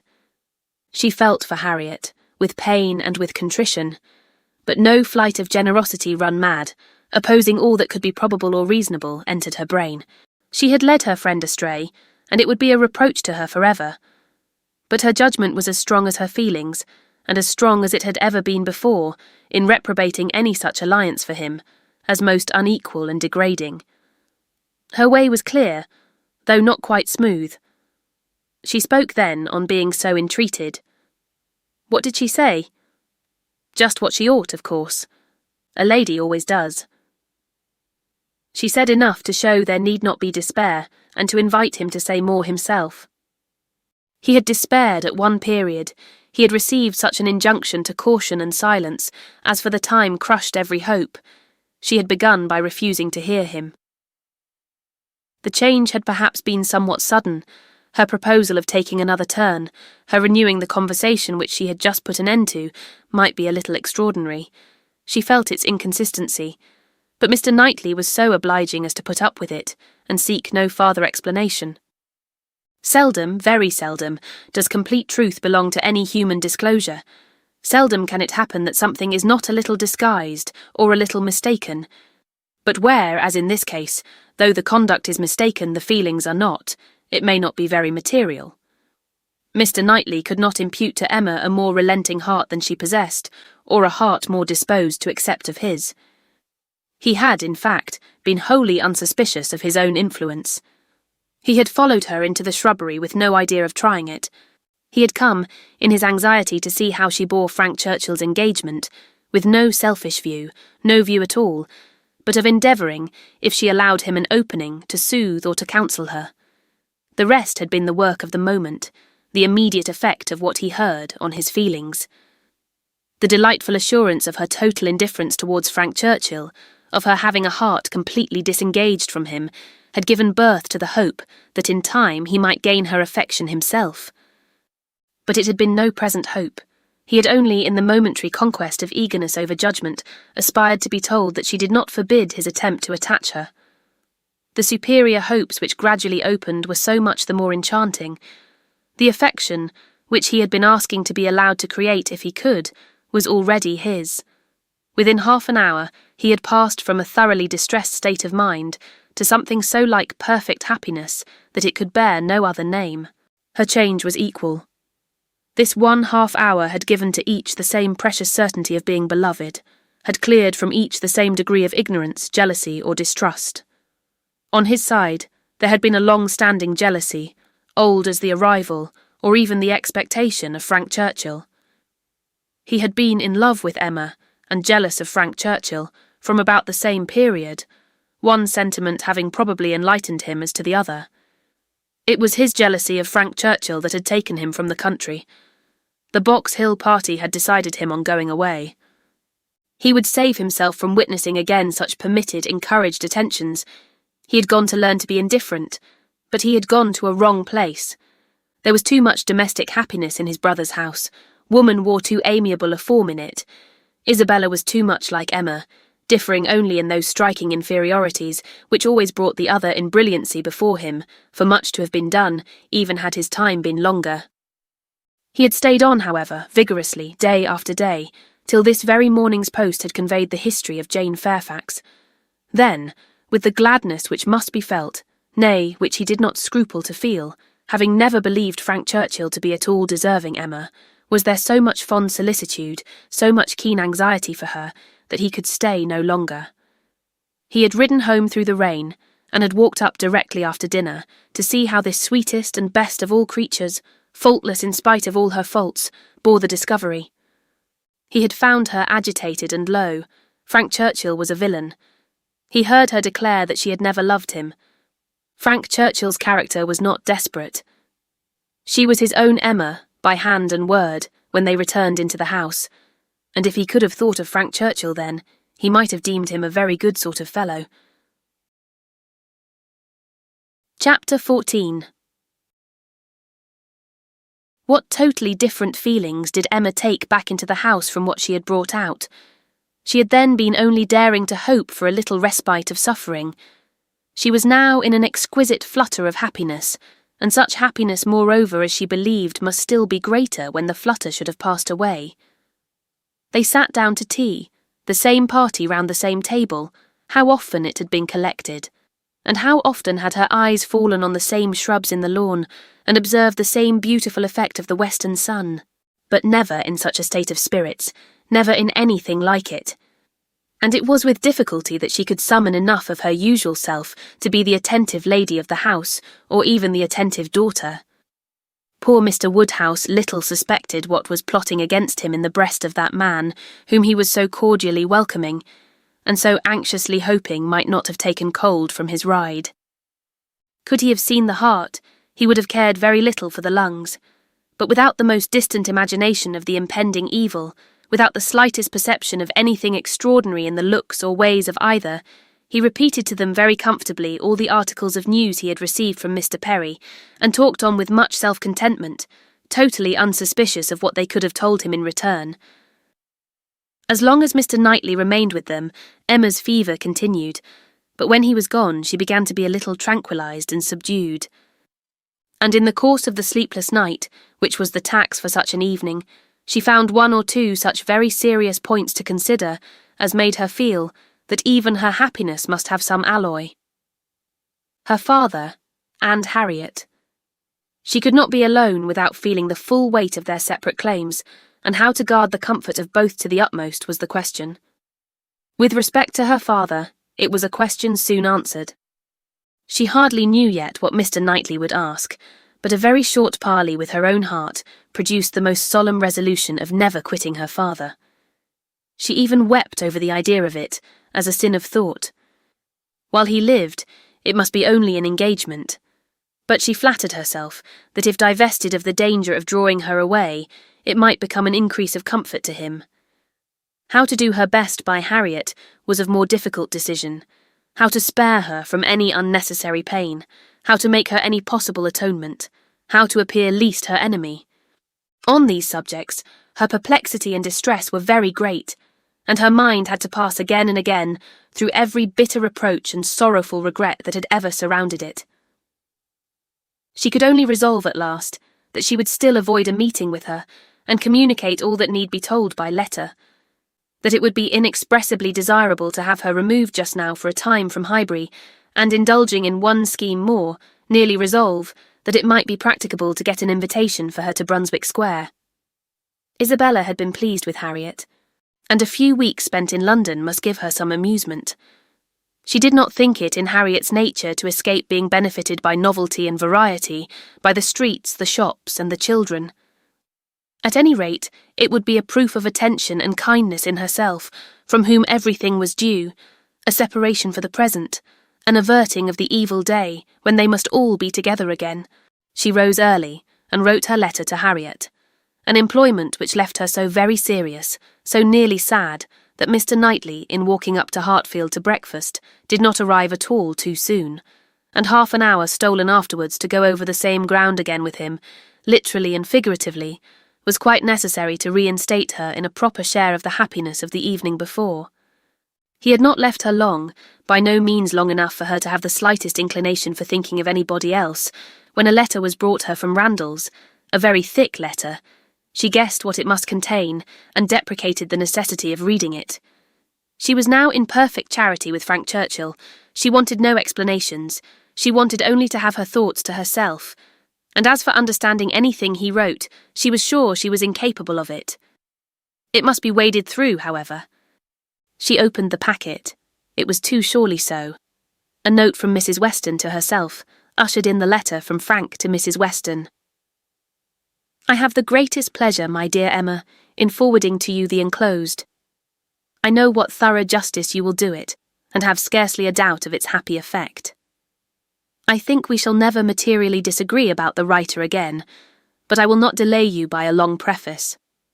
We are quite well. This letter has been the cure of all the little nervousness I have been feeling lately. I did not quite like your looks on Tuesday, but it was an ungenial morning, and though you will never own being affected by weather, I think everybody feels a north-east wind. I felt for your dear father very much in the storm of Tuesday afternoon and yesterday morning, but had the comfort of hearing last night by Mr. Perry that it had not made him ill. Yours ever, A.W. To Mrs. Weston, Windsor, July. My dear Madame, if I made myself intelligible yesterday, this letter will be expected, but expected or not, I know it will be read with candour and indulgence. You are all goodness, and I believe there will be need of even all your goodness to allow for some parts of my past conduct. But I have been forgiven by one who had still more to resent. My courage rises while I write. It is very difficult for the prosperous to be humble. I have already met with such success in 2 applications for pardon, that I may be in danger of thinking myself too sure of yours, and of those among your friends who have had any ground of offence.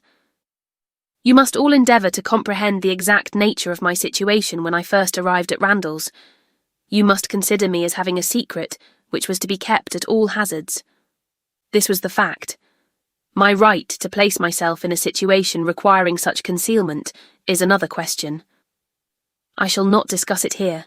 For my temptation to think it a right, I refer every cavalier to a brick house, sashed windows below and casements above, in Highbury. I dared not address her openly. My difficulties in the then state of Enscombe must be too well known to require definition, and I was fortunate enough to prevail before we parted at Weymouth, and to induce the most upright female mind in the creation to stoop in charity to a secret engagement. Had she refused, I should have gone mad. But you will be ready to say, what was your hope in doing this? What did you look forward to? To anything, everything, to time, chance, circumstance, slow effects, sudden bursts, perseverance and weariness, health and sickness. Every possibility of good was before me, and the first of blessings secured in obtaining her promises of faith and correspondence. If you need farther explanation, I have the honour, my dear madam, of being your husband's son, and the advantage of inheriting a disposition to hope for good, which no inheritance of houses or lands can ever equal the value of. See me, then, under these circumstances, arriving on my first visit to Randalls. And here I am conscious of wrong, for that visit might have been sooner paid. You will look back and see that I did not come till Miss Fairfax was in Highbury, and as you were the person slighted, you will forgive me instantly. But I must work on my father's compassion by reminding him that so long as I absented myself from his house, so long I lost the blessing of knowing you. My behaviour, during the very happy fortnight which I spent with you, did not, I hope, lay me open to reprehension, excepting on one point. And now I come to the principal, the only important part of my conduct while belonging to you, which excites my own anxiety or requires very solicitous explanation. With the greatest respect and the warmest friendship do I mention Miss Woodhouse. My father perhaps will think I ought to add with the deepest humiliation. A few words which dropped from him yesterday spoke his opinion, and some censure I acknowledge myself liable to. My behaviour to Miss Woodhouse indicated, I believe, more than it ought. In order to assist a concealment so essential to me, I was led on to make more than an allowable use of the sort of intimacy into which we were immediately thrown. I cannot deny that Miss Woodhouse was my ostensible object, but I am sure you will believe the declaration that had I not been convinced of her indifference, I would not have been induced by any selfish views to go on. Amiable and delightful as Miss Woodhouse is, she never gave me the idea of a young woman likely to be attached, and that she was perfectly free from any tendency to being attached to me was as much my conviction as my wish. She received my attentions with an easy, friendly, good-humoured playfulness, which exactly suited me. We seemed to understand each other. From our relative situation, those attentions were her due, and were felt to be so. Whether Miss Woodhouse began really to understand me before the expiration of that fortnight, I cannot say.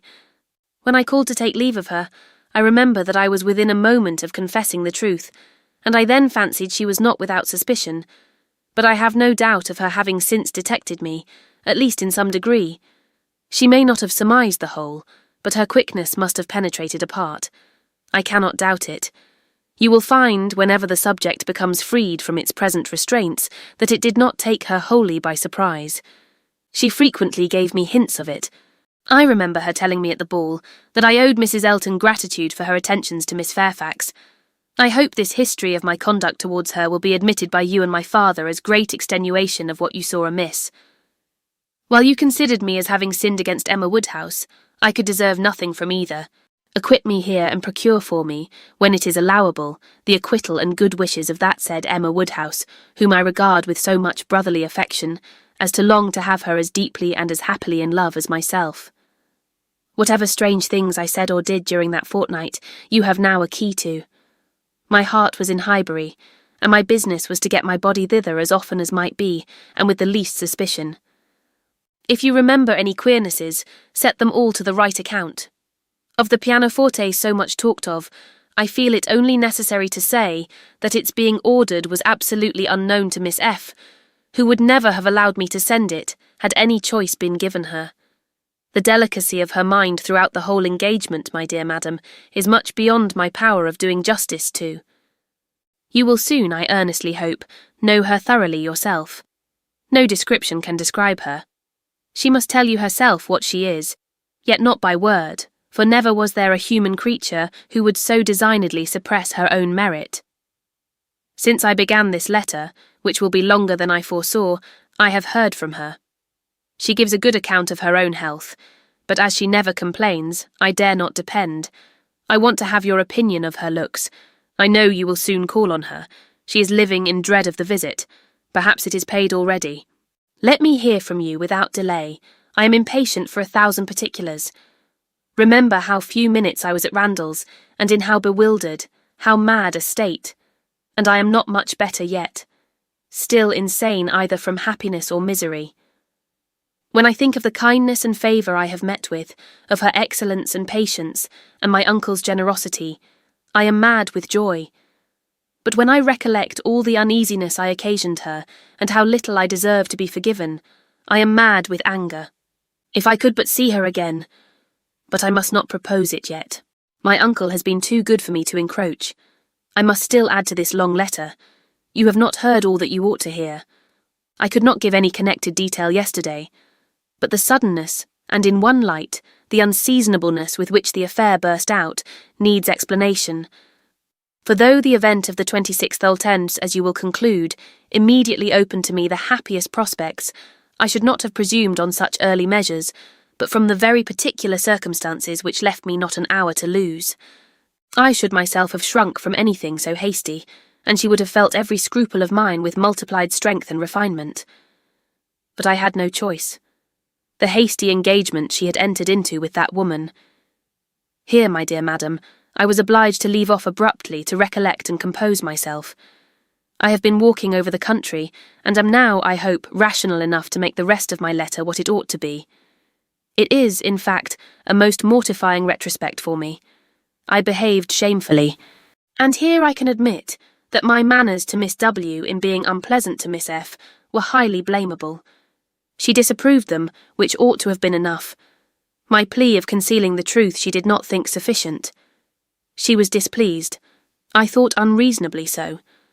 I thought her, on 1,000 occasions, unnecessarily scrupulous and cautious. I thought her even cold. But she was always right. If I had followed her judgment, and subdued my spirits to the level of what she deemed proper, I should have escaped the greatest unhappiness I have ever known. We quarrelled. Do you remember the morning spent at Donwell? There every little dissatisfaction that had occurred before came to a crisis. I was late. I met her walking home by herself, and wanted to walk with her, but she would not suffer it. She absolutely refused to allow me, which I then thought most unreasonable.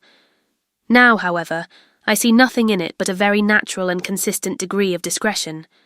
While I, to blind the world to our engagement, was behaving 1 hour with objectionable particularity to another woman, was she to be consenting the next to a proposal which might have made every previous caution useless?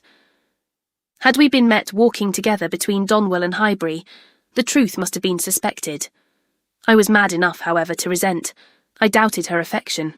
I doubted it more the next day on Box Hill, when, provoked by such conduct on my side, such shameful, insolent neglect of her, and such apparent devotion to Miss W, as it would have been impossible for any woman of sense to endure, she spoke her resentment in a form of words perfectly intelligible to me.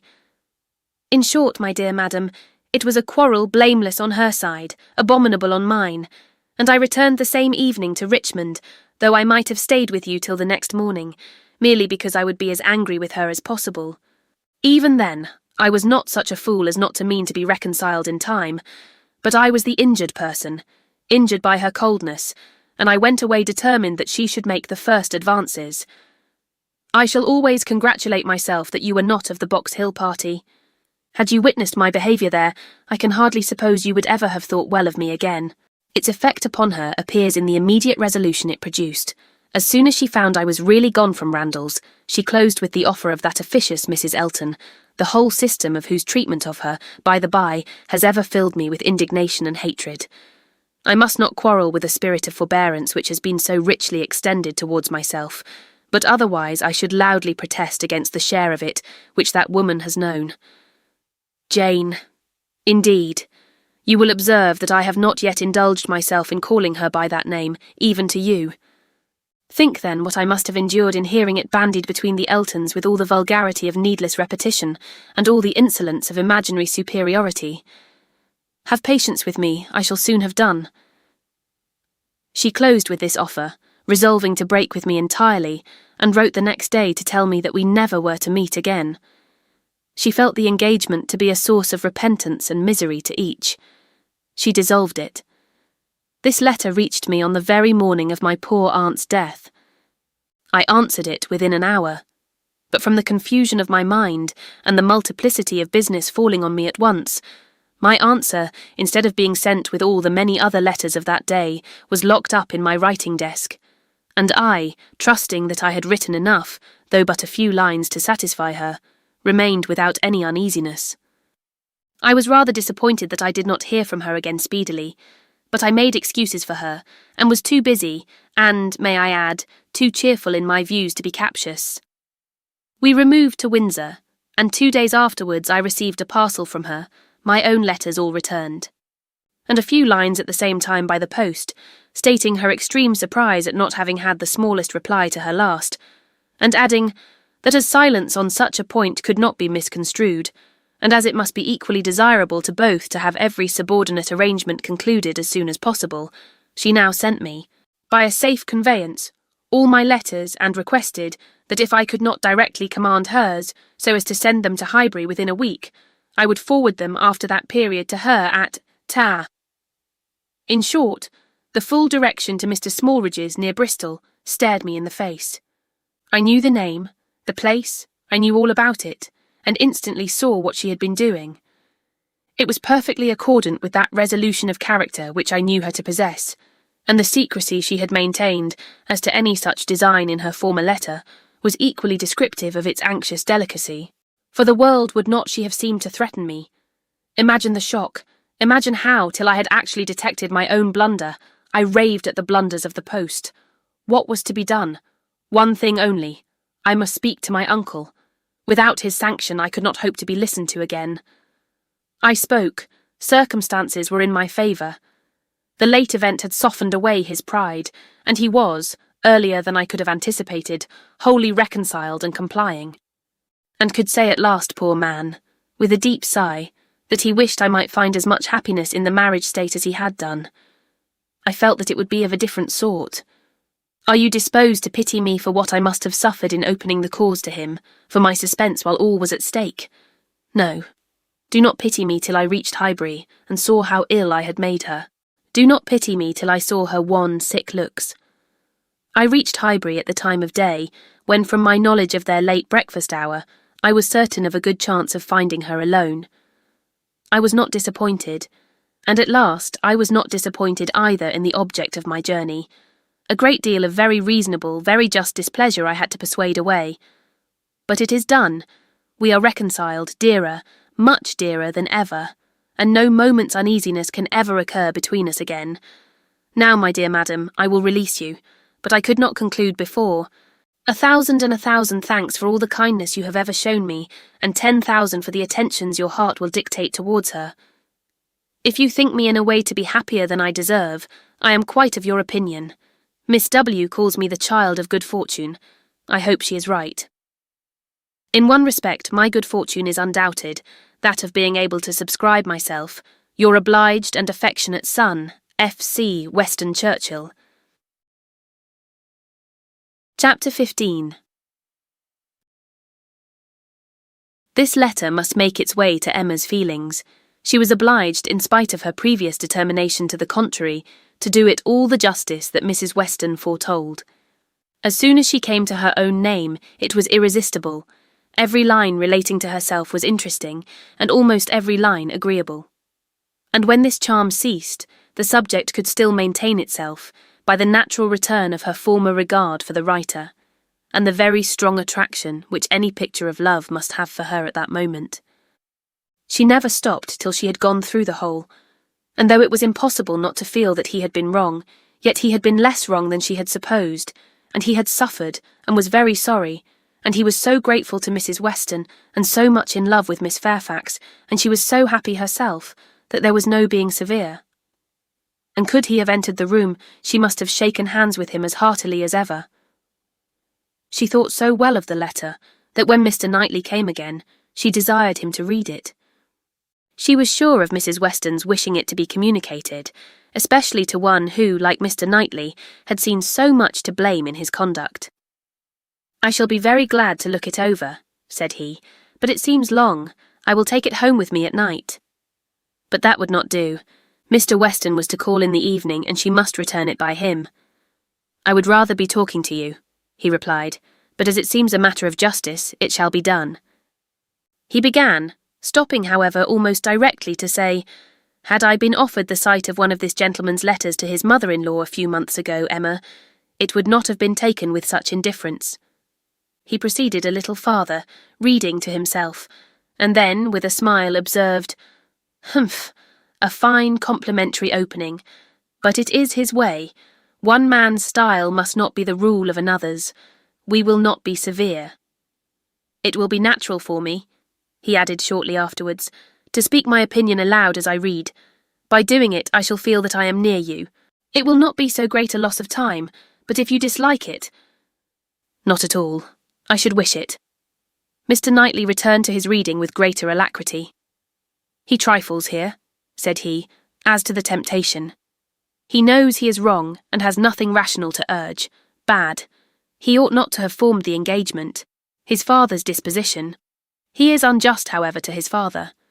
Mr. Weston's sanguine temper was a blessing on all his upright and honourable exertions, but Mr. Weston earned every present comfort before he endeavoured to gain it. Very true. He did not come till Miss Fairfax was here. And I have not forgotten, said Emma, how sure you were that he might have come sooner if he would. You pass it over very handsomely, but you were perfectly right. I was not quite impartial in my judgment, Emma, but yet I think, had you not been in the case, I should still have distrusted him. When he came to Miss Woodhouse, he was obliged to read the whole of it aloud, all that related to her, with a smile, a look, a shake of the head, a word or two of assent or disapprobation, or merely of love as the subject required, concluding, however, seriously, and after steady reflection, thus: very bad, though it might have been worse, playing a most dangerous game. Too much indebted to the event for his acquittal, no judge of his own manners by you. Always deceived, in fact, by his own wishes, and regardless of little besides his own convenience. Fancying you to have fathomed his secret. Natural enough, his own mind full of intrigue that he should suspect it in others. Mystery, finesse, how they pervert the understanding. My Emma, does not everything serve to prove more and more the beauty of truth and sincerity in all our dealings with each other? Emma agreed to it, and with a blush of sensibility on Harriet's account, which she could not give any sincere explanation of. You had better go on, said she. He did so, but very soon stopped again to say, the pianoforte? Ah! That was the act of a very, very young man, one too young to consider whether the inconvenience of it might not very much exceed the pleasure. A boyish scheme, indeed. I cannot comprehend a man's wishing to give a woman any proof of affection which he knows she would rather dispense with, and he did know that she would have prevented the instrument's coming if she could. After this, he made some progress without any pause. Frank Churchill's confession of having behaved shamefully was the first thing to call for more than a word in passing. I perfectly agree with you, sir, was then his remark. You did behave very shamefully. You never wrote a truer line. And having gone through what immediately followed of the basis of their disagreement, and his persisting to act in direct opposition to Jane Fairfax's sense of right, he made a fuller pause to say, this is very bad. He had induced her to place herself, for his sake, in a situation of extreme difficulty and uneasiness, and it should have been his first object to prevent her from suffering unnecessarily. She must have had much more to contend with in carrying on the correspondence than he could. He should have respected even unreasonable scruples had there been such, but hers were all reasonable. We must look to her one fault, and remember that she had done a wrong thing in consenting to the engagement, to bear that she should have been in such a state of punishment. Emma knew that he was now getting to the Box Hill party, and grew uncomfortable. Her own behaviour had been so very improper. She was deeply ashamed, and a little afraid of his next look. It was all read, however, steadily, attentively, and without the smallest remark. And accepting one momentary glance at her, instantly withdrawn, in the fear of giving pain, no remembrance of Box Hill seemed to exist. There is no saying much for the delicacy of our good friends the Eltons, was his next observation. His feelings are natural. What actually resolved to break with him entirely? She felt the engagement to be a source of repentance and misery to each. She dissolved it. What a view this gives of her sense of his behaviour. Well, he must be a most extraordinary. Nay, read on. You will find how very much he suffers. I hope he does, replied Mr. Knightley coolly, and resuming the letter. Smallridge. What does this mean? What is all this? She had engaged to go as governess to Mrs. Smallridge's children, a dear friend of Mrs. Elton's, a neighbour of Maple Grove, and by the by, I wonder how Mrs. Elton bears the disappointment. Say nothing, my dear Emma, while you oblige me to read, not even of Mrs. Elton, only one page more, I shall soon have done. What a letter the man writes. I wish you would read it with a kinder spirit towards him. Well, there is feeling here. He does seem to have suffered in finding her ill. Certainly I can have no doubt of his being fond of her. Dearer, much dearer than ever. I hope he may long continue to feel all the value of such a reconciliation. He is a very liberal thanker with his thousands and tens of thousands. Happier than I deserve. Come, he knows himself there. Miss Woodhouse calls me the child of good fortune. Those were Miss Woodhouse's words, were they? And a fine ending. And there is the letter.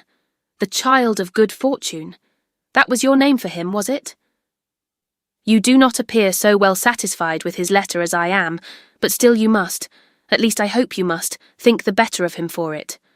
I hope it does him some service with you. Yes, certainly it does.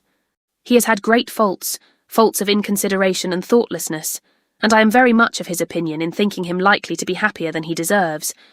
But still, as he is, beyond a doubt, really attached to Miss Fairfax, and will soon, it may be hoped, have the advantage of being constantly with her.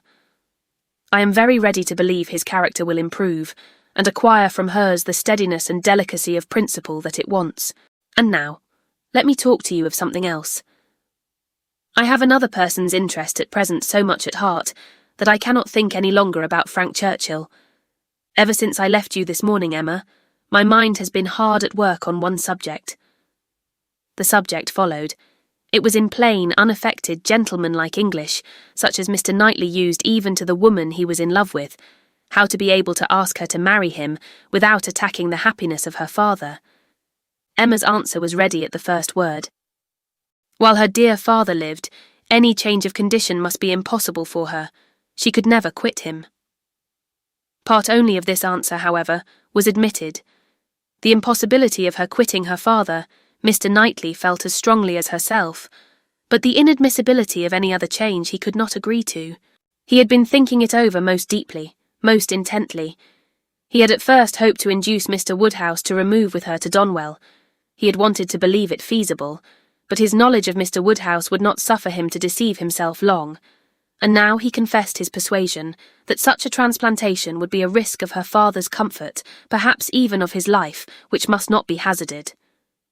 Mr. Woodhouse taken from Hartfield. No, he felt that it ought not to be attempted, but the plan which had arisen on the sacrifice of this, he trusted his dearest Emma would not find in any respect objectionable. It was that he should be received at Hartfield, that so long as her father's happiness, in other words, his life, required Hartfield to continue her home, it should be his likewise. Of their all removing to Donwell, Emma had already had her own passing thoughts. Like him, she had tried the scheme and rejected it, but such an alternative as this had not occurred to her. She was sensible of all the affection it evinced. She felt that in quitting Donwell, he must be sacrificing a great deal of independence of hours and habits, that in living constantly with her father, and in no house of his own, there would be much, very much, to be borne with. She promised to think of it, and advised him to think of it more, but he was fully convinced that no reflection could alter his wishes or his opinion on the subject. He had given it, he could assure her, very long and calm consideration. He had been walking away from William Larkins the whole morning, to have his thoughts to himself. "Ah, there is one difficulty unprovided for," cried Emma. "I am sure William Larkins will not like it. You must get his consent before you ask mine." She promised, however, to think of it, and pretty nearly promised, moreover, to think of it, with the intention of finding it a very good scheme. It is remarkable that Emma, in the many, very many points of view in which she was now beginning to consider Donwell Abbey, was never struck with any sense of injury to her nephew Henry, whose rights as heir expectant had formerly been so tenaciously regarded. Think she must of the possible difference to the poor little boy, and yet she only gave herself a saucy conscious smile about it, and found amusement in detecting the real cause of that violent dislike of Mr. Knightley's marrying Jane Fairfax, or anybody else, which at the time she had wholly imputed to the amiable solicitude of the sister and the aunt. This proposal of his, this plan of marrying and continuing at Hartfield, the more she contemplated it, the more pleasing it became. His evils seemed to lessen, her own advantages to increase, their mutual good to outweigh every drawback. Such a companion for herself in the periods of anxiety and cheerlessness before her, such a partner in all those duties and cares to which time must be giving increase of melancholy.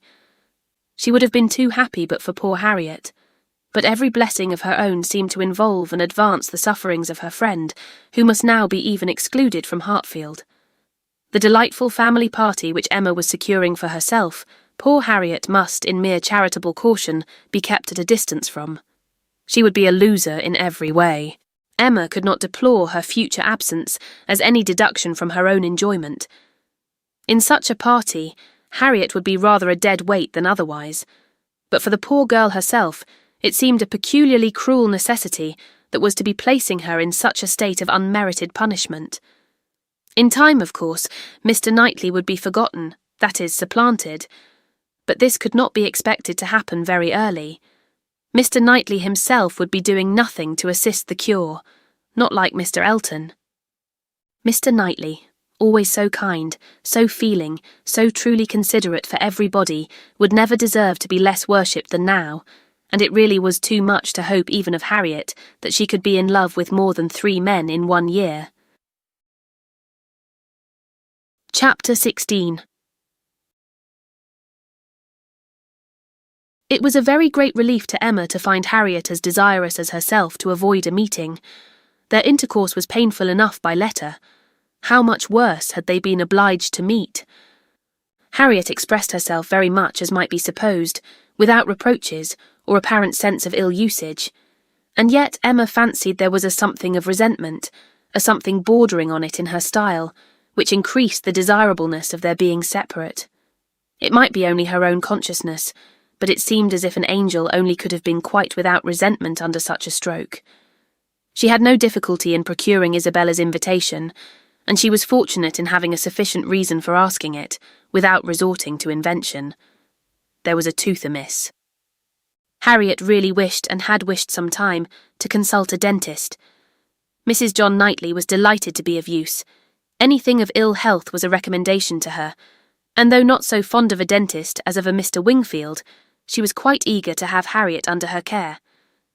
When it was thus settled on her sister's side, Emma proposed it to her friend and found her very persuadable. Harriet was to go. She was invited for at least a fortnight. She was to be conveyed in Mr. Woodhouse's carriage. It was all arranged, it was all completed, and Harriet was safe in Brunswick Square. Now Emma could indeed enjoy Mr. Knightley's visits.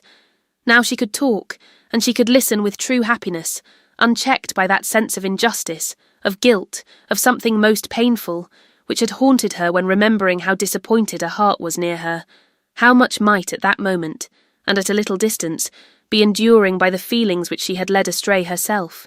The difference of Harriet at Mrs. Goddard's, or in London, made perhaps an unreasonable difference in Emma's sensations, but she could not think of her in London without objects of curiosity and employment, which must be averting the past and carrying her out of herself. She would not allow any other anxiety to succeed directly to the place in her mind which Harriet had occupied. There was a communication before her, one which she only could be competent to make, the confession of her engagement to her father, but she would have nothing to do with it at present. She had resolved to defer the disclosure till Mrs. Weston was safe and well. No additional agitation should be thrown at this period among those she loved, and the evil should not act on herself by anticipation before the appointed time. A fortnight, at least, of leisure and peace of mind, to crown every warmer but more agitating delight, should be hers. She soon resolved, equally as a duty and a pleasure, to employ half an hour of this holiday of spirits in calling on Miss Fairfax. She ought to go, and she was longing to see her, the resemblance of their present situations increasing every other motive of goodwill. It would be a secret satisfaction, but the consciousness of a similarity of prospect would certainly add to the interest with which she should attend to anything Jane might communicate. She went. She had driven once unsuccessfully to the door, but had not been into the house since the morning after Box Hill, when poor Jane had been in such distress as had filled her with compassion, though all the worst of her sufferings had been unsuspected. The fear of being still unwelcome determined her, though assured of their being at home, to wait in the passage and send up her name. She heard Patty announcing it. But no such bustle succeeded as poor Miss Bates had before made so happily intelligible. No, she heard nothing but the instant reply of, "Beg her to walk up." And a moment afterwards she was met on the stairs by Jane herself, coming eagerly forward, as if no other reception of her were felt sufficient. Emma had never seen her look so well, so lovely, so engaging. There was consciousness, animation, and warmth. There was everything which her countenance or manner could ever have wanted. She came forward with an offered hand, and said in a low but very feeling tone, "This is most kind indeed. Miss Woodhouse, it is impossible for me to express. I hope you will believe. Excuse me for being so entirely without words." Emma was gratified, and would soon have shown no want of words, if the sound of Mrs. Elton's voice from the sitting-room had not checked her, and made it expedient to compress all her friendly and all her congratulatory sensations into a very, very earnest shake of the hand. Mrs. Bates and Mrs. Elton were together. Miss Bates was out, which accounted for the previous tranquillity. Emma could have wished Mrs. Elton elsewhere, but she was in a humour to have patience with everybody, and as Mrs. Elton met her with unusual graciousness, she hoped the rencontre would do them no harm. She soon believed herself to penetrate Mrs. Elton's thoughts, and understand why she was, like herself, in happy spirits. It was being in Miss Fairfax's confidence, and fancying herself acquainted with what was still a secret to other people. Emma saw symptoms of it immediately in the expression of her face, and while paying her own compliments to Mrs. Bates, and appearing to attend to the good old lady's replies, she saw her with a sort of anxious parade of mystery fold up a letter which she had apparently been reading aloud to Miss Fairfax, and return it into the purple and gold reticule by her side, saying with significant nods, "We can finish this some other time, you know. You and I shall not want opportunities. And in fact, you have heard all the essential already. I only wanted to prove to you that Mrs. S. admits our apology, and is not offended. You see how delightfully she writes. Oh, she is a sweet creature. You would have doted on her had you gone. But not a word more. Let us be discreet, quite on our good behaviour. Hush! You remember those lines? I forget the poem at this moment. For when a lady's in the case, you know all other things give place. Now I say, my dear, in our case for lady, read, Mum, a word to the wise. I am in a fine flow of spirits, an't I? But I want to set your heart at ease as to Mrs. S. My representation, you see, has quite appeased her." And again, on Emma's merely turning her head to look at Mrs. Bates's knitting, she added in a half-whisper, "I mentioned no names, you will observe. Oh, no. Cautious as a minister of state. I managed it extremely well." Emma could not doubt. It was a palpable display, repeated on every possible occasion. When they had all talked a little while in harmony of the weather and Mrs. Weston, she found herself abruptly addressed with, "Do not you think, Miss Woodhouse, our saucy little friend here is charmingly recovered? Do not you think her cured as Perry the highest credit?" Here was a side glance of great meaning at Jane. "Upon my word, Perry has restored her in a wonderful short time. Oh, if you had seen her, as I did, when she was at the worst." And when Mrs. Bates was saying something to Emma, whispered farther, "We do not say a word of any assistance that Perry might have, not a word of a certain young physician from Windsor. Oh no, Perry shall have all the credit. I have scarce had the pleasure of seeing you, Miss Woodhouse," she shortly afterwards began, "since the party to Box Hill. Very pleasant party. But yet I think there was something wanting. Things did not seem, that is, there seemed a little cloud upon the spirits of some. So it appeared to me, at least, but I might be mistaken. However, I think it answered so far as to tempt one to go again. What say you both to our collecting the same party, and exploring to Box Hill again, while the fine weather lasts? It must be the same party, you know. Quite the same party, not one exception." Soon after this Miss Bates came in, and Emma could not help being diverted by the perplexity of her first answer to herself, resulting, she supposed, from doubt of what might be said, and impatience to say everything. "Thank you, dear Miss Woodhouse, you are all kindness. It is impossible to say. Yes, indeed, I quite understand. Dearest Jane's prospects, that is, I do not mean. But she is charmingly recovered. How is Mr. Woodhouse? I am so glad, quite out of my power. Such a happy little circle as you find us here. Yes, indeed. Charming young man. That is so very friendly. I mean, good Mr. Perry. Such attention to Jane. And from her more than commonly thankful delight towards Mrs. Elton for being there, Emma guessed that there had been a little show of resentment towards Jane, from the vicarage quarter, which was now graciously overcome. After a few whispers, indeed, which placed it beyond a guess, Mrs. Elton, speaking louder, said, "Yes, here I am, my good friend, and here I have been so long that anywhere else I should think it necessary to apologise. But the truth is that I am waiting for my lord and master. He promised to join me here and pay his respects to you." "What? Are we to have the pleasure of a call from Mr. Elton?" "That will be a favour indeed, for I know gentlemen do not like morning visits, and Mr. Elton's time is so engaged." "Upon my word it is, Miss Bates. He really is engaged from morning to night. There is no end of people's coming to him, on some pretence or other. The magistrates and overseers and churchwardens are always wanting his opinion. They seem not able to do anything without him. Upon my word, Mr. E., I often say, rather you than I. I do not know what would become of my crayons and my instrument if I had half so many applicants. Bad enough as it is, for I absolutely neglect them both to an unpardonable degree. I believe I have not played a bar this fortnight. However, he is coming, I assure you, yes indeed, on purpose to wait on you all." And putting up her hand to screen her words from Emma, "A congratulatory visit, you know. Oh, yes, quite indispensable." Miss Bates looked about her so happily. "He promised to come to me as soon as he could disengage himself from Knightley, but he and Knightley are shut up together in deep consultation. Mr. E. is Knightley's right hand." Emma would not have smiled for the world, and only said, "Is Mr. Elton gone on foot to Donwell?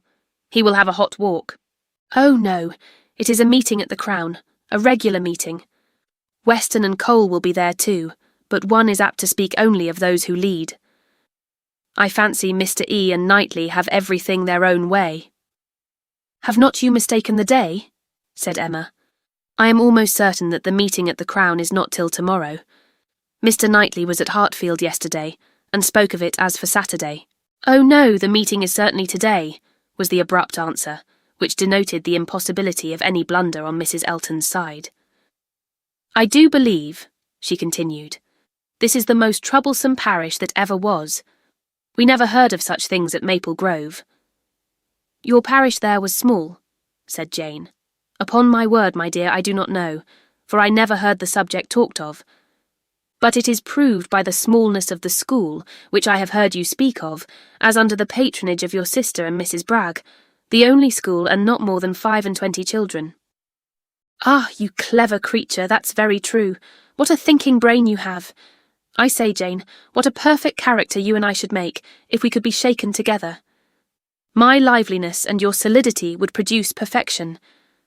Not that I presume to insinuate, however, that some people may not think you perfection already. But hush, not a word, if you please." It seemed an unnecessary caution. Jane was wanting to give her words, not to Mrs. Elton, but to Miss Woodhouse, as the latter plainly saw. The wish of distinguishing her as far as civility permitted was very evident, though it could not often proceed beyond a look. Mr. Elton made his appearance. His lady greeted him with some of her sparkling vivacity. "Very pretty, sir, upon my word. To send me on here to be an encumbrance to my friends, so long before you vouchsafed to come. But you knew what a dutiful creature you had to deal with. You knew I should not stir till my lord and master appeared. Here have I been sitting this hour, giving these young ladies a sample of true conjugal obedience, for who can say, you know, how soon it may be wanted?" Mr. Elton was so hot and tired that all this wit seemed thrown away. His civilities to the other ladies must be paid, but his subsequent object was to lament over himself for the heat he was suffering, and the walk he had had for nothing. "When I got to Donwell," said he, "Knightley could not be found. Very odd, very unaccountable, after the note I sent him this morning and the message he returned that he should certainly be at home till 1. "Donwell!" cried his wife. "My dear Mr. E., you have not been to Donwell. You mean the Crown. You come from the meeting at the Crown." No, that's tomorrow, and I particularly wanted to see Knightley today on that very account. Such a dreadful, broiling morning. I went over the fields too. speaking in a tone of great ill usage, which made it so much the worse. And then not to find him at home. I assure you I am not at all pleased, and no apology left, no message for me. The housekeeper declared she knew nothing of my being expected. Very extraordinary. And nobody knew at all which way he was gone. Perhaps to Hartfield, perhaps to the Abbey Mill, perhaps into his woods. Miss Woodhouse, this is not like our friend Knightley. Can you explain it? Emma amused herself by protesting that it was very extraordinary indeed, and that she had not a syllable to say for him. I cannot imagine, said Mrs. Elton, feeling the indignity as a wife ought to do. I cannot imagine how he could do such a thing by you, of all people in the world, the very last person whom one should expect to be forgotten. My dear Mr. E., he must have left a message for you, I am sure he must. Not even Knightley could be so very eccentric, and his servants forgot it. Depend upon it, that was the case, and very likely to happen with the Donwell servants, who are all, I have often observed, extremely awkward and remiss. I am sure I would not have such a creature as his Harry stand at our sideboard for any consideration. And as for Mrs. Hodges, Wright holds her very cheap indeed. She promised Wright a receipt and never sent it. I met William Larkins, continued Mr. Elton, as I got near the house, and he told me I should not find his master at home, but I did not believe him. William seemed rather out of humour. He did not know what was come to his master lately, he said, but he could hardly ever get the speech of him. I have nothing to do with William's wants, but it really is of very great importance that I should see Knightley today, and it becomes a matter, therefore, of very serious inconvenience that I should have had this hot walk to no purpose. Emma felt that she could not do better than go home directly. In all probability she was at this very time waited for there, and Mr. Knightley might be preserved from sinking deeper in aggression towards Mr. Elton, if not towards William Larkins. She was pleased, on taking leave, to find Miss Fairfax determined to attend her out of the room, to go with her even downstairs. It gave her an opportunity which she immediately made use of to say, "It is as well, perhaps, that I have not had the possibility. Had you not been surrounded by other friends, I might have been tempted to introduce a subject, to ask questions, to speak more openly than might have been strictly correct. I feel that I should certainly have been impertinent." "Oh!" cried Jane, with a blush and an hesitation which Emma thought infinitely more becoming to her than all the elegance of all her usual composure. "There would have been no danger. The danger would have been of my wearying you. You could not have gratified me more than by expressing an interest. Indeed, Miss Woodhouse, speaking more collectedly, with the consciousness which I have of misconduct, very great misconduct, it is particularly consoling to me to know that those of my friends whose good opinion is most worth preserving are not disgusted to such a degree as to— I have not time for half that I could wish to say. I long to make apologies, excuses, to urge something for myself. I feel it so very due. But unfortunately, in short, if your compassion does not stand my friend— "Oh, you are too scrupulous, indeed you are," cried Emma warmly, and taking her hand.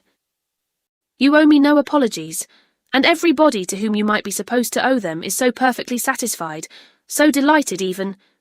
You are very kind, but I know what my manners were to you. So cold and artificial. I had always a part to act.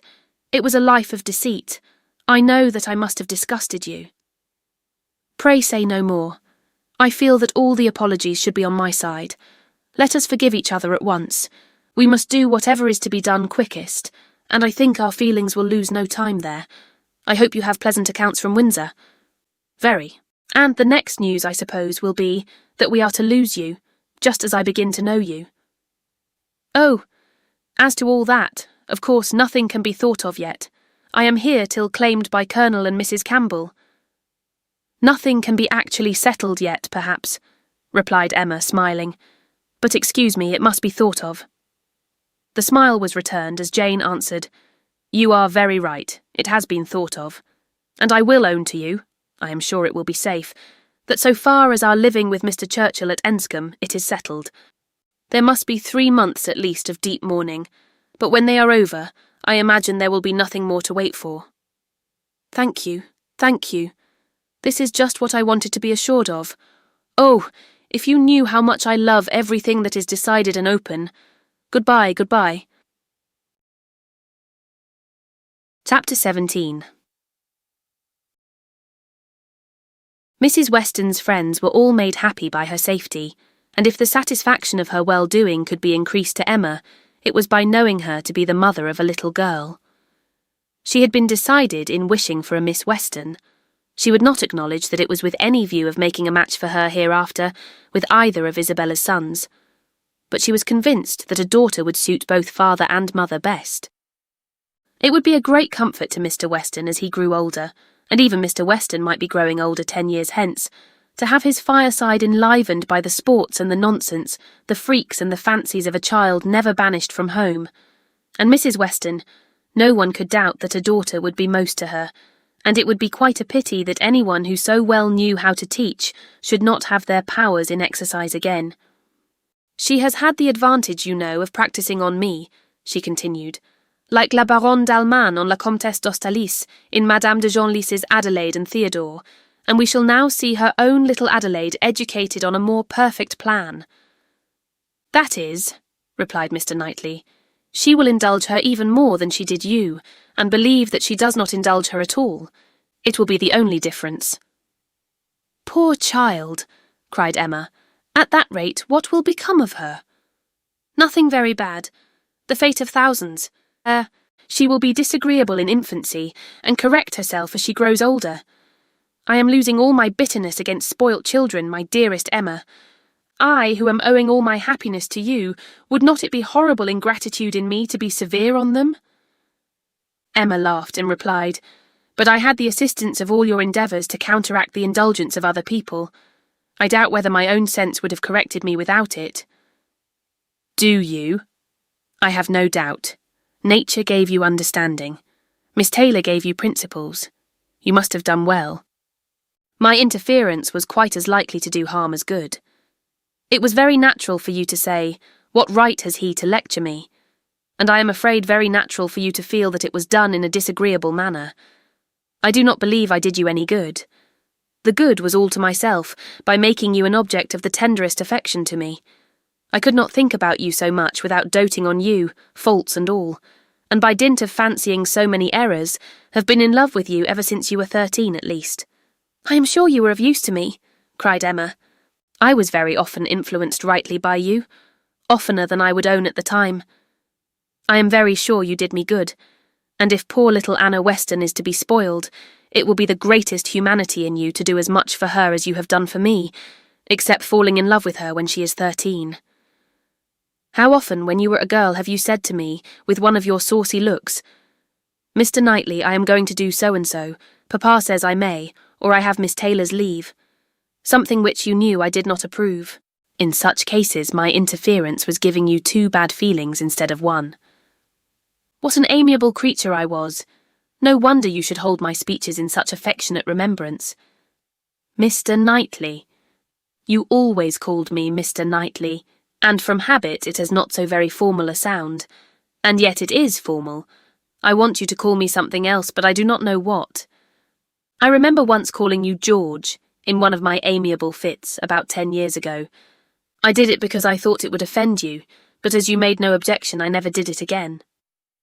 And cannot you call me George now? Impossible. I never can call you anything but Mr. Knightley.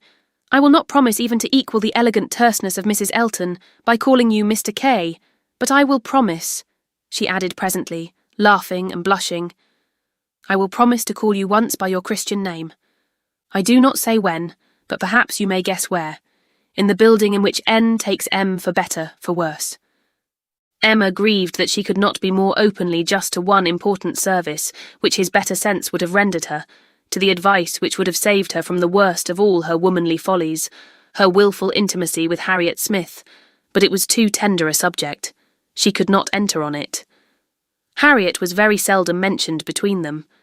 This, on his side, might merely proceed from her not being thought of, but Emma was rather inclined to attribute it to delicacy, and a suspicion from some appearances that their friendship were declining.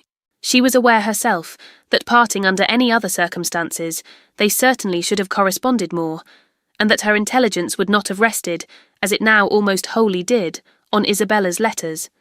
He might observe that it was so. The pain of being obliged to practice concealment towards him was very little inferior to the pain of having made Harriet unhappy. Isabella sent quite as good an account of her visitor as could be expected. On her first arrival, she had thought her out of spirits, which appeared perfectly natural, as there was a dentist to be consulted. But since that business had been over, she did not appear to find Harriet different from what she had known her before.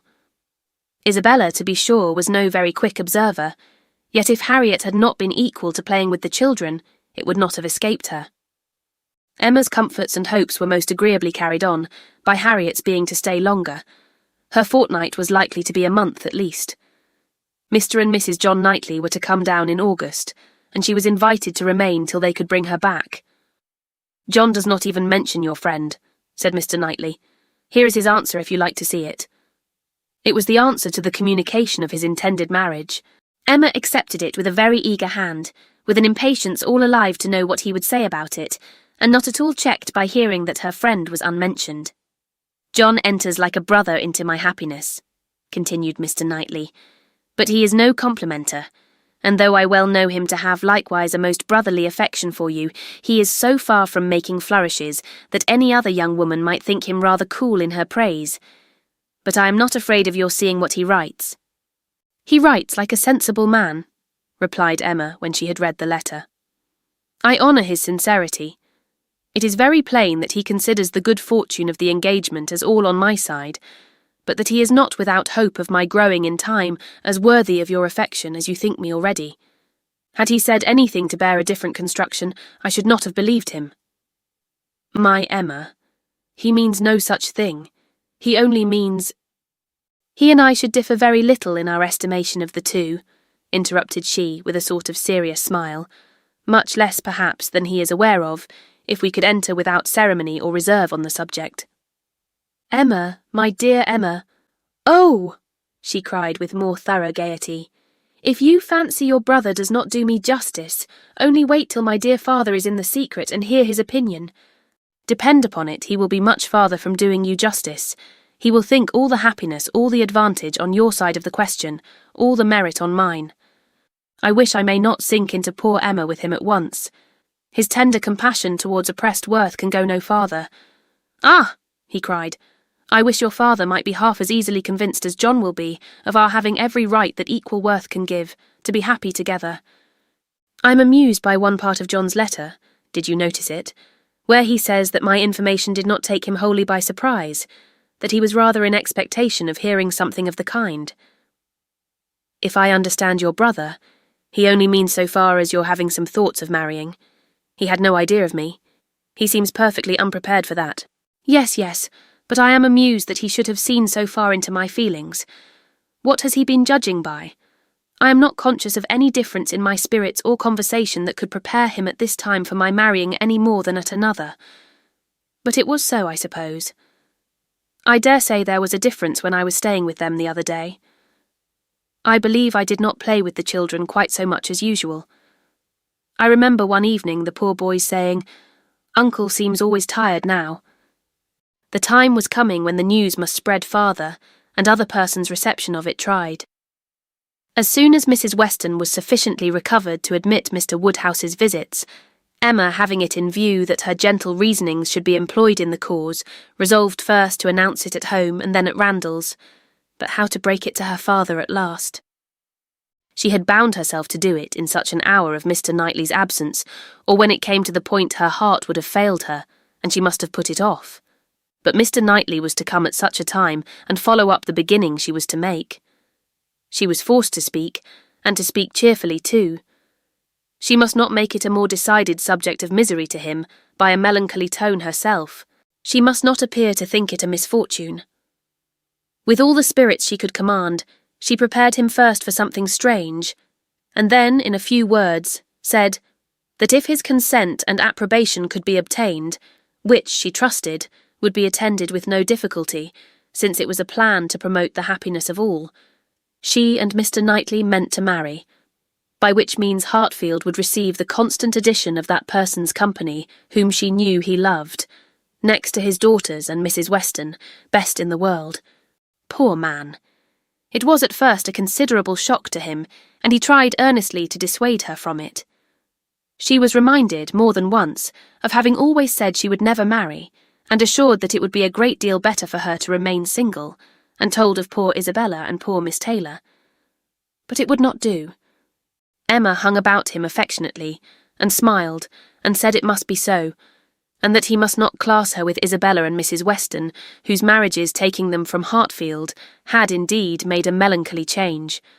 But she was not going from Hartfield. She should be always there. She was introducing no change in their numbers or their comforts, but for the better, and she was very sure that he would be a great deal the happier for having Mr. Knightley always at hand, when he were once got used to the idea. Did he not love Mr. Knightley very much? He would not deny that he did, she was sure. Whom did he ever want to consult on business but Mr. Knightley? Who was so useful to him, who so ready to write his letters, who so glad to assist him, who so cheerful, so attentive, so attached to him? Would not he like to have him always on the spot? Yes, that was all very true. Mr. Knightley could not be there too often. He should be glad to see him every day. But they did see him every day as it was. Why could not they go on as they had done? Mr. Woodhouse could not be soon reconciled. But the worst was overcome. The idea was given. Time and continual repetition must do the rest. To Emma's entreaties and assurances succeeded Mr. Knightley's, whose fond praise of her gave the subject even a kind of welcome, and he was soon used to be talked to by each on every fair occasion. They had all the assistance which Isabella could give, by letters of the strongest approbation, and Mrs. Weston was ready on the first meeting to consider the subject in the most serviceable light, first, as a settled, and secondly, as a good one, well aware of the nearly equal importance of the two recommendations to Mr. Woodhouse's mind. It was agreed upon, as what was to be, and everybody by whom he was used to be guided assuring him that it would be for his happiness.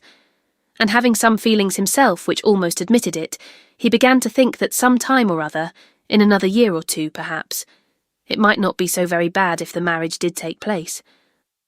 Mrs. Weston was acting no part, feigning no feelings in all that she said to him in favour of the event. She had been extremely surprised, never more so, than when Emma first opened the affair to her, but she saw in it only increase of happiness to all, and had no scruple in urging him to the utmost. She had such a regard for Mr. Knightley as to think he deserved even her dearest Emma, and it was in every respect so proper, suitable, and unexceptionable a connection, and in one respect, one point of the highest importance, so peculiarly eligible, so singularly fortunate, that now it seemed as if Emma could not safely have attached herself to any other creature, and that she had herself been the stupidest of beings in not having thought of it, and wished it long ago. How very few of those men in a rank of life to address Emma would have renounced their own home for Hartfield, and who but Mr. Knightley could know and bear with Mr. Woodhouse so as to make such an arrangement desirable? The difficulty of disposing of poor Mr. Woodhouse had been always felt in her husband's plans and her own, for a marriage between Frank and Emma. How to settle the claims of Enscombe and Hartfield had been a continual impediment, less acknowledged by Mr. Weston than by herself, but even he had never been able to finish the subject better than by saying, "Those matters will take care of themselves. The young people will find a way." But here there was nothing to be shifted off in a wild speculation on the future. It was all right, all open, all equal. No sacrifice on any side worth the name. It was a union of the highest promise of felicity in itself, and without one real rational difficulty to oppose or delay it. Mrs. Weston, with her baby on her knee, indulging in such reflections as these, was one of the happiest women in the world. If anything could increase her delight, it was perceiving that the baby would soon have outgrown its first set of caps. The news was universally a surprise wherever it spread, and Mr. Weston had his 5 minutes' share of it, but 5 minutes were enough to familiarise the idea to his quickness of mind. He saw the advantages of the match, and rejoiced in them with all the constancy of his wife. But the wonder of it was very soon nothing, and by the end of an hour he was not far from believing that he had always foreseen it. "It is to be a secret, I conclude," said he. "These matters are always a secret, till it is found out that everybody knows them. Only let me be told when I may speak out. I wonder whether Jane has any suspicion." He went to Highbury the next morning and satisfied himself on that point. He told her the news. Was not she like a daughter, his eldest daughter? He must tell her. And Miss Bates being present, it passed, of course, to Mrs. Cole, Mrs. Perry, and Mrs. Elton immediately afterwards. It was no more than the principals were prepared for. They had calculated from the time of its being known at Randalls how soon it would be over Highbury, and were thinking of themselves as the evening wonder in many a family circle with great sagacity. In general, it was a very well-approved match. Some might think him, and others might think her the most in luck. One set might recommend their all removing to Donwell and leaving Hartfield for the John Knightleys, and another might predict disagreements among their servants. But yet, upon the whole, there was no serious objection raised, except in one habitation, the vicarage. There, the surprise was not softened by any satisfaction. Mr. Elton cared little about it, compared with his wife. He only hoped the young lady's pride would now be contented, and supposed she had always meant to catch Knightley if she could, and on the point of living at Hartfield, could daringly exclaim, "Rather he than I." But Mrs. Elton was very much discomposed indeed. Poor Knightley, poor fellow. Sad business for him. She was extremely concerned, for though very eccentric, he had 1,000 good qualities. How could he be so taken in? Did not think him at all in love, not in the least. Poor Knightley. There would be an end of all pleasant intercourse with him. How happy he had been to come and dine with them whenever they asked him. But that would be all over now. Poor fellow. No more exploring parties to Donwell made for her. Oh no, there would be a Mrs. Knightley to throw cold water on everything. Extremely disagreeable. But she was not at all sorry that she had abused the housekeeper the other day. Shocking plan, living together. It would never do. She knew a family near Maple Grove who had tried it and been obliged to separate before the end of the first quarter. Chapter 18. Time passed on. A few more tomorrows, and the party from London would be arriving. It was an alarming change, and Emma was thinking of it one morning as what must bring a great deal to agitate and grieve her when Mr. Knightley came in, and distressing thoughts were put by. After the first chat of pleasure he was silent, and then in a graver tone began with, "I have something to tell you, Emma, some news." "Good or bad?" said she quickly, looking up in his face. "I do not know which it ought to be called." "Oh, good, I'm sure. I see it in your countenance. You are trying not to smile." "I'm afraid," said he, composing his features. "I am very much afraid, my dear Emma, that you will not smile when you hear it." "Indeed? But why so? I can hardly imagine that anything which pleases or amuses you should not please and amuse me too." "There is one subject," he replied. "I hope but one, on which we do not think alike." He paused a moment, again smiling, with his eyes fixed on her face. "Does nothing occur to you? Do not you recollect Harriet Smith?" Her cheeks flushed at the name, and she felt afraid of something, though she knew not what. "Have you heard from her yourself this morning?" cried he. "You have, I believe, and know the whole." "No, I have not. I know nothing. Pray tell me." "You are prepared for the worst, I see, and very bad it is. Harriet Smith marries Robert Martin." Emma gave a start, which did not seem like being prepared, and her eyes, in eager gaze, said, "No, this is impossible." But her lips were closed.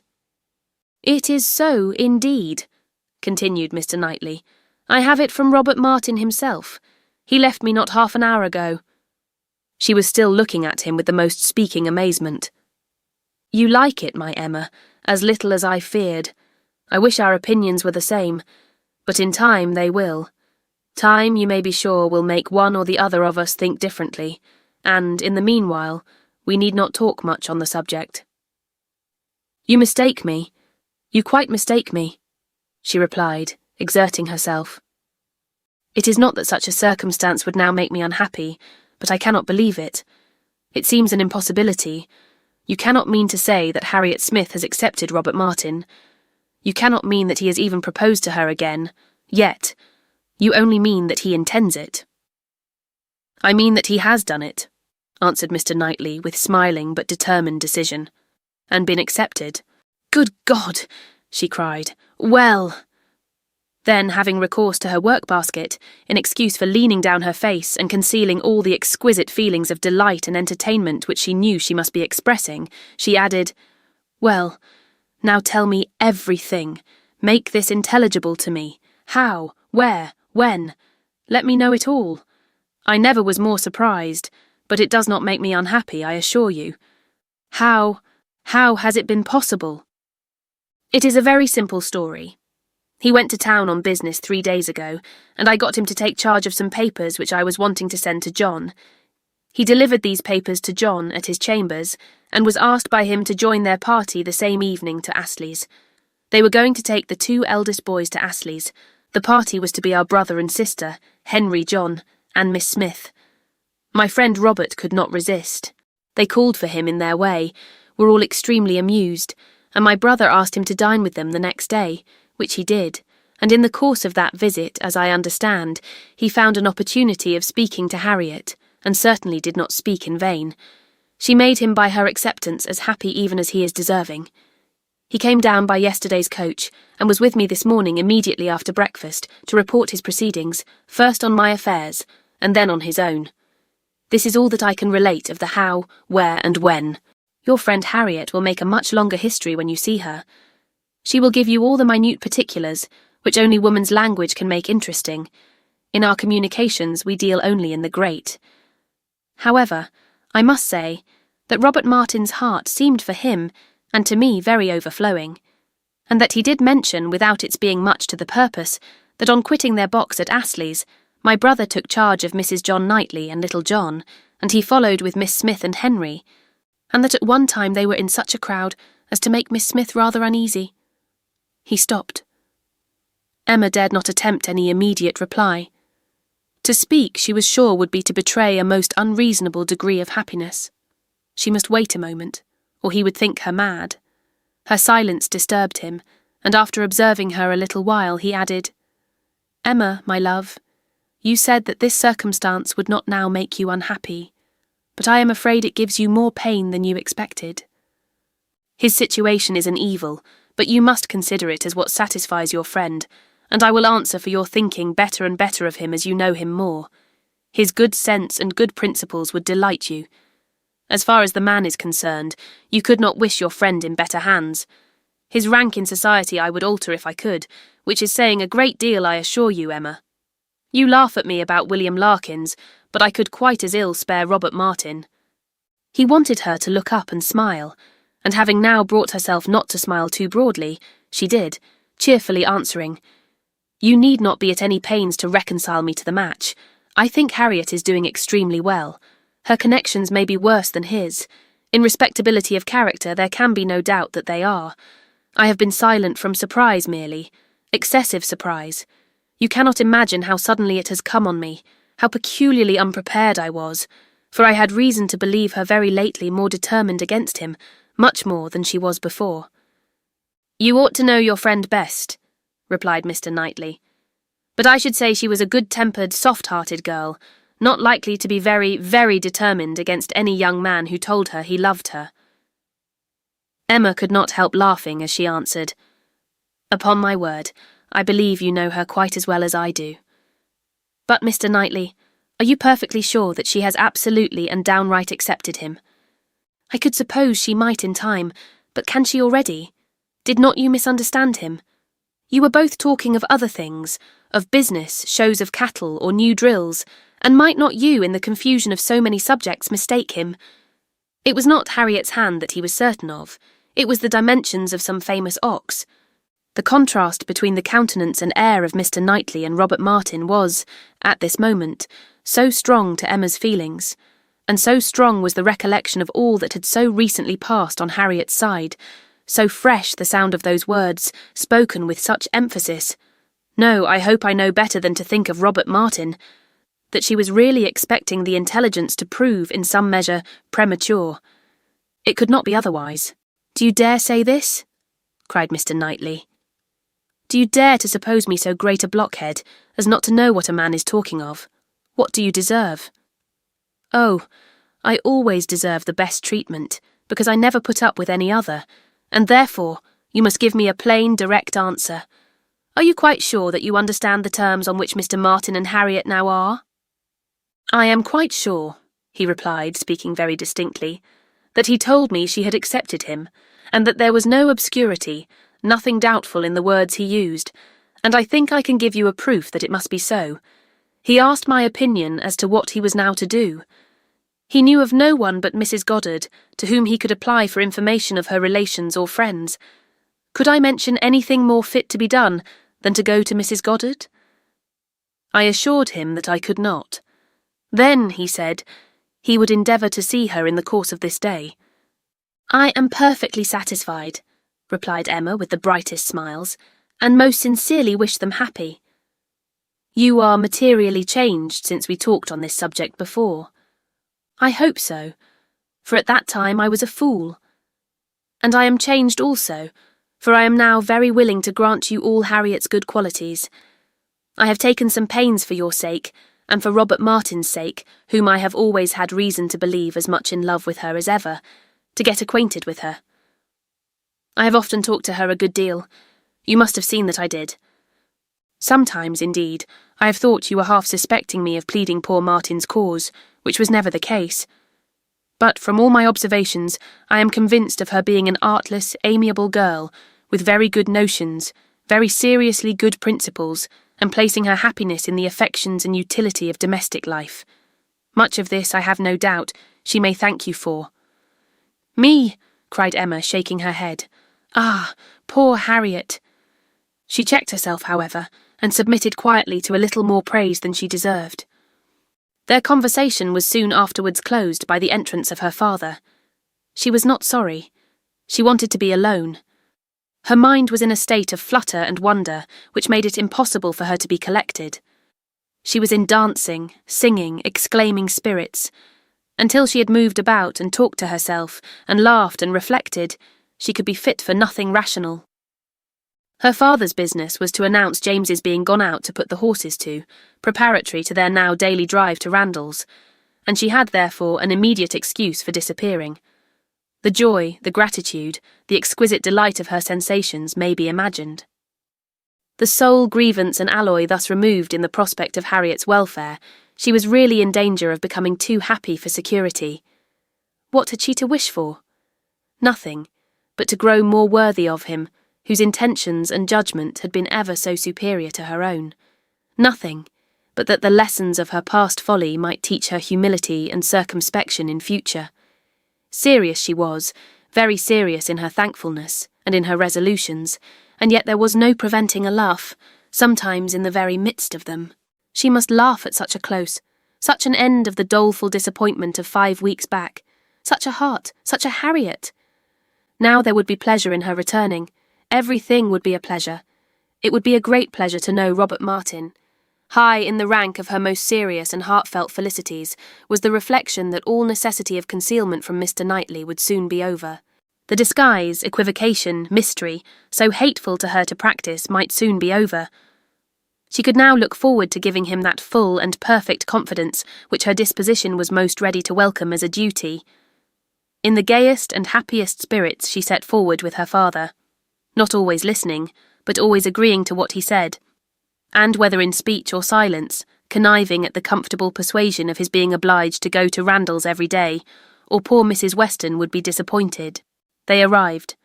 Mrs. Weston was alone in the drawing-room, but hardly had they been told of the baby, and Mr. Woodhouse received the thanks for coming, which he asked for, when a glimpse was caught through the blind of 2 figures passing near the window. "It is Frank and Miss Fairfax," said Mrs. Weston. "I was just going to tell you of our agreeable surprise in seeing him arrive this morning. He stays till tomorrow, and Miss Fairfax has been persuaded to spend the day with us. They are coming in, I hope." In half a minute they were in the room. Emma was extremely glad to see him, but there was a degree of confusion, a number of embarrassing recollections on each side. They met readily and smiling, but with a consciousness which at first allowed little to be said, and having all sat down again, there was for some time such a blank in the circle that Emma began to doubt whether the wish now indulged, which she had long felt, of seeing Frank Churchill once more, and of seeing him with Jane, would yield its proportion of pleasure. When Mr. Weston joined the party, however, and when the baby was fetched, there was no longer a want of subject or animation, or of courage and opportunity for Frank Churchill to draw near her and say, "I have to thank you, Miss Woodhouse, for a very kind, forgiving message in one of Mrs. Weston's letters. I hope time has not made you less willing to pardon. I hope you do not retract what you then said." "No, indeed," cried Emma, most happy to begin. "Not in the least. I am particularly glad to see and shake hands with you, and to give you joy in person."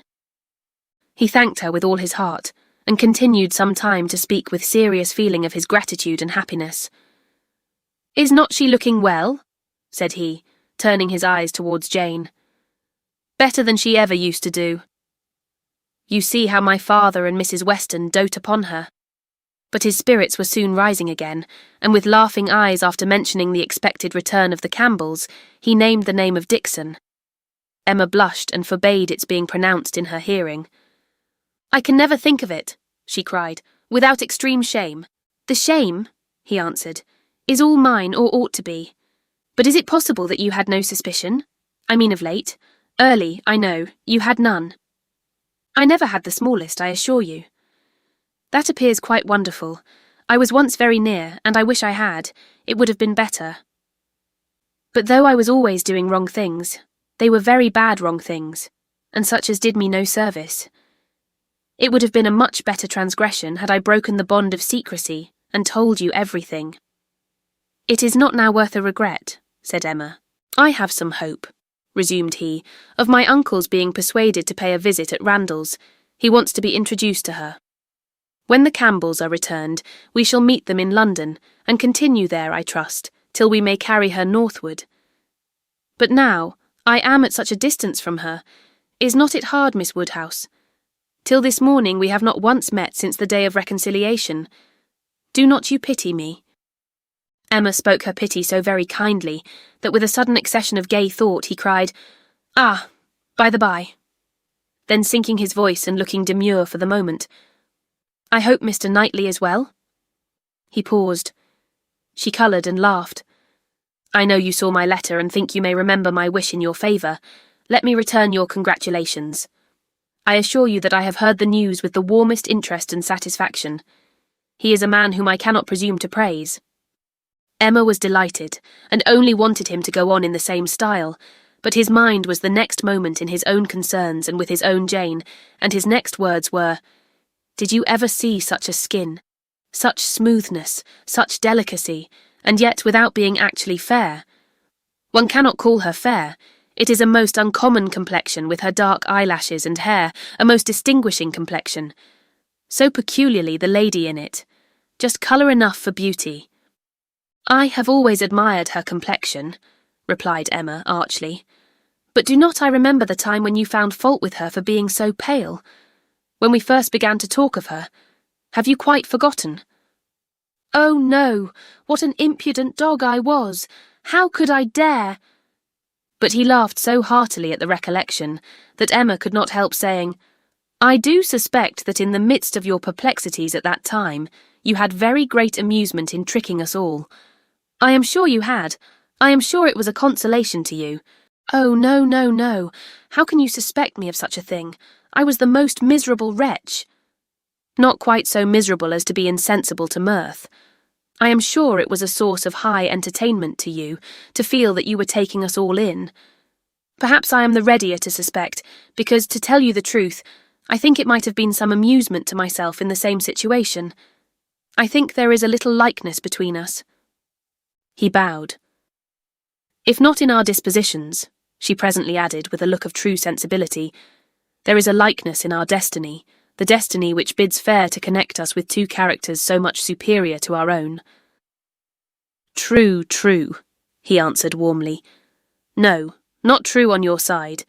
You can have no superior but most true on mine. She is a complete angel, look at her. Is not she an angel in every gesture? Observe the turn of her throat. Observe her eyes as she is looking up at my father. You will be glad to hear," inclining his head and whispering seriously, "that my uncle means to give her all my aunt's jewels. They are to be new set. I am resolved to have some in an ornament for the head. Will not it be beautiful in her dark hair?" "Very beautiful indeed," replied Emma, and she spoke so kindly that he gratefully burst out, "How delighted I am to see you again, and to see you in such excellent looks. I would not have missed this meeting for the world. I should certainly have called at Hartfield had you failed to come." The others had been talking of the child, Mrs. Weston giving an account of a little alarm she had been under the evening before from the infant's appearing not quite well. She believed she had been foolish, but it had alarmed her, and she had been within half a minute of sending for Mr. Perry.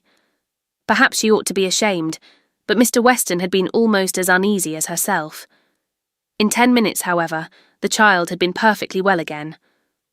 This was her history, and particularly interesting it was to Mr. Woodhouse, who commended her very much for thinking of sending for Perry, and only regretted that she had not done it. She should always send for Perry if the child appeared in the slightest degree disordered, were it only for a moment. She could not be too soon alarmed, nor send for Perry too often.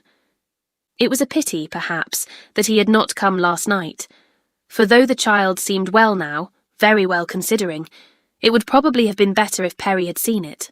Frank Churchill caught the name. "Perry," said he to Emma, and trying as he spoke to catch Miss Fairfax's eye. "My friend Mr. Perry. What are they saying about Mr. Perry? Has he been here this morning? And how does he travel now? Has he set up his carriage?" Emma soon recollected and understood him, and while she joined in the laugh, it was evident from Jane's countenance that she too was really hearing him, though trying to seem deaf. "Such an extraordinary dream of mine," he cried. "I can never think of it without laughing. She hears us, Miss Woodhouse. I see it in her cheek, her smile, her vain attempt to frown. Look at her. Do not you see that at this instant the very passage of her own letter, which sent me the report, is passing under her eye, that the whole blunder is spread before her, that she can attend to nothing else, though pretending to listen to the others?" Jane was forced to smile completely, for a moment, and the smile partly remained as she turned towards him, and said in a conscious, low yet steady voice, "How you can bear such recollections is astonishing to me. They will sometimes obtrude, but how you can court them."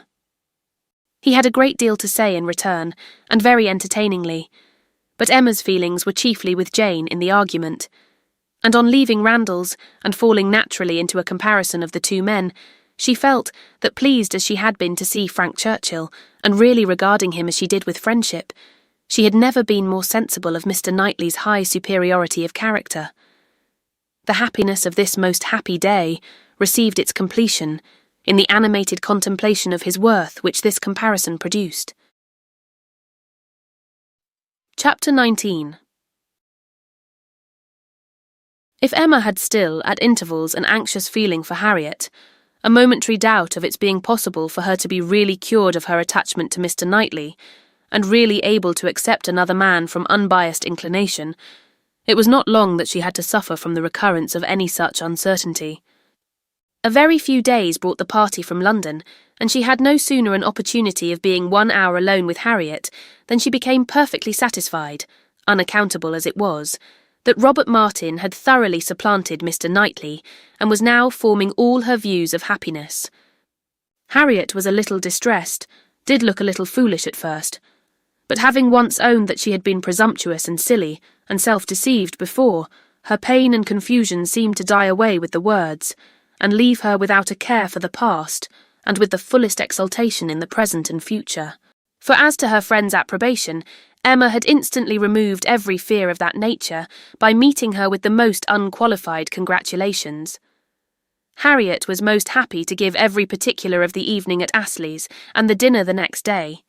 She could dwell on it all with the utmost delight. But what did such particulars explain? The fact was, as Emma could now acknowledge, that Harriet had always liked Robert Martin, and that his continuing to love her had been irresistible. Beyond this, it must ever be unintelligible to Emma.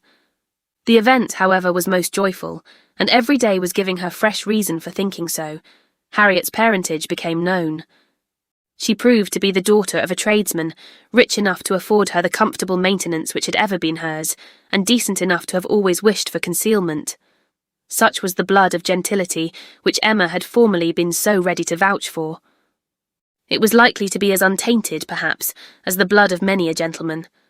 But what a connection had she been preparing for Mr. Knightley, or for the Churchills, or even for Mr. Elton, the stain of illegitimacy, unbleached by nobility or wealth, would have been a stain indeed. No objection was raised on the father's side. The young man was treated liberally. It was all as it should be. And as Emma became acquainted with Robert Martin, who was now introduced at Hartfield, she fully acknowledged in him all the appearance of sense and worth which could bid fairest for her little friend.